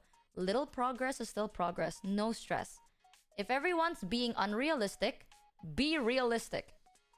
I'm not gonna sit here and tell you did a good job. I don't know what you've done. But you don't have to be so mean. You know, everyone's already mean. Just don't be mean to yourself, Fivehead. Wisdom versus intellect. I wouldn't say I'm smart. It's just, I get you. You know, I was... Coming from someone that's been really hard on themselves for very long, I still struggle with it, but... I take days. I sometimes, every now and then, once every week, or like... Honestly, the healthiest thing is an hour every day, right? That's what people tell me, but I do it once every week. So, I don't know. Up to you. Sometimes, I take time to just be like, you know what? What I did wasn't that bad. Yes, it could have been better. But for now, let me just appreciate that it is what it is and I did pretty good. Tomorrow, sure, better. I like improving. I like being a better version of myself every day. But forcing myself to be better ain't gonna do good. Wow, Michael, get the fuck out of here. Yeah, Michael, this is why you need to stop playing TFT. God, start by stopping playing TFT. Have you ever thought about that? Maybe the moment you uninstall some games, life becomes better. Michi taught us 1 + 1 is 2. Yay. Yay. You know, I know everything I say is like common sense if you think about it. Canceling our meetings. No! Everything I say sounds like logic, but sometimes people need to be reminded, and that's fine. You know what?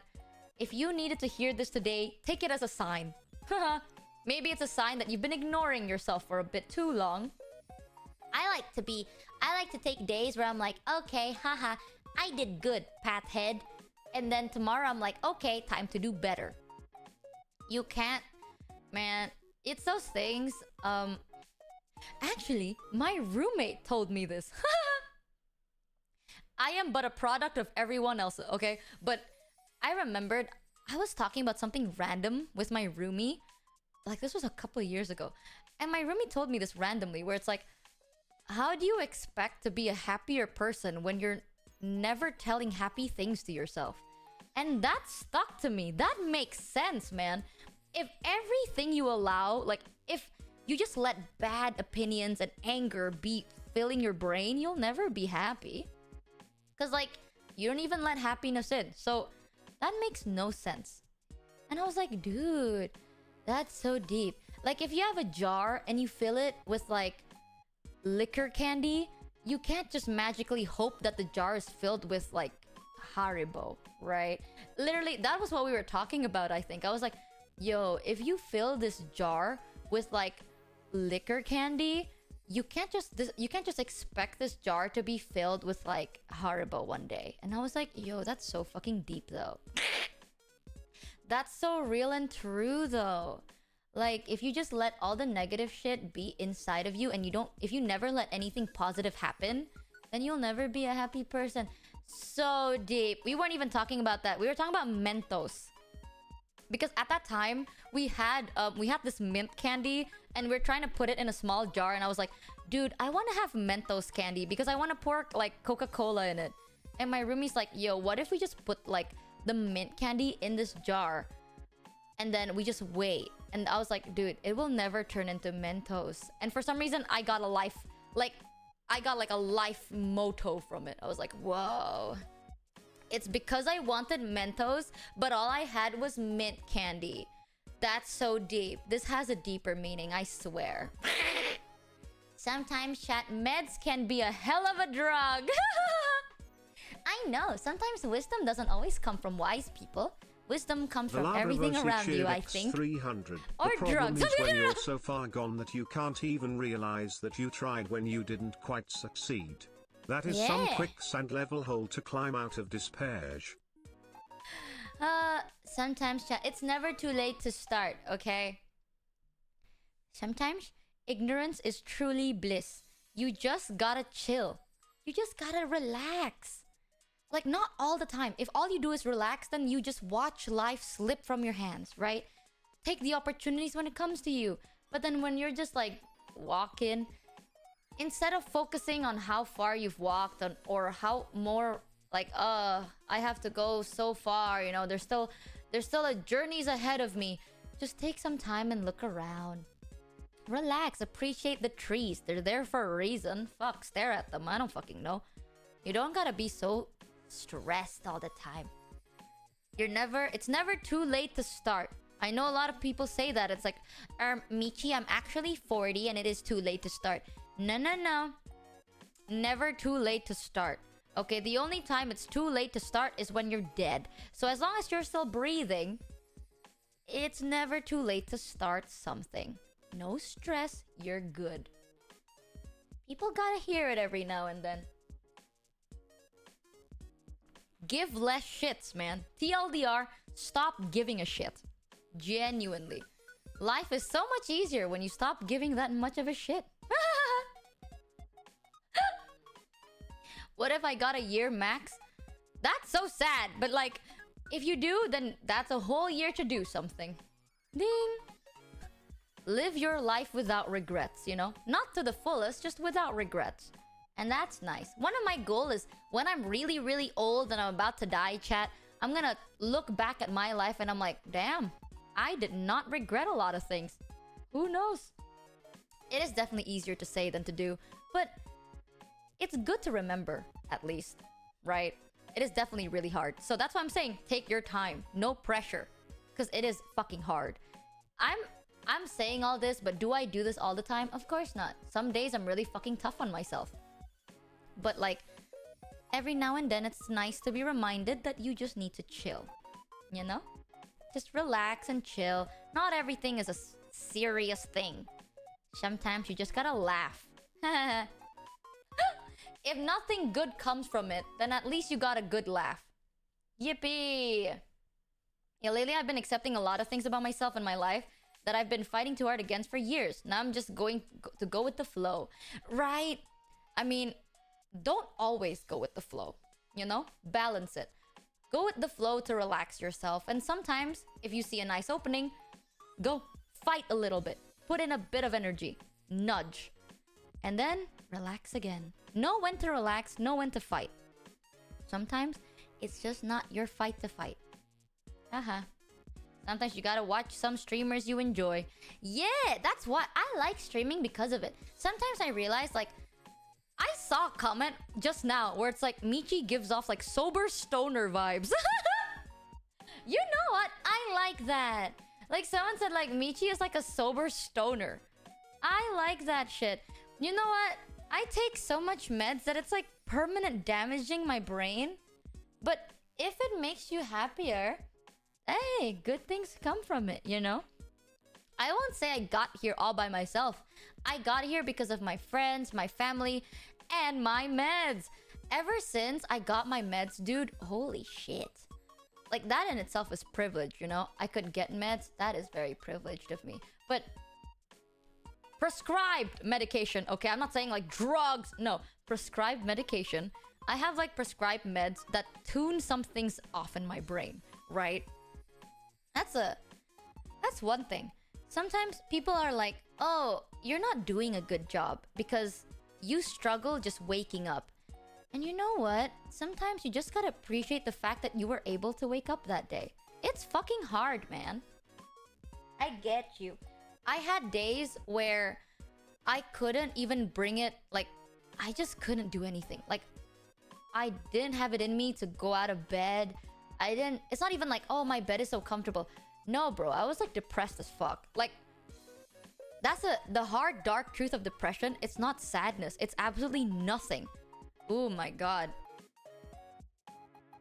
Here's the thing, right? People nowadays are like, oh my god, my boyfriend broke up with me. I'm so depressed. Like, that is not depression. Depression is when, like, you're surrounded by so much silence that it's so loud. You know? That is...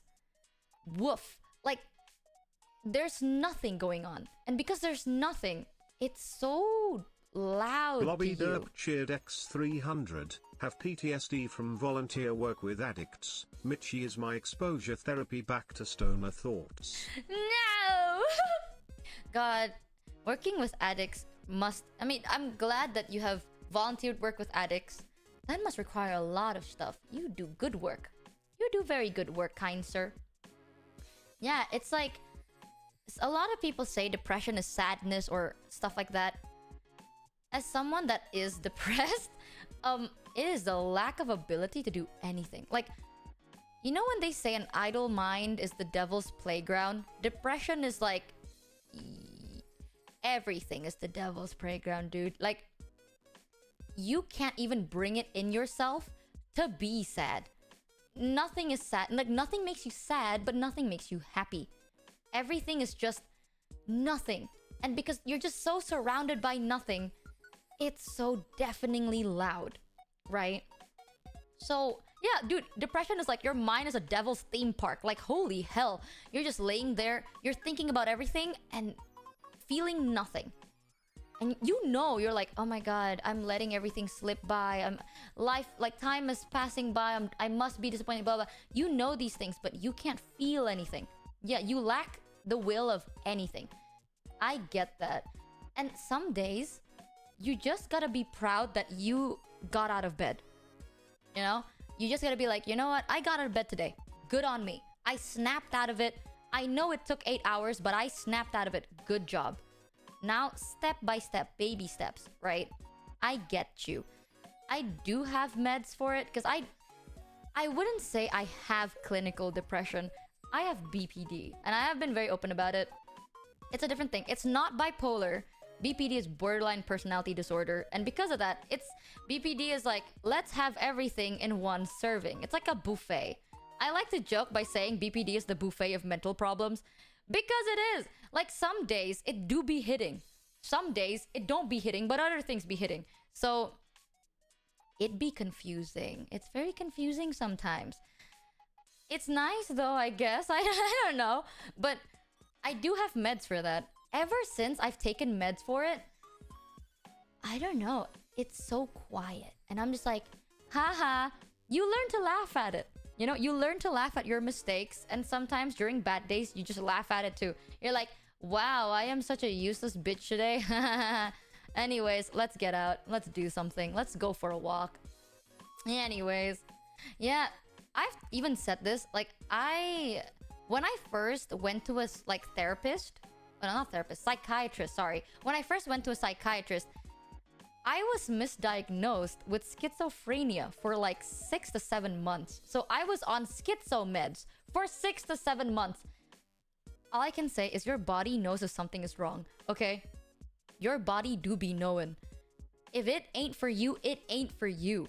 Because when I was on those meds, I felt like complete shit. Like, I felt like a zombie. It was that thing where it's like... Okay. From a scale of 1 to 10, how honest do you want me to be? I don't know if this is too dark for me to say out loud without like a warning beforehand. But... 10?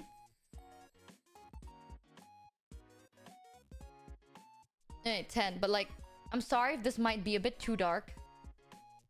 But honestly, during that time in my life... I did not have the will to live, but I did not have the will to end it. I had nothing. Like, you know those times where you're like, oh man, I don't have the will to live, so I just want to like game end myself, right? It's not that. It's like, I don't care. I don't want to live, but I don't want to die. Like, I don't care.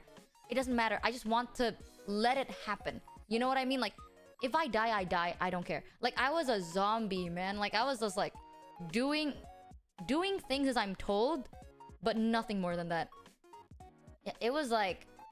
It was a weird time. I know some people are like, oh, I don't have the will to live. I was like, I get that. But also like, I know it's confusing. It's like you don't have the will to live, but you don't have the will to die. It's such a confusing time. Yeah, like nothing really, really matters.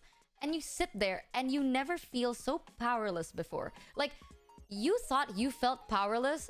Now you feel really powerless because it's like you're too scared to die, but you're too tired to continue. And you're just like, I can't do anything. Like, is this really my life if I can't really control shit, right? I get that feeling, man. It sucks. It sucks really fucking bad. That's what I'm saying. Sometimes you just don't gotta think about it. You just gotta praise yourself for the little things. Because if the world sees it as a little thing, it's not a little thing for you. You know? Like, some people are like, why are you praising yourself for getting out of bed? Bro, you know how hard it is to get out of bed some days? It's fucking difficult. I've seen some shit, okay? Some days, I'm proud that I even decide to sit down. So, like, it's worth celebrating, you know? Let your inner child come out. Little things that it was hard for you to do is worth celebrating for you. It doesn't matter if other people don't see it the same way. Fuck them. It's your life, your hard work. You deserve to celebrate it. So nowadays, during like bad days of mine, I tell myself like, you know what, Michi, good job. You sat down. That's good. That's good. Let's try maybe a walk. Is it enticing? Let's try it out. Why not? You know? Sometimes when... The best way I can explain it is if you've been at a point in life where it was such a struggle to just maintain living, you will realize that being alive is something worth celebrating. You know? So I don't want you guys to go through it. I don't want you guys to have to go through that before realizing this. That's why I'm saying it. But if you want to, yeah, it's your choice. But I'm telling you, just to skip the hard parts, right? Being alive is worth celebrating Pyra, sometimes. somebody cheered Trust me. X300. Whoosh. Some days I'm not even mentally in control of my body and everything is just like a thick haze, but those days pass and I know I will make it through. Yeah, exactly. You know when people say like, chat, it will get better eventually. I'm gonna be real with you, during hard days and people tell that, like when people say that to me and I'm struggling, I'm like, shut the fuck up. The truth is, will things get better? Honestly, no. Life will not get better, but you get better at handling it. Those are two different things. When people tell you, or like, oh, life gets better, don't worry. Life doesn't get better.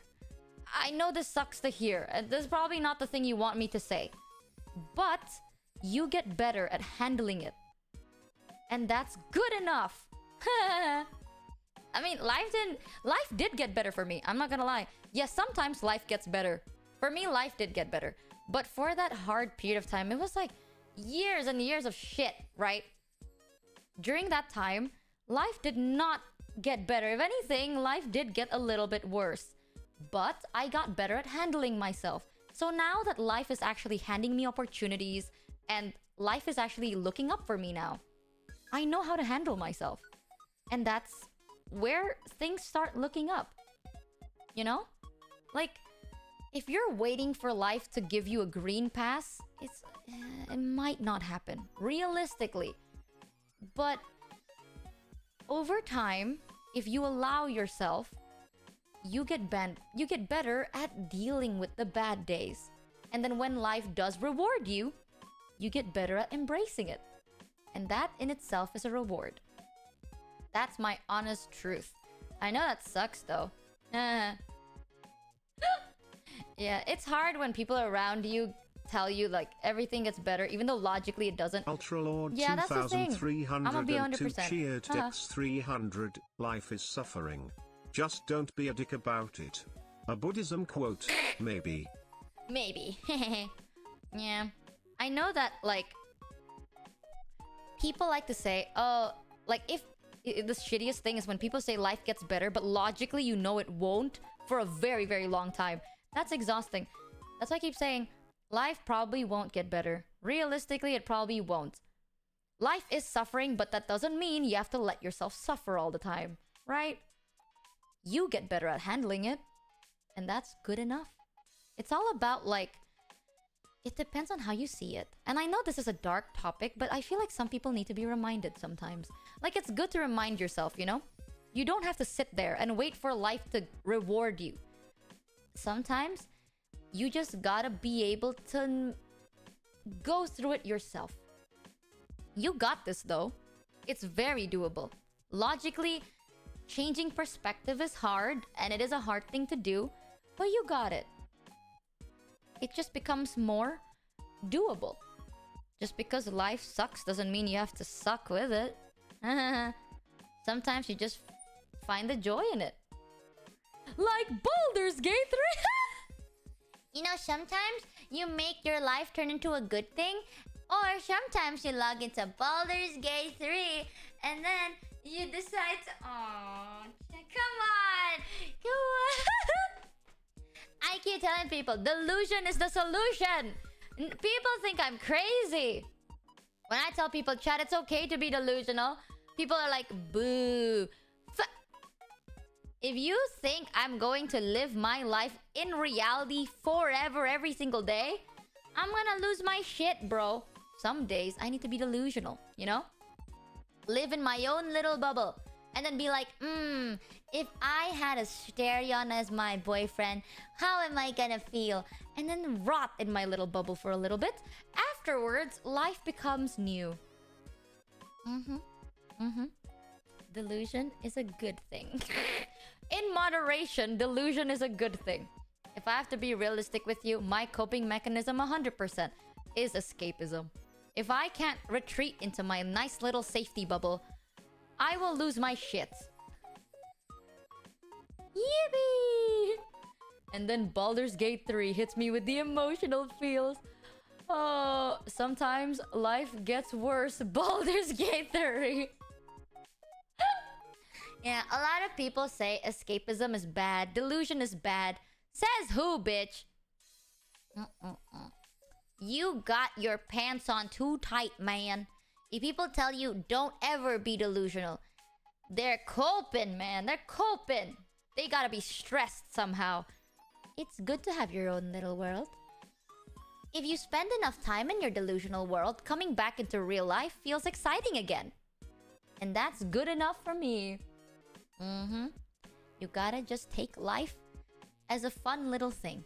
Don't be too serious. Seriousness will not reach you to shit. You know, a lot of good things are usually accidents. People accidentally figured something out, or people accidentally invented something. That's a thing, you know. So, like, you really think it all comes from seriousness? Hell no, it comes from a what-if scenario. If no one has ever been in a what-if this happens or what-if that happens, nothing will ever be invented. Invention comes from delusion. And that's my life motto, okay? Titties what titties. If you can't change it, then why worry about it? Don't stress. Life could be a dream. Shibaba booba baba paradise. Empty your head. Don't think. Play Baldur's Gate. Exactly. Que sera sera, motherfucker. 2302 cheered Dex 300. Oh hey, I accidentally unsubscribed. Thanks for the advice, Michi. Goodbye, What streamer. the fuck? Ebiki Baldur's Hiki is cheered not X that 300. bad, Me as no. I accidentally piss my pants. Happy accidents, D. Oh man. Oh man. Hold on. I need to pee though. So be right back as I pee. You saying you need to pee your pants made me want to pee, but I don't want to pee in my pants because I'm wearing my fuzzy pants and I like them. Be right back.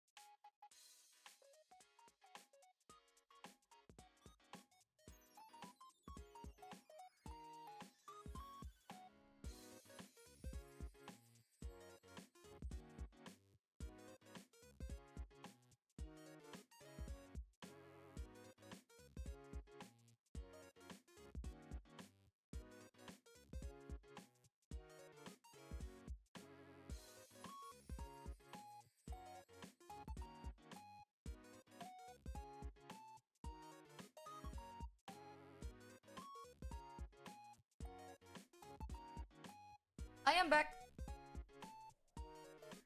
Aha! Ebiki Hiki cheered X 300. Pissing I the speed imagine of that light. Michi is wearing a onesie and is struggling to take it out as she goes to the toilet and gets stuck in it, hence why she takes so long, guys. Less than 3. What do you mean? What the fuck? You're so fast.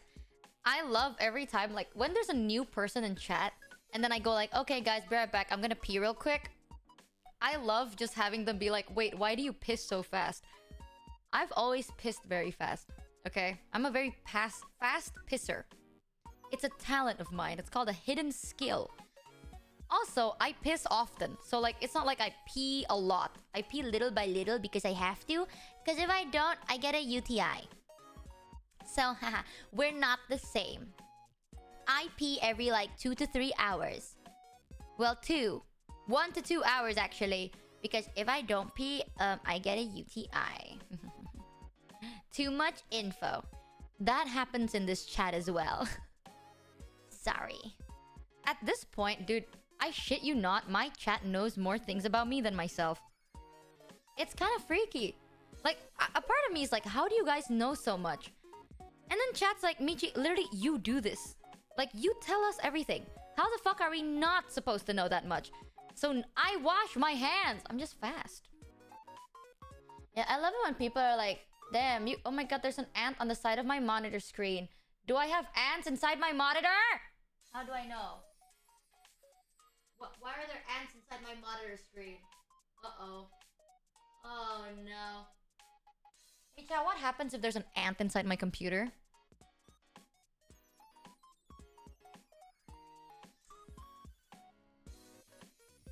Better get it. Oh yeah, one ant in my monitor and I just throw it away. Oh 7. Yeah, I put them there to keep warm. It builds a nest. Wait, does it die? Download an anteater. Wow, chat. Thank you. You're sure. Let me just download my digital anteater right now. Can I spray bug spray on my computer? Or is that a bad idea? Because I know I shouldn't get machines wet, but... Oh. How the fuck do you clean your computer then? If you can't wash it? Not wash as in the machine, but like... If you can't put liquids on it, how do you clean it? A light spray, but not too much. It's like a light spray. Okay, here we go, chat. Compressed air. Toaster told me about that. He was like, you should get compressed air for your fucking computer. And I was like, what the fuck is that? Oh, you're right. I should invest in compressed air. Oh, Mr. Ant, please come out. Can you live anywhere else? I only have a monitor. Oh. Pee on it. Oh, you're right, chat.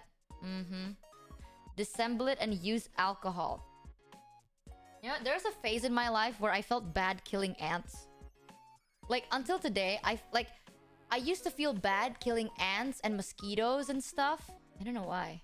Zany Koji cheered X300. Okay, Michi, unplug your computer, open it up, take a clean non-wet rag and wipe down your computer. How do I open my Are you talking about my computer or my monitor?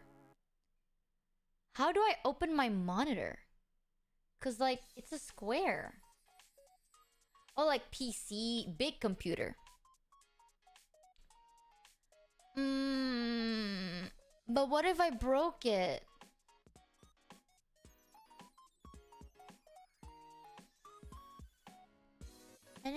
Last time I opened my computer and I tried cleaning it, it broke and I had to get someone to come here to fix it. So I don't know. Then just don't break it. Oh my god, chat. You're so smart. You are so smart. Haha. Why didn't I think of that? Hahaha. You don't open your monitor, you replace it. But my monitor is fine. It just has an ant in it. A tiny one, I think. I just saw an ant like peek its head out of my monitor and came back. So like, I don't know. It's inside there somewhere. Actually, you just have to not break things. Oh my god, guys. According to my spreadsheets, the possibility of breaking my computer during the cleaning process is quite low, around 43.26%. And in order to not break my computer during the cleaning process, I have to follow these exact manual steps given to me by the producers. That's you right now, chat. That's you. Nya, nya, nya. Use a hairdryer? What? Oh my god, do you want to know something? Oh, but don't tell anyone. You know, I have a hairdryer, but I stole it. Don't tell anyone. But I stole this one. One time I went to a hotel and they had a hairdryer that was not like plugged into the wall. It was like, it's like removable. So I removed it. And then during checkout, I ran away. I checked out and I just booked it. And I still have it until this day. That's crazy. It still works really well too. They charge it in your card? No, they don't. Because I already paid in advance. And I didn't use a credit card. Yep. I stole it. This was when I was young though. Police? This was when I was like young. It was like 6 years ago. Well, I say young. This is old. That was like 6 years ago. I was low-key a klepto a little bit. I'm so sorry. 6 years ago, I used to be quite a klepto.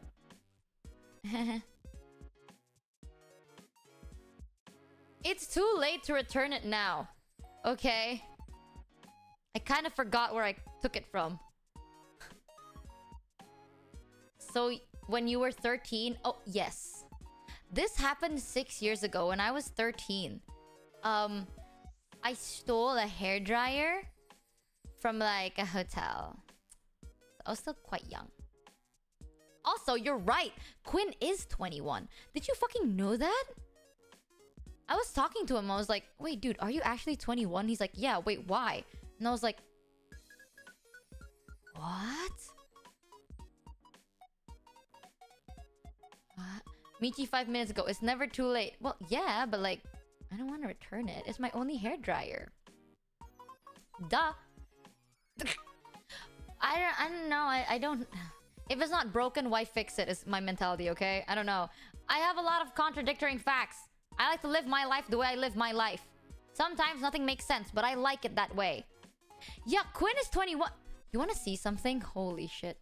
I saw something yesterday that is gonna blow your mind. I saw Quinn do something. Hold on. Let me find it.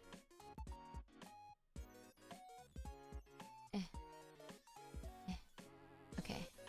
Let me see if I can window capture. What the fuck? I think it's this. Okay, yes. Chat, you wanna see something low-key kind of freaky?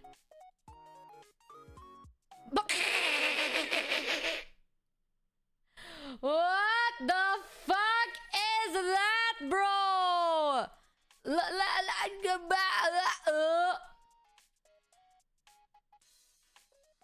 What is that?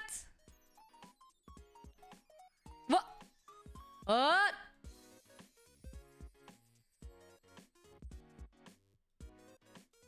And dude, throughout the whole clip.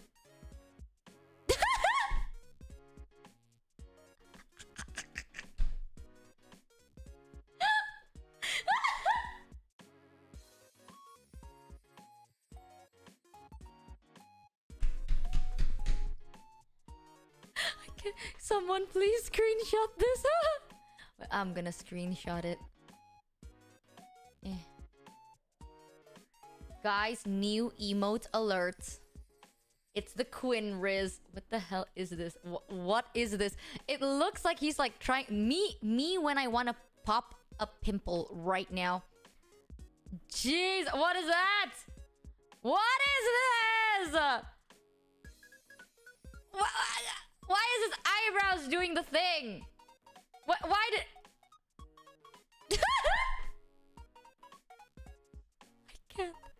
I can't. I saw this on Twitter. Oh my fucking god. Is he trying to do... He's trying to mew. But like, honestly though, he's not even doing a... Look me in the eye and tell me this looks like he's 21. Am I crazy? I swear he does not look 21.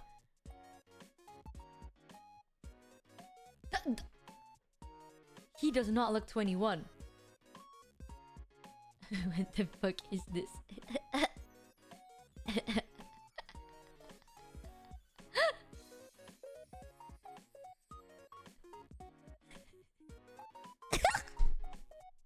Wait, really? He looks younger. I thought he looks like at least 24, 25.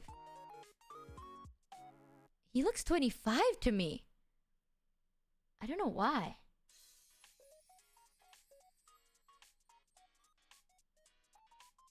No? What?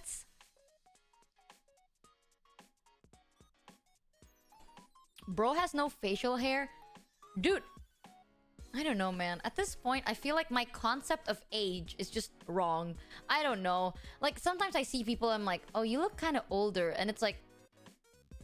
I do realize this. I think it's because... Can I say it? I don't know. Yeah, like... Okay, for Asian standards, okay, I swear to God, Asians don't age the same. As an Asian, I can say this. I swear to God. This is how Asians... aging process works, okay? You are a baby. And then, you turn 13. And then, you stay 13, and then when you turn 20 something, you look around like 18 to 20. Like, you stay looking like you're 18 to 20 until you are like 35. And then 35, the moment you turn 35 years old, that's when you start looking like you're around 27. And then the moment you turn 40, until the rest of your fucking life, you look 60 and above. I don't know why. Okay, Asians look like they are around 20 until the age of 40. The moment it's above 40 years old, they instantly just look 60. Forever. Like, it doesn't matter if they're like 90 years old, they stay looking 60. While, what I notice, like, I don't know, like other races, I suppose, like, it's saying, okay, chat, don't cancel me, I'm just asking. If I say like, while Caucasians, if I say that, is that racist? I don't know. I'm scared, man. I'm fucking scared. I don't know what categorizes as racist anymore nowadays. Fuck it. I'm just gonna talk about my own race. Haha. No? Okay. This is my hot take. Uh-oh. I'm sorry if this offends anyone. I swear to God, Caucasians, they age like... They are born, and then the moment they turn 18, they look like 4 years older. Okay, they turn 18... Like, oh my God. The amount of times I see people that are like 14 years old and they look 21 is astonishing. It's fucking astonishing. Like, what the fuck is this? And then... Wow, such a bird. No, like, the moment they turn 18, they look like they're 25. The moment they turn 25, they look like they're 30. And they continue aging until they turn 40. I was asked for a lighter when I was 13. More than 15 years later, I have the same face, like Keanu Reeves without the wrist satch. That's what I'm saying, right? Like, I feel like Caucasians, they look like they're like 5 to 6 years older until they turn 40. The moment they turn 40, they look like they're 35 forever. I feel like I'm crazy, but that's true. Like, with Asians, the moment we turn 40, we just like age like a prune. You know what I mean? Like, we stay young until we're like 40 above. The moment we're 40 above, like, all the fucking wrinkles slap you in the face at once. Like, you just prune so fast. But then Caucasians, it's like, you're slowly already aging very fast. And then the moment you turn 40, you don't really look different. You stop aging forever. Like, I remember I saw someone, I'm like, oh, you look like you're 35. And they're like, oh, you're flattering me. I'm actually 56. And I'm like, what? But then the amount of times I'm like, oh, you look 27. And they're like, what the fuck? I'm actually 21. And I'm like, what? It's odd. Like, I feel like Caucasians age younger. Like, the older you are, the younger you get. Well, Asians are like, oh, you look young until a certain age, and then it catches up to you in like a month. Or like 6 months, realistically, and then you shrivel into a raisin. Which is really fucking odd. I don't know. Am I crazy? Maybe I am. I don't know. All I'm saying is, for Asian standards, okay, this, in my eyes, looks 27. I don't know. I have seen, like... I have a friend that is 27. One of my closest friends is 27 years old. They unironically get mistaken for a 19-year-old because they have a baby face. Because, like, they're short and petite. Their face is very, like... I don't know, they have a baby face. You know? Like, they get mistaken for being like, oh, did you just graduate from, like, high school? And it's like, no, the person's 27. So, I don't know. So that's, I don't know. But what the hell is that? That has to be illegal somewhere in the world, I swear to God. 300. Facial hair does a lot of heavy lifting for guys. I'm 27. If I clean shave tomorrow, I'm a teenager again. I heard about it. There were, like, I saw a video of, like, daughter sees father for the first time without a beard, and then the daughter just cries.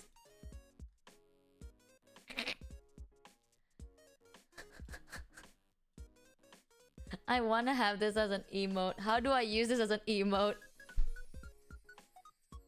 My friend who was 26 got mistaken as a high schooler by a high schoolers and ended up in a fight with those. What? I wonder how Quinn would look like with a beard.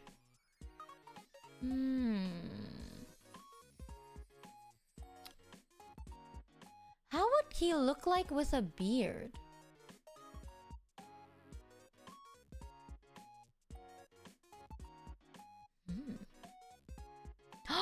Oh my god, it's like Kuro! Have you ever wondered what Kuro looks like without a beard?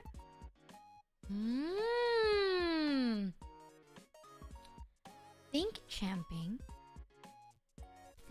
I saw... Dude, I swear to god, having flesh tubers as friends is such a big jump scare sometimes. Yesterday, I saw a picture of like... I guess Kuro posted it on his Instagram or something. Let me try and find it. I think he has a Twitter. Kuro. Yeah, Kuro. Oh my god, he doesn't even follow me back, this bitch. What? Kuro has an account for his IRL shit. He follows he follows Mata. He follows Quinn. He follows Mousy. Not me though. He follows Giga. Mary, Shoto, IP. Wow. That's it. We're canceling fucking Kuro. I hate him. He didn't even follow me. Fake friend. That's it. I'm putting this bitch on blast. I was about to go easy on you, not to hurt your feelings, but you did not follow me back on Twitter, and that's fucked up, I think. So fuck you. Got scammed. Yeah, no. I saw this picture yesterday. And then Zany Koji who the cheered fuck took this X300. picture? Me shaving my face for interview. Me after shaving my face for interview. God, they're actually going to think him 10-year-old standing on 3 other 10-year-olds. I am actually 3 10-year-olds in a coat. No, who is he? Who's taking a picture? Cause like, why is the angle like this? What? A goblin?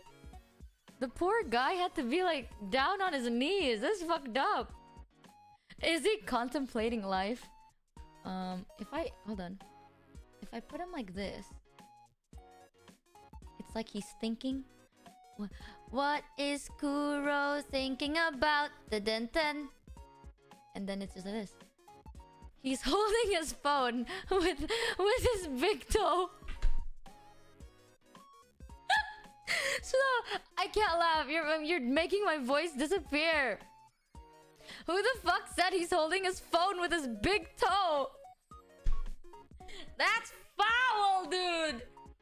That is so.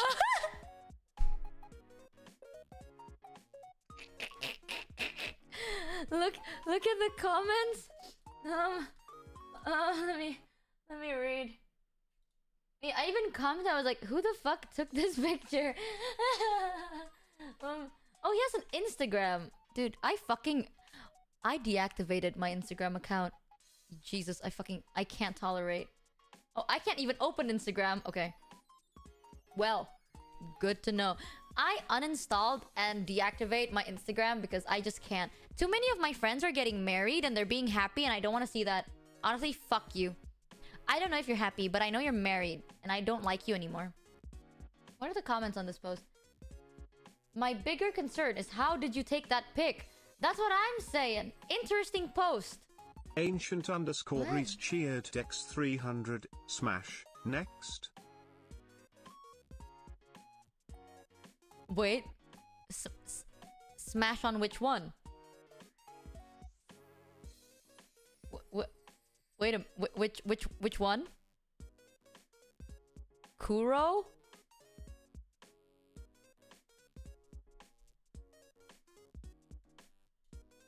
On this one?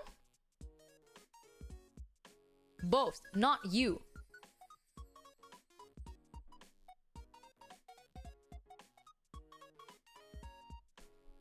Okay, fair. You know what? I'm not saying it's because Kuro's ugly. I'm just saying, why wouldn't you smash me? You know what I mean? It's kind of fucked up to say. I'm literally the only thing here that can talk to you. Why not me? Anything but the purple one. What the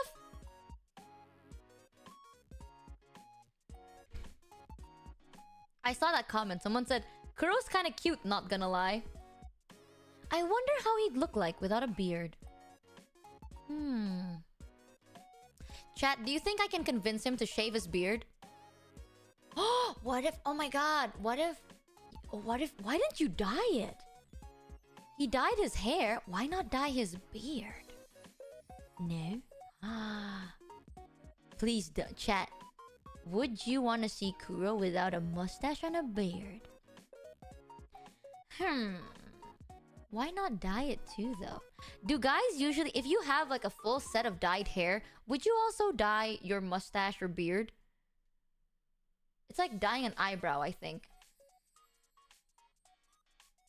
No, of course no. Oh. Okay. Well, I don't know. I'm just thinking, you know? Food for thought. Food for thought. I'm looking at his Kuro IRL Twitter and holy shit, this dude tweets. Oh my god. I'm glad that he's very transparent with his life. Jesus Christ, this man tweets! Huh. Good, I guess. I never understood that. I've always wanted to ask Kuro that, but I feel like it's very offensive to ask. Because it sounds mean, doesn't it? Only psychos would dye their beard. I always wanted to ask Kuro, like, why do you tweet so much? You know? But it sounds really mean, but I don't mean it that way. I've always just been curious. I know there are some people that likes to update their life online. I just want to know their perspective. It's very interesting. I'm very TMI on stream, but if it's not on stream, dude, I don't usually tweet about a lot of things. I'm not gonna be like, hey guys, something horrible happened, and this is my insane, sad realization. You know? I just go like, hey guys, I pooped today. Or like, guys, guess what? I decided that I'm gonna go outside. Wish me luck, LOL. Like, my tweets are so stupid. Let me actually scroll through my Twitter. I need to know. Let me see. Twitter.com. Profile. My tweets are... What the fuck are my tweets? Do you wanna see this shit? What the fuck? Okay, maybe something is also wrong with me. No way a sane person tweets the way I do. Perhaps there is something wrong with me a little bit. Let me crop this shit. This is my Twitter page. It is literally Michi Mochievee. I scroll, right? My schedule. Cat meme. And then I go, woke up from a crazy dream. Oh yeah, I did have a crazy dream. Oh, thank you, Twitter me. You want to know about my crazy dream?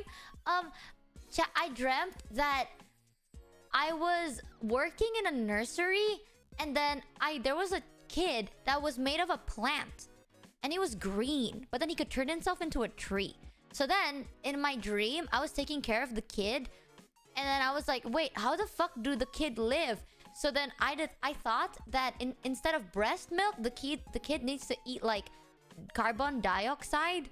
So I would breathe out into a bottle and then feed them carbon dioxide. And then eventually, as I got older, I was like, shit, what else does it eat? And I didn't want to serve it shit. So then I was on a conquest to find the coolest, like, fertilizer. That was a crazy dream. I know it sounds lame the way I say it, but it was so fucking trippy, dude. I remember it felt so realistic. I was like, okay, baby, drink this. And then the baby's like, and I'm like, okay. Oh, you need more? Drink this. It was weird. It felt so real, too. It was really weird. Yeah, this is my tweet. And then I scroll and it's... Oh my god, chat! Have you seen this? Man, I fucking love... I love looking at Mousy doing cool shit. So I saw this and I thought this was so cool. So Mousy's looking for flesh streamers who want a chance to become a VTuber. Fill out this form to have a chance to join the show and have a chance to become a VTuber yourself. Wait, let me copy this link. If I stop sharing my screen, you just get like a Kuro jump scare. I am going to fill this out. You're right. There, I posted the link in chat. If you want to have a chance at this, link is in the chat right now. But yeah, it's the Iron Mouse VTuber Academy featuring Rubber Ross. They're looking for flesh streamers. This is such an interesting show. I can't wait to see. Do you think I can convince Mousy to let me in on it? Hey, Mousy, let me in, Mousy. Mousy, think about it, okay? But I can be a flesh streamer. You can be a judge. Mousy, I can be... Oh my god! I can be like a judge. You're right. And I can be the asshole judge. Mousy, let me in! Knock, knock, knock, knock. Let me in! I can't wait to roast people. It's gonna be like... I can be the asshole. It's like, can you be a VTuber, right? I think. I don't know what this... If it's an Iron Mouse VTuber Academy, I can make it into like... One of the category is, can you survive the hate? Ooh, can you survive the hate, bro? So I'm gonna be like the hater. I'm gonna be the certified hater. I'm gonna be like, you're probably fucking ugly. If you can't handle that, disqualified. You're probably a fake person with a voice changer. If you can't handle that, disqualified. I'm gonna be the certified hater. Hey, that's a fair thing to judge on, you know. Now, you're too cowardly to do that on a stranger. Not if it's for a game show. If someone wants to have a VTuber simulation and have it realistic... Oh, cracks finger. I know a thing or two. Can you handle the V-tweeter?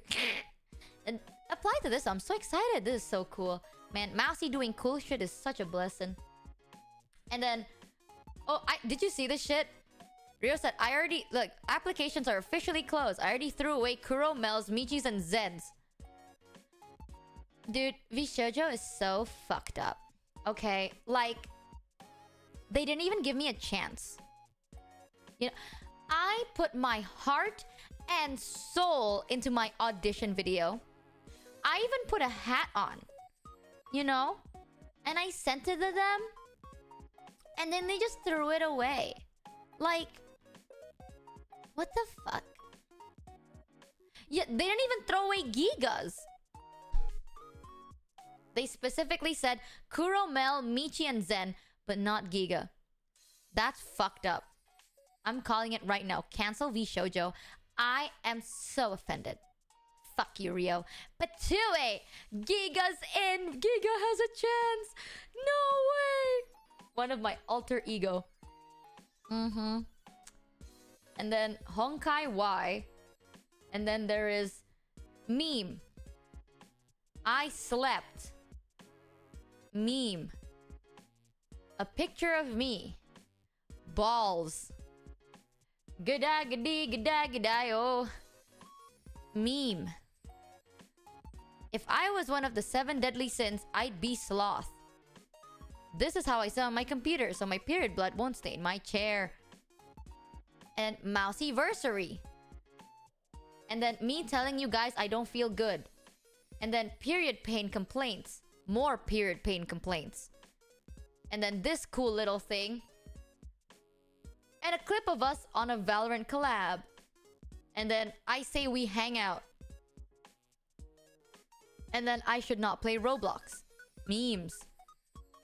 I decide to eat before stream. And now I'm trapped outside. No collab because Kobo felt sick. A stream update. Meme. And then retweet of Zen. Me, like... I don't know, I guess... Another thing that's random? More memes. Dude, most of my shit on Twitter is just memes. It's memes and stream updates. I'm like, hey guys, this event's happening. Or, sorry guys, this event sadly cancelled. Collab person sick, my bad, blah, blah, blah. I never tweet about anything too serious. What's in your likes though? Oh shit, you wanna see what's inside my likes? Let me see. Hold on. Wait a minute. Wait a minute. Oh, I think I like my conscience on your front doorstep. Ooh, woo, woo. Okay, I'm no pussy. Just kidding. I am a little bit of a pussy. Let me just scroll through just a little bit. You know what? No, I'm not a pussy. I'm not gonna check. Okay, you know what? I'm going to show you first impression. I forgot what I like. Okay. So this is again my Twitter likes, right? Likes are private. All right, here we go. Cats. Oh, I forgot I like this. Kitty cat. Kitty cat sleeping. Oh. And then bro just wants a handshake. Cats. Oh. Meow.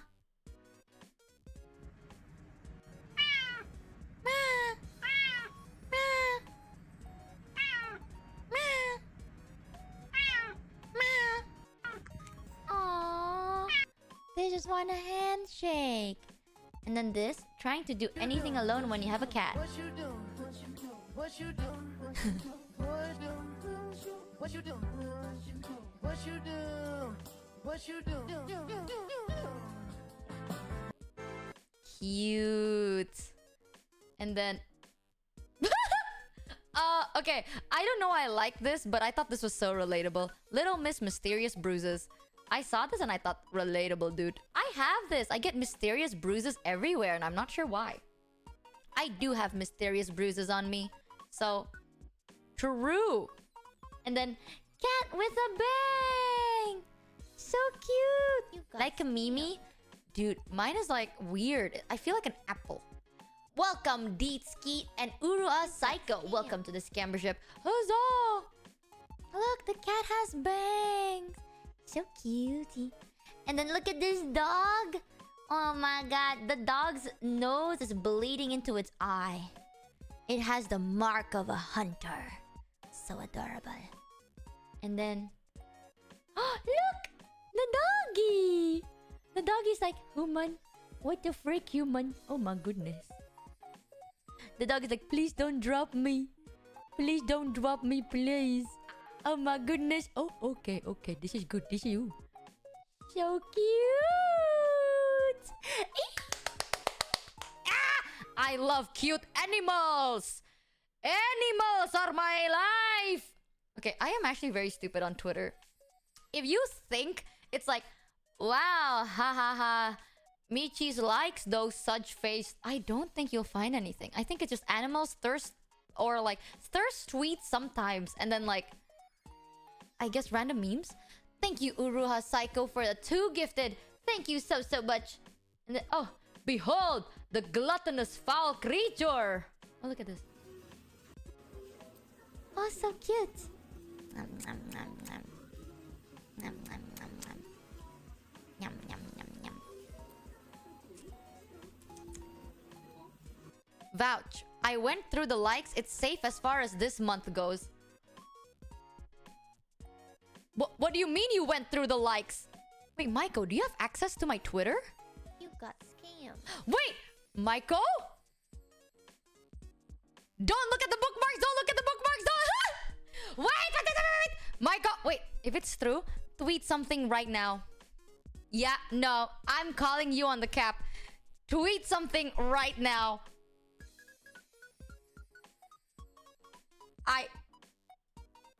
Hold on. You won't. You won't, bitch. Tweet something right now. Check it. Oh god, oh my god. Will he? Is he actually going to?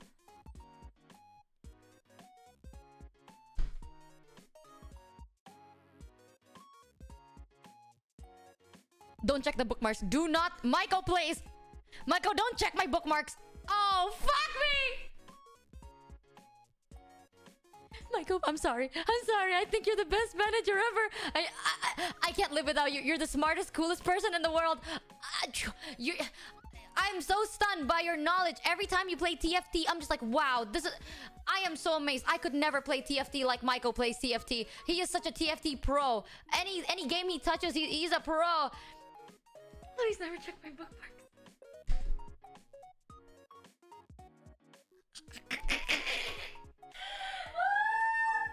Oh god! Oh my god. No!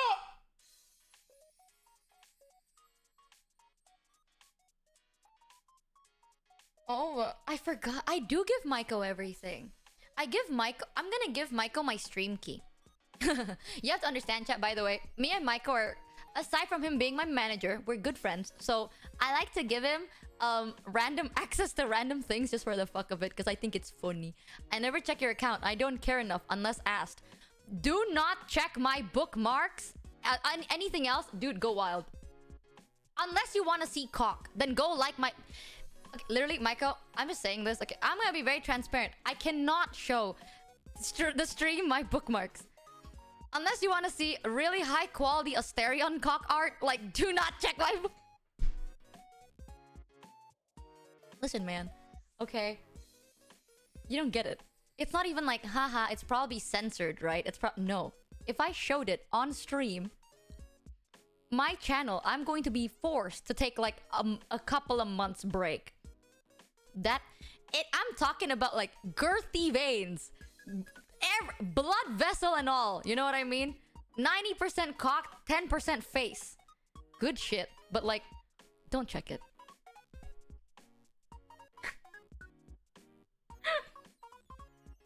Just don't check me. I swear. Don't. Okay. At this point, I'm gonna start... Oh my god, chat. What if we make, like... I'm just gonna like tweets that are really questionable. And then I'm gonna like, hey, Michael, can you check my likes real quick? And then if you check my likes, it's just random, like, I hate Michael tweets. Drop the ad. No! Michael, how much for you to tell us?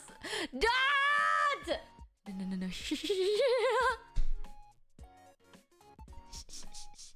Don't. It's a secret, Michael. It's a secret. Please. Please let me live my fantasies. Okay, yes. I am not afraid to share my... I'm sorry.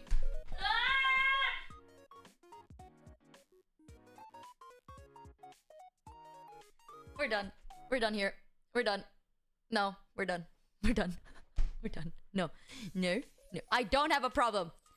I don't have a problem. Oh, but why does he look so hot? Like, look at... Realistically, chat, look. Nobody knows what to do with me and I just think that's beautiful. Look at how hot. Fuck. Oh my fucking god. You know, so sexy. Oh my god. Fuck. Oh my god. Fuck. El Santana's cheered X300, nice vascularized penis. Wait, hold on. Let me just check my bookmarks real quick.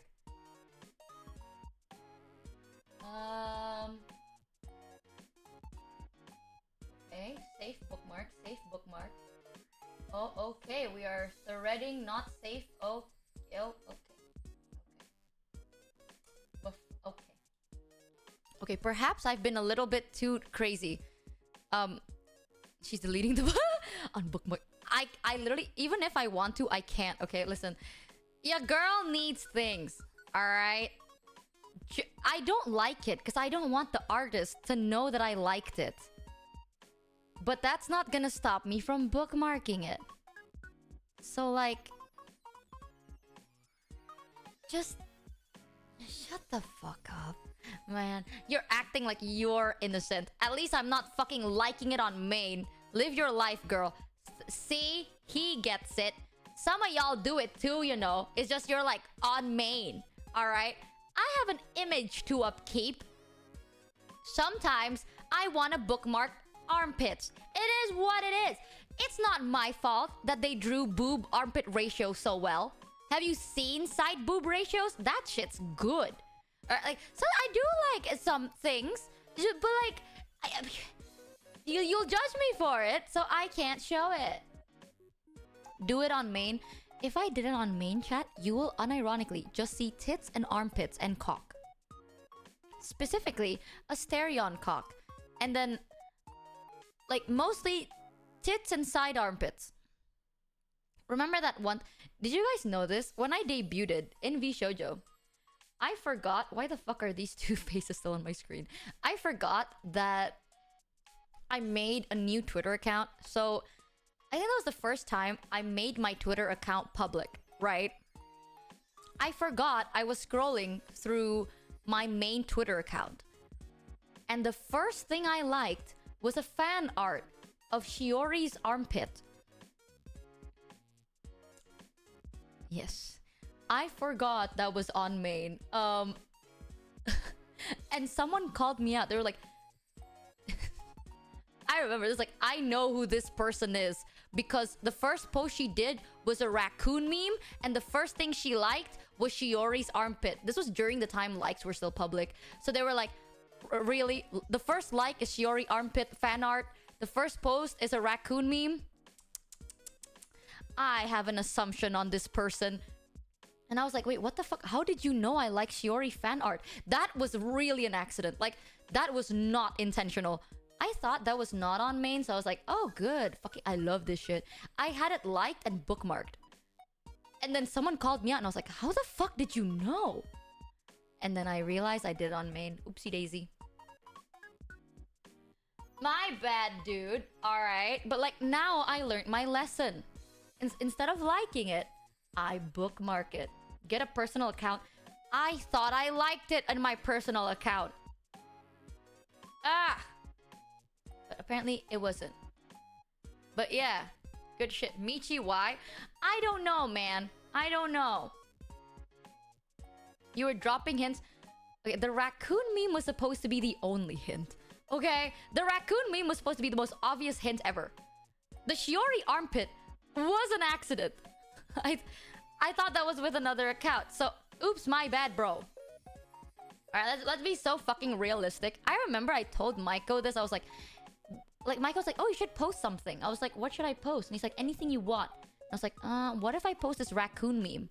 And he's like, sure, why not? I was like, people will already kind of suspect though. And I remember, I told Maiko, I was like, if I post this raccoon meme, some people would already, like, some people would know. And Michael's like, Michi, you're overthinking. No one's gonna know. It's a generic raccoon meme. No one's gonna know. And then I posted it, and then every single response under that raccoon meme tweet was, oh my god. Introverse I know. 300. You are the woman of culture, Michi. We are glad to hear that. Thank you. Thank you, fellow armpit enjoyers. Yeah, it was those things where it's like, all my managers were like, no one's gonna know. It's just a meme. Everyone posts meme. You don't get it. And I was like, you know what? To prove a point, I will do it. And then people found out. People knew already. Like, it was like a week before people be knowing. Because of a stupid fucking raccoon. It's so obvious. That's what I'm saying. But my managers didn't fucking believe me. Because they're like, anyone would post a raccoon meme, Michi. I think we said it's fine to post regardless. No. Well, yeah, now you know. It's just my sense of humor is so specifically shit. My sense of humor is so fucking shit. If you're gonna... I swear to God, one day, if I get invited to an event, you don't even have to say, Michi Mochievee is invited to an event. Just post a fucking raccoon meme. People will expect. It's already like...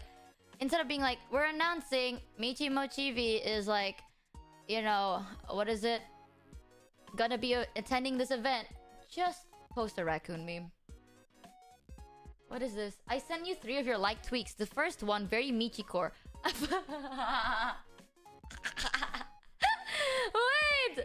Did I like that? Hold on. You wanna... Michael sent me something. Okay.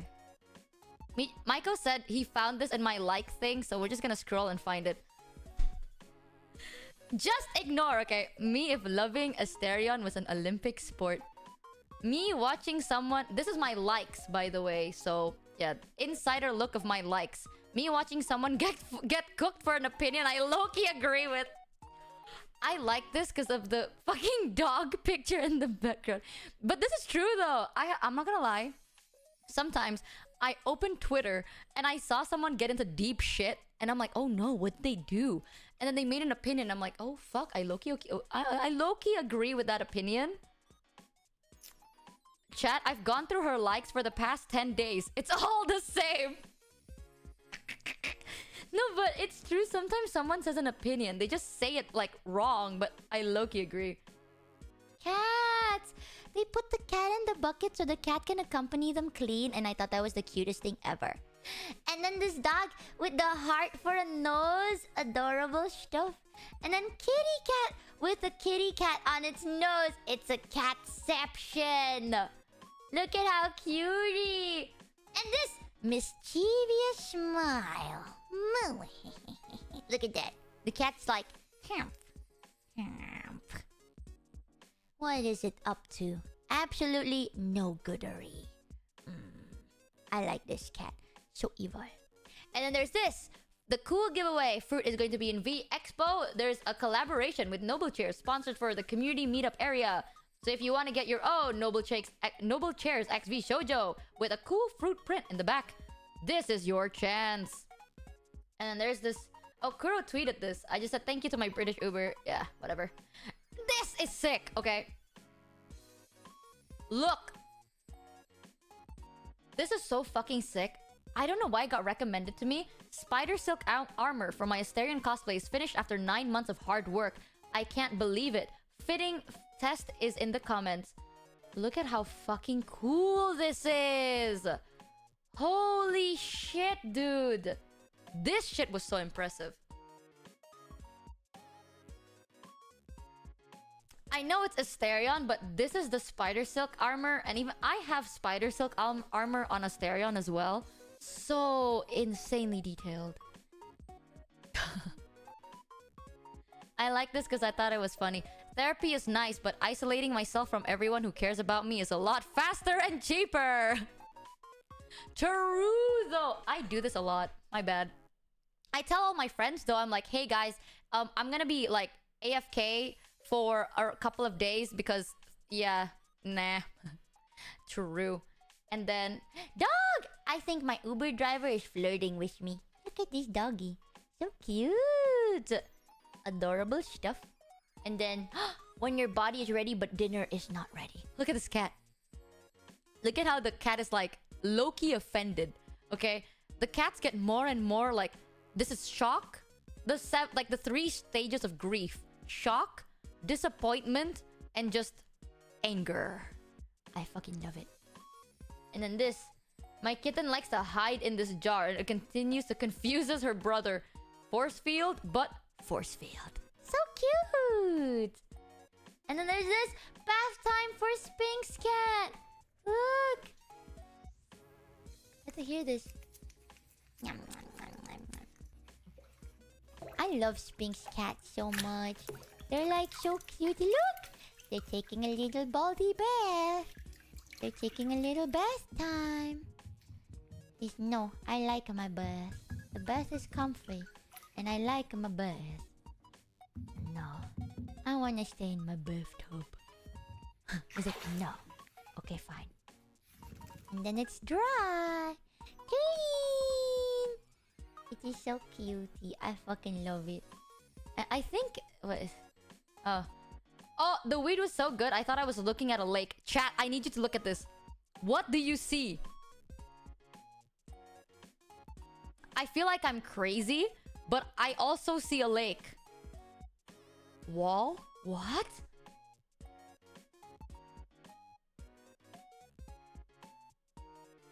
A wall? I can't see it.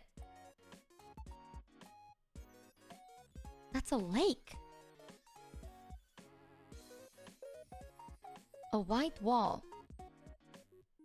Oh shit, that's a wall! Wait, what? Oh shit, that's a wall! Wait, you're... Oh my god, wait. If you focus on my cruiser, right here, chat. If you focus on my mouse, right? Focus over here. And you'll see that the lake turns into a wall. Do you see it? Oh my god! course, whatever. Focus on the little finger on the screen. Yo! That is a wall. That got me tripping balls, man. And I was sober, so I was like shocked. And then there's this. I bookmarked this as well because I wanted to, in case in the future I want to commission someone. I bookmark talented art. So if you see the bookmark symbol, ignore it. I like to keep in mind cool artists. And then the same video of the same dog twice because you can't like too many dogs. And then green expert. This is a good one. Phthalo green. I saw this color and I thought it was so fucking cool. It's called phthalo green. Ooh. And there's this clip of me. Testis esto pacti me. Who the fuck said you can bring... Oh my god, you can bring them wherever you like. Come! I liked it because I like Baldur Gate. This! Maiko sent this to me. Maiko sent this video to me.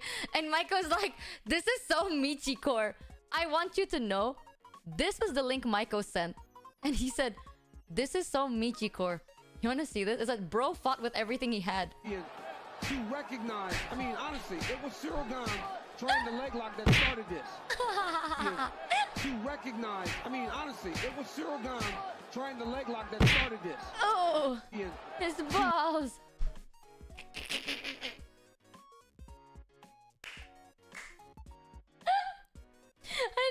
I don't know why I liked it. I think I was zooted. I'm sorry. Maiko is right. And they're like, this is so Michi core. Oopsie daisy. And then it's just this. And this is, I saw this from No Phantom. Such a fucking cool animation. Ooh. People that can do hand animations are insane. Oh my god, that's so trippy. Ooh. This is the same person that drew the Jared animation. So cool. And then kitties and dogs. Cats and their doggy. Oh, cutie. The cat's like big carpet. Me like big carpet. Time to claim big carpet for myself. Yes, big carpet. Yes. So cutie. Oh, so cutie. The cat doesn't know what to do with the big carpet. Yeah, that emote. That's made by Note. And the dog's just asleep and the dog doesn't give a shit. The cat's just like,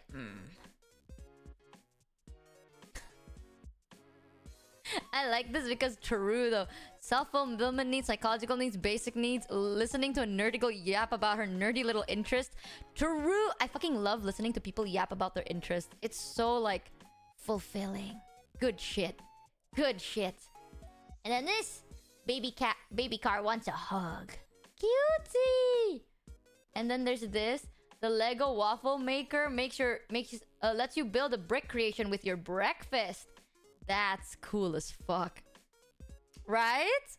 Dude, if I had a Lego waffle maker, I would fucking eat every single day. Like, I would only eat waffles every day. That is so fucking cool. And then, kitty cat kiss. And then, the introverted urge to reply later and then forget to respond for 2 weeks and then never reply because you feel like it's too late to reply now. True. Me, real and true. And then this is from yesterday. You've seen this. This is just cats and more cats. So most of my shit is just memes and cats. I don't know what to tell you. Just don't check my bookmark and we're fine. It's not that I'm innocent, okay? It's just I am not. If one day, until today, I will always believe the reason why the likes became like public, I mean the likes became private, was so then one day during like a day in the year, they will make the likes public. You know? They're gonna be like, April Fools, all of the likes are public for a whole day. And I swear to God, bitch, you are not gonna find some shit. You are not gonna see some shit from me.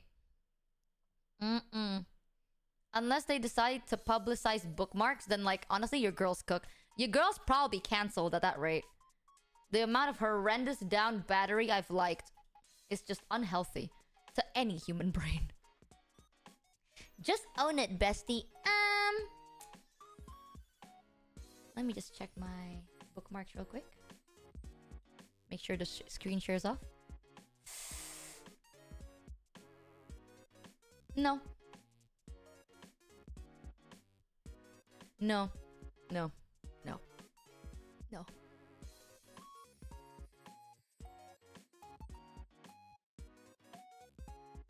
No. OMG, Michi, is that a PP? I know you didn't see what I saw because it is... No.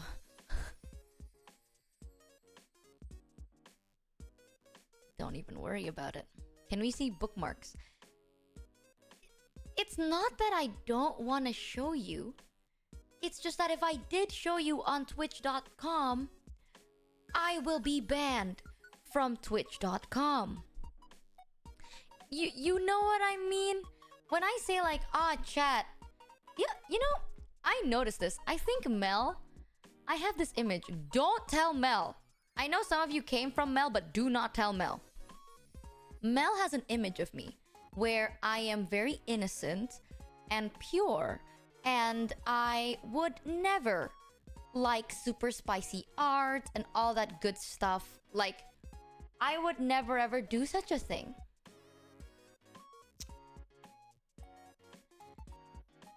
And I like to keep that image. Now, Mel thinks it's like... I think Mel thinks that I am very innocent sometimes. Like, I think she thinks I'm like curious but innocent. You know, like I get too flustered. I do get flustered looking at NSFW. I do. But am I against it? No. But I like being flustered in private. But I'm not gonna fucking show you that I'm flustered. It's different, okay? You don't get to see me be actually flustered. That was a secret. That's a secret between me and myself.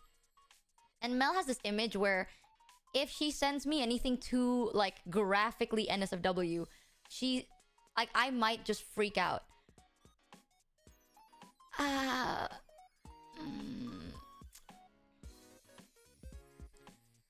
tried to give her hints that I'm not as pure as she thinks I am, because I tell her, like, oh, I go on, like, adult sites to read comments, haha. So I've seen things, you know, like, I know certain things. Not everything, but I know some things. But Mel still tries to, like, shield me from too many sexual stuff. And I think that's sweet, so I want to keep that going. I like the idea that Mel is, like, protecting me, you know what I mean?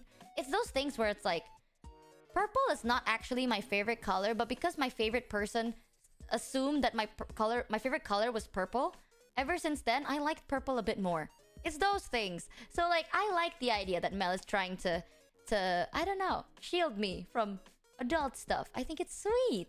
So I'm gonna keep it that way. She will not know the monstrosity that I'm bookmarking on Twitter. She will never know that I bookmark fan art of people full on wow. When I say wow, I mean wow. Oh, I would be so banned. This is not even like artistic nudity. This is just... Interest shared this is just porn. X300. Okay, so open Fansly and put your bookmark in there. Also, I never Why? have that innocent image of yours since I sub here. Every time I come to this stream you always talk cockballs and stuff, so surely Michi is so innocent. No, but just because I talk about it doesn't mean I know a lot. You know what I mean? I won't say I know more than Mel. Like, Mel definitely knows more than me, but I'm not as innocent as Mel thinks I am. Like, I've seen things, you know? I know some stuff. All I can say is, whatever deep, dark, nasty fantasies people have of Asterion, I probably know about it, okay? It's just...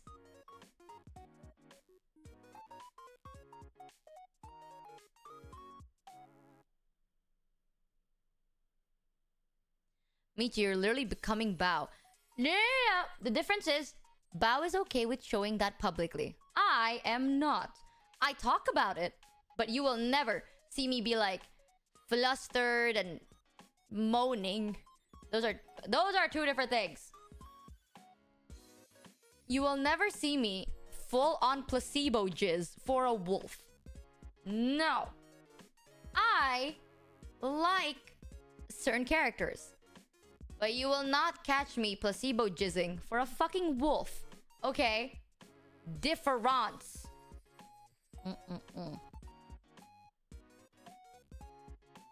Michi doesn't scream about her ovaries on stream. Well, simply because, chat, haha. It's a private matter, okay? Because I would never. I don't. What is this you're talking about? I never see anything. NSFW? What do you mean, guys? Aren't babies made from, like, birds flying from the sky and giving you a basket?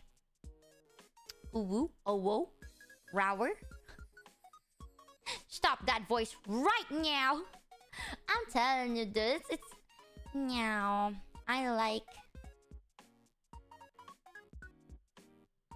It's not my fault.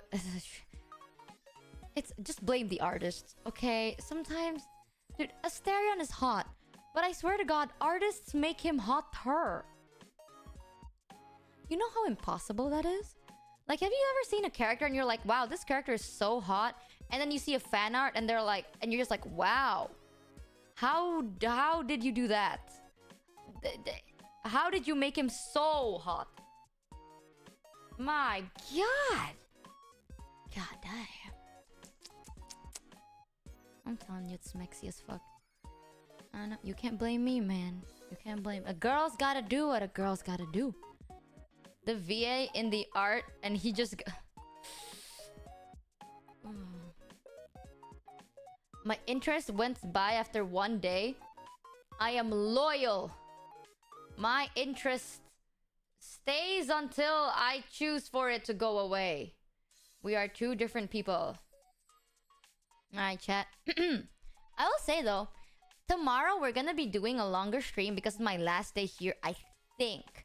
But I don't think I'm gonna do a super long stream today because I want to rest my voice. I don't want to kill my voice before tomorrow. I know, chat. Tomorrow will be my last stream before my break. Why the fuck did you say finally? What? Tomorrow is the last day for freedom. You bitch.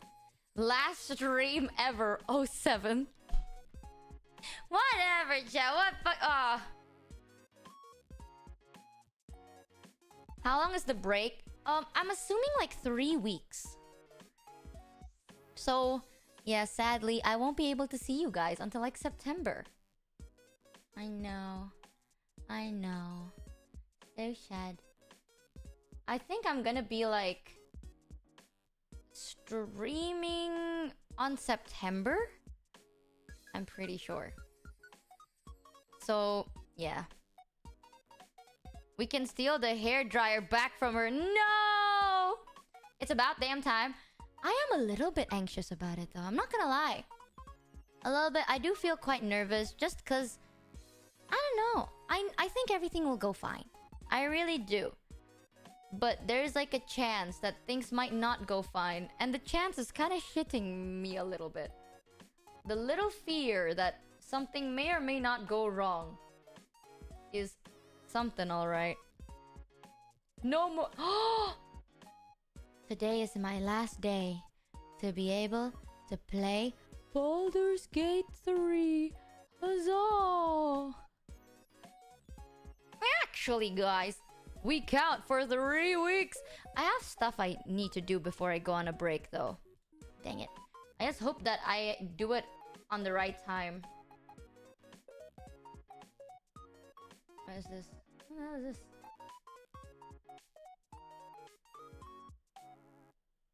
Oh. When's the Minecraft stream? Oh, yeah. Okay. Maybe after the stream, I'm gonna download Minecraft because if I re-download everything, it's gonna take so long. And not only does it take a while, sometimes it crashes my fucking PC. So, yeah. I'm gonna try my best to remember this. So, I'm looking for someone to raid at the moment. I swear I saw Mousy was live, but I guess Mousy isn't live anymore? I saw that Mousy was live. What happened? I was about to raid Mousy, but... for $3. Why? Where's your jokes? Oh, it's her PC? Oh, her stream crashed. Is she gonna go back live or... No.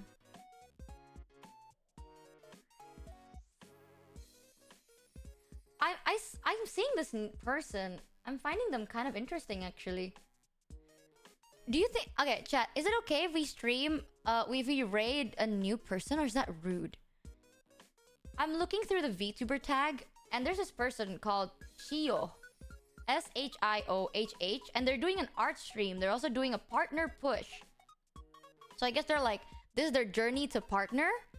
Which is kind of nice. You know, it's good to have people be partner. But they're doing art at the moment. But their art looks really cool. Whoever you raid is... Chat, behave yourself, Teen though. got scammed for $3. This is a Why new are person. books so I don't know who afraid they of their are. sequels? Why? Because they always come after them. Last joke for a month. Sanch. I'll still be here tomorrow. Please, I want the jokes. I swear to God, I'm gonna be rotting in bed and crying about it. Waywinix Coyotal wanna cheered make more Dex friends, but I'm 300. very Well, nervous, Michi, actually. calling it a night. Jokes aside, hope you managed to get your health under control. You will be Oh. missed, but we'll also be here waiting for you to return and for all the tea you'll have. Good night. I will. I'm very excited. I'm excited to like see how it goes, but a little bit. I'm very nervous. I am also very nervous at making friends. Okay, I am very extroverted, but I'm not the type to start initiating the conversation. It makes me so shy. Chat, behave yourself. Okay, this is a new person. Can our raid message be something sweet? Because I don't want to freak them out. Like if our raid message is like 4 skins, it's gonna actually freak them out. Because this is like a smaller streamer. Like don't freak them out. Don't be weird. Just say like, I don't know, nice art. Can we just say something sweet, please? I don't know, something sweet. I don't trust any of you. But yeah, hopefully everything does go well though. I think I might, I don't know. I know that I will probably still be active on Twitter sometimes. But there might be some days where I'm not on Twitter. Don't worry. It's usually because I feel too weak to really open my phone. So most of the time I'll just sleep. I know during some treatments I just can't. I just get like, ugh, and then I sleep. But sometimes I'm usually gonna be active there. Dude, I swear to God, I cannot raid this person. I cannot raid this person, dude. You are going to spam the shit out of them for like pointless things. No fucking way. You guys are going to ruin it. What's their name? Their name is Shio. SHIOHH. I'm gonna raid them, chat. But please, normal. Okay? I just like their art and I want to see them draw. So, be normal about it. Okay, chat? I swear to God.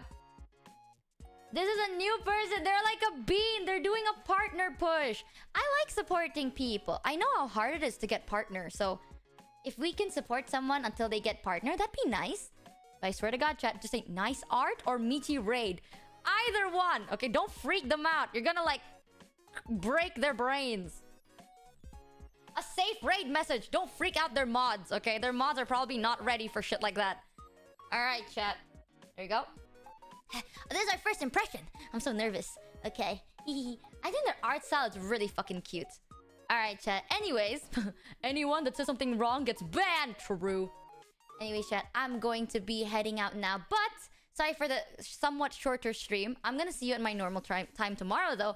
At 11 a.m. GMT plus 7, 1 p.m. JST, and 9 p.m. Pacific Daylight Time for my last stream before my break. So I hope you guys can come and hang out with me before I go. Also, I tell Shio that I said hi because I can't type in their chat because it says verified accounts only and I haven't verified my account. Sorry, Twitch, I'm not giving you my phone number. I'm too paranoid. So I can't type in their chat because I'm not a verified account. So tell them I said hi. Anyways, chat, thank you so much for coming to today's stream. Don't forget to eat, sleep, drink, and take care of yourself. Terima kasih untuk stream yang Michi hari ini. Jangan lupa untuk makan, minum, tidur, dan jaga kesehatan kalian sendiri. Kita ikuti honto ni arigatos. And I'll see you guys next time. Or probably in this person's stream. It's nice. Let's support people to get partner. Huzzah, chat! Huzzah!